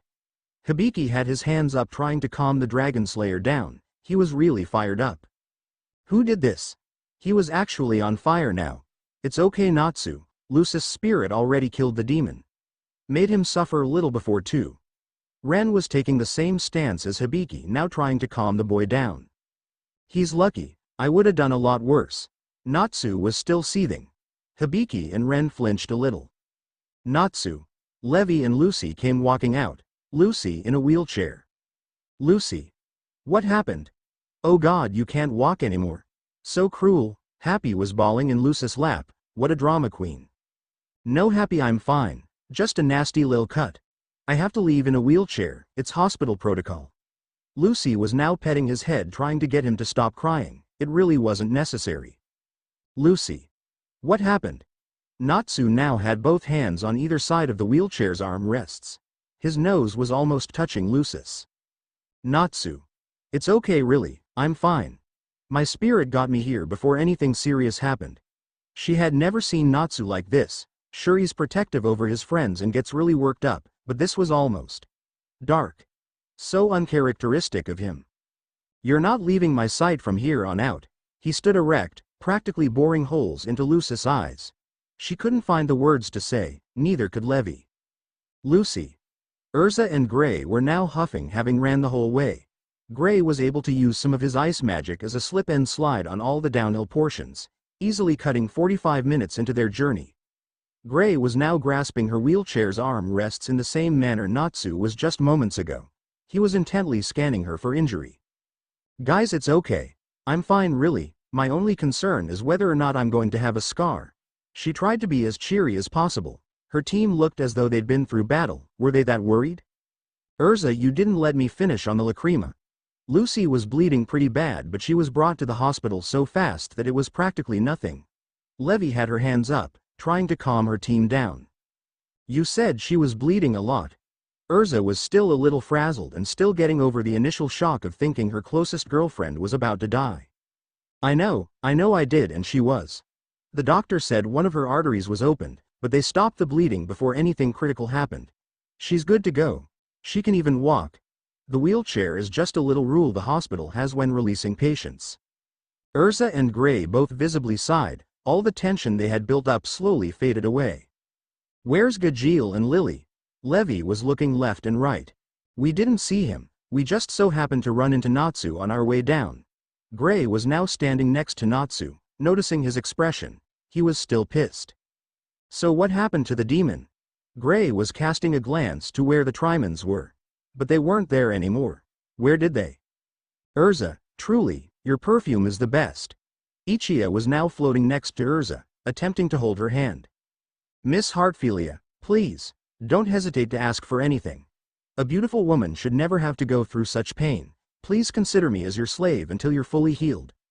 Eve was in his typical one-knee pose holding Lucy's hand. Please, if there's a scar, allow me to take responsibility. I will forever be yours.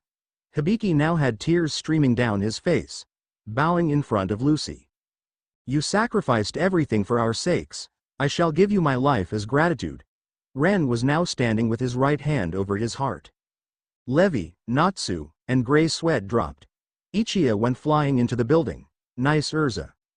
Lucy had a look of disgust mixed with irritation. What's with these guys? No thank you, that really won't be necessary, I'm fine. Lucy was slowly pulling her hand away from Eve. Then he was suddenly gone. Smashed into the building wall next to Ichigo. Gajeel. Levi shouted in surprise at his sudden entrance, and rough handling of one of the mages they were supposed to be saving. You alright, bunny girl? What the fuck happened? He was looking at Levi, making sure she wasn't hurt. Lily was now perched on her shoulder, nodding to Gajeel that she had hardly any injuries. Do we really need to repeat the same story again? Levi and Lucy's sweat dropped and sighed dejectedly. We take full responsibility. We should have protected the girls. Though, if they hadn't shown up, we don't know what we would have done. Hibiki was now standing and speaking directly to Gajeel, passing glances at the rest of the team as well. It was an air demon. If Ren wasn't here to counterattack, we probably wouldn't have lasted another day. That new spirit of yours was very impressive, Lucy. He was now looking to her with a smile. It seemed like every time he ran into the girl she surprised him time and time again. Well, we guess the demon was S-class for a reason. Good job, Lucy. Urza was now hugging Lucy. A little too tight. Urza. Her wounds. Levi face-palmed. She was becoming exhausted. What a day. S-class? Hibiki was looking at Urza, eyebrow raised. That wasn't the S-class demon. Hibiki was standing with his hands in his pockets, face as serious as could be. What do you mean? Gray was giving Hibiki an incredulous look. That wasn't the S-class demon. The S-class demon took off from here the day we arrived. We don't know why though. His little air friend decided to stay behind and toy with us. Hibiki had a light scowl on his face, bordering pain. It was a rough few days for their team, and in the end they couldn't even defeat a demon that wasn't even considered S-class. How humiliating. No, Hibiki. I know what you're thinking because it's written all over your face. That demon may not have been S-class in terms of strength, but his powers were formidable to say the least. Any one of us wouldn't have been able to last a day, let alone 3 against his attacks. You did Blue Pegasus proud, don't ever think otherwise. Levi was now wagging her finger in place, only lightly scolding the archive mage and adding a smile at the end. Hibiki couldn't help the blush, she actually cheered him up a little bit. Gajeel definitely didn't like that as he unceremoniously dropped his hand on Hibiki's shoulder, fully taking his attention away from the script mage. Don't sweat it. His tone was meant to be reassuring, but the look in his eye was saying, don't even think about it, boy. Aha. Ha. Yeah. Thank you. Levi. Gajeel. I think I'll go pull my teammates from the building now. He was sweating bullets under Gajeel's heavy gaze as he quickly made his way to the rest of his team. By the way, Lucy, we never told your spirit thank you for saving all of us. Levi was completely oblivious to the position she was in only seconds ago, now helping Lucy out from her wheelchair. Oh yeah, I still have her pink scarf too. I really wish I knew how to call spirits out individually. I'd like to give this back to her. Lucy was pulling the scarf out of her bag of items the hospital kept together for her. Putting her key belt back on and carefully folding the scarf and putting it away in one of their bags. I think we should stay the night, head out in the morning. We've all had a busy day, sleep's the best option right now. Urza was on Lucy's other side just in case she needed any help walking. The celestial mage was waving her hand trying to let her team know she was all right. It was nothing to be so worried about. Gray and Gajeel were close behind with Lily still perched on Levi's shoulder. Natsu still hadn't moved from his spot. Natsu. Are you okay? Everybody's leaving. Happy was flying in front of Natsu, trying to get a good look at his face, and didn't like what he was seeing. Natsu was still angry, very angry. Happy. What if she died? We weren't here to protect her. His anger soon melted into sadness and deep concern. Now there's the Natsu we all know and love. Natsu, do you believe in Lucy? Happy had his head tilted to the side, like a curious child. Well. Yeah. Why do you ask that, Happy? Natsu was confused. What did that have to do with this? Well, everybody seems to think that they need to protect Lucy. Like, that Lucy couldn't take care of bad guys on her own. I don't know. Every time we go on missions I see Lucy get roughed up pretty badly. But she always stands back up and gives it her all. Happy had his fist in the air and a look screaming, fighting spirit, across his face. She always manages to come back twice as hard and come up on top. He was looking back to Natsu now, whose eyes had gone wide. Lucy's strong Natsu. A lot stronger than any of you give her credit for, and it's not fair to Lucy. She always helps out, and is somehow there when you need her the most. She's even saved us, Natsu. And now Blue Pegasus. Happy was now staring straight into Natsu's eyes, looking to see if the Dragon Slayer understood the point he was trying to get across. Natsu's surprised expression turned to a smile. Wow, Happy, you're right. I was so wrapped up in wanting to protect Lucy and keep her safe from everything that I completely forgot she is pretty capable of doing it herself. But I still worry about her, I guess I just can't help it. Natsu was now patting his head. Thanks, Happy. Now let's go catch up to the rest of the team. Natsu was now running to catch up to his team, who had stopped and waited after noticing their Fire Dragon Slayer and Blue Exceed weren't with them. Come on, Happy.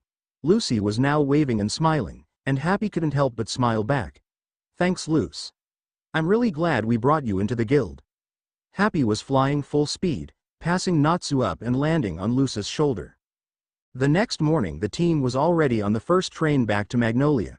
The Trimans were able to speak to their guild master the night before and had decided to take the first train back that night. Everyone just assumed they must have been homesick. Everything was as it should be. Natsu half-conscious on Lucy and Gajeel in the same state on Levy. Gray and Urza at the window seats as Gray was fidgeting with his shirt. Don't even think about it. One cold glare from Urza instantly stopped all his fidgeting. By the way, has anyone spoken with Master yet? I'm sure he wants to know how our mission went, and our train ride is pretty long. Lucy was sympathetically patting Natsu's head. Poor guy. No, I thought to call him last night, but I figured we'd see him soon enough. Besides, the Trimans contacted Blue Pegasus directly, and the Master only wanted us to call if we had word on their whereabouts so he could let their guild master know. Urza was also afraid that if she called, Makarov might send them out for another errand or mission, and she wanted to get Lucy home and safe. She had a lot to discuss with the Master about Lucy and her keys. Lucy was absent-mindedly playing with the scarf Rangaku had used to stop her bleeding. I'll have to wash the blood out when I get home. And then she realized that calling Rangaku out didn't obliterate her magic. In fact, she hardly noticed her magic deplete, maybe because she was so focused on not bleeding out, but still. She felt as though she could easily do another summoning. It feels as though every time I summon a spirit I can hold the next one out for longer. Granted, their power is the biggest factor, but I could only hold Kenpachi for 2 minutes. I held Wunderweiss and Rangaku for 10x that. She then started thinking about Rangaku again, the look on her face when Lucy was placed in her gurney at the hospital. She didn't head back into her world until after Levy and the Trimans arrived, and she knew Lucy was stable. It was really sweet. What a wonderful spirit.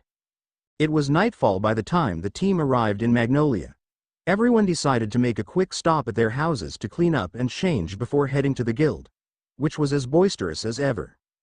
Lucy. A drunken Kana pounced on the blonde right as she walked through the door. The rest of her team was already there.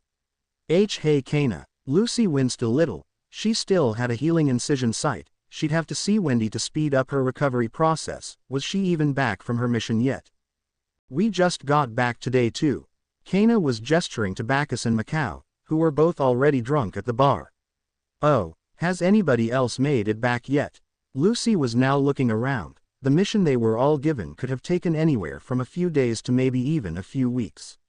Minus Laxus, his should have taken 10 years. Oh yeah, Laxus and his team are back too. Guess they came in yesterday. Kana was looking around now too, trying to point said team out. Yesterday? What? What about the 10-year mission? Lucy was beyond shocked. A 10-year mission accomplished in 3 days. That was just insane. Yep. Though we don't know anything about their mission, they won't talk about it. Kana was scratching her head. not wanting to think too much, it might kill her buzz. Lucy. Levi was now waving and approaching the girls. Hey Levi, so how was your mission with Gajeel? Kana was draping her arm around Levi and poking her side, eyebrow raised suggestively. Stop it Kana, that's so embarrassing. You know he can hear you. All three girls were now looking to Gajeel, whose face was covered with his hands as Lily was stifling his laughter. Oops, he heard. Levi was now bright red and both girls began poking and laughing at her. So anyways, Lucy. How's your wound? Levi was trying to change the topic and direction of the conversation onto someone else. It worked. You're injured. Kana's smile dropped. She was now eyeing Lucy up and down. It's no big deal. Just a few stitches. Lucy was really getting tired of everybody making a big deal out of nothing. She punctured an artery. She almost bled to death. Levi was giving Lucy the "don't act like it was nothing" look while simultaneously lifting her shirt and showing Kana the cut and sutures. It was still fresh and red, with some severe bruising traveling all the way up to her ribs and under her and then down towards her hip. There was some minor tissue damage as well. She was lucky her spirit got her help as quickly as she did. Holy shit Lucy. That's definitely a big deal. Kana's outburst was attracting unnecessary attention to their direction. Lucy was trying to pull her shirt back down but Kana and Levi were both holding it up and slightly pulling her shorts down to see just how far the bruising went. Ouch. What happened Lucy? Freed was now approaching the girls, then he caught sight of her wound. Oh my, Lucy, have you been to a doctor? Freed was now in the midst of it with Kana and Levi, lifting and pulling at her clothing trying to get a better view of the damage. Freed, I'm fine really, I already saw a doctor and... Chick, what the fuck happened? You a magnet for trouble or what? Laxus was now next to Levi, assessing her bruising and making sure it was blanchable by pressing into it. Whoa, that looks painful cosplay queen. Are you injured anywhere else? Bixlo was now fully lifting her shirt from the other side, checking for bruising on her right. What's going on? Whoa. Bacchus and Macau were now staring at Lucy's bruising. Lucy, Master wants to, Urza, Gray and Natsu had just walked out of Makarov's office giving him some details about their last mission. Only to walk out to Kana and Levi holding Lucy's limbs in place as Kana, Laxus, and Bixlo were lifting her shirt and partly exposing her bra and Freed and Levi pulling her shorts down, slightly exposing the frills of her lacy underwear. Bacchus and Macau were just standing by and watching the show. Lucy was blushing so furiously her temples were pulsating. Quote, quote, quote. What are you guys doing to Lucy? In a matter of seconds the guild was in a full-blown brawl with Lucy sitting atop a table, tears streaming down her eyes. Happy was patting her thigh. It's okay Lucy, you don't have to talk about it if you don't want to. Sympathy and unshed tears were in his eyes. Nothing happened Happy. Lucy was pulling her hair. Oh how everyone loved jumping to conclusions. Lucy, I need to speak with you, it's urgent. Makarov was standing outside his office on top of the stairs.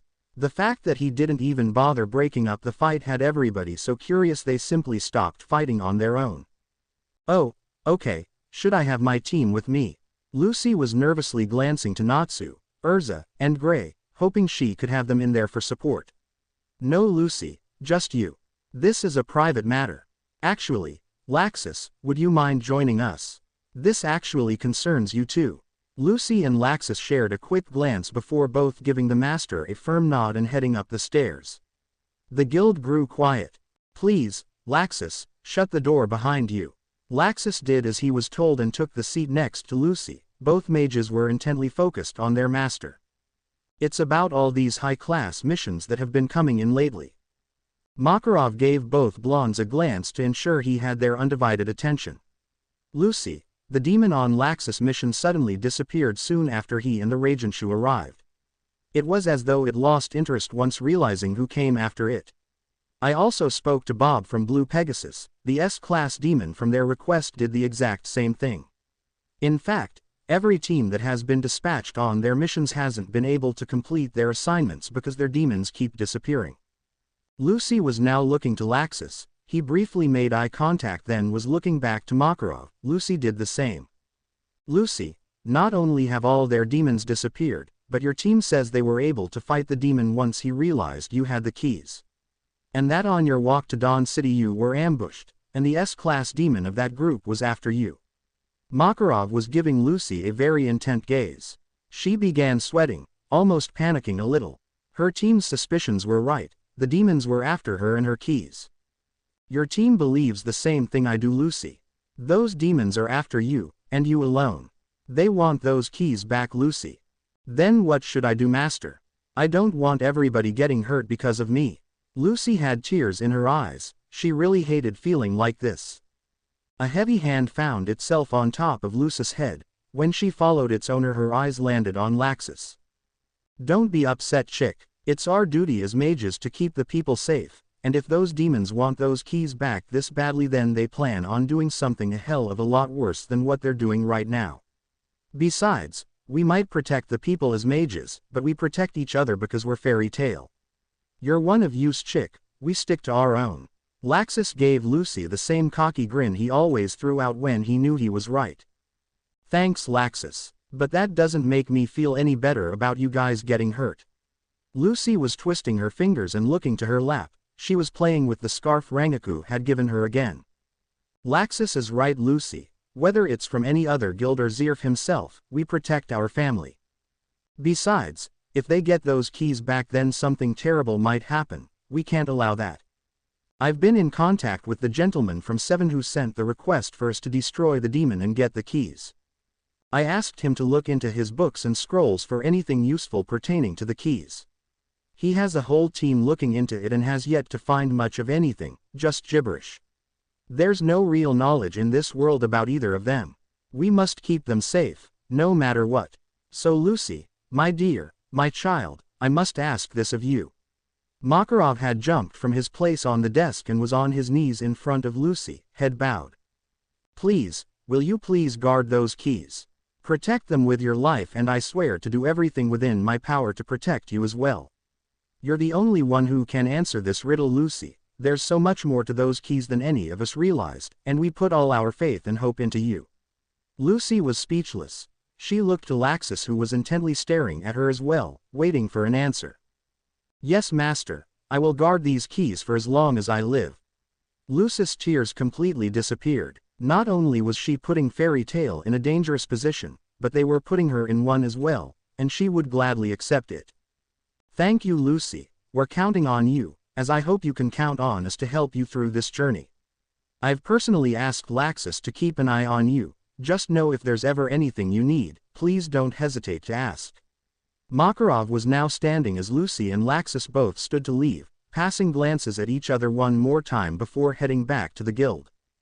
Thank you, Master. I'll keep that in mind. Lucy gave Makarov one last smile before she and Laxus walked out his office. And boy, was the guild as loud as ever. Bixlo and Bacchus could be heard at the bar gushing over something as Kana was laughing hysterically. Levi was also by the bar with Gajiel, Natsu, Gray, and Urza. In fact, everybody was around the bar, and all the men were blushing. Laxus and Lucy shared a sideways glance before making their way towards all the commotion, and then she spotted it. Strawberry blonde hair. Maaster. Rangaku flew through the crowd and tackled Lucy onto the floor, skillfully maneuvering a 180-degree aerial move so Lucy landed on top of her. She was still injured after all. Then she flipped her over, straddling her from on top. Lucy, my master, I've come to check on you. She was now on all fours directly above Lucy, their s smashing together and noses practically touching. Noses started bleeding. Bacchus and Bixlo started howling. Even Laxus couldn't stop staring. She could smell the alcohol coming off her spirit. Oh yeah, she was wasted. Rangaku, how did you get here? Lucy was too stunned over the fact that she was here to even be bothered with their position. Ah, didn't you miss me? She was now smashing Lucy's face into her cleavage. Lucy, your spirit sure can drink. Kana came wobbling up. Apparently she'd been keeping her spirit company while she was in with the master. I could sense you were in an important meeting, so I didn't want to interrupt. Rangaku was now sitting up, proud of not interrupting Lucy's briefing. Rangaku, I'm happy that you're here, but how are you here? Lucy was now sitting up and looking at Rangaku curiously. Well, I was back at my barracks and kept thinking, I hope Lucy's okay. I wish I could visit her, if only I could get back to her world, and then I felt it. It was like the door between our worlds wasn't fully shut, so I pushed through with a little Reiatsu, and here I am. And on my own Reiatsu at that. She had her hands in the air and a smile on her face, her chest bouncing a little with the movements. Wild. The door didn't close. I don't get it. We both agreed it was time for her to go back and she did. I don't understand. And then it's CED. Lucy looked to her right hand and a light bulb went on in her head. The end. Now we will see you in the next video.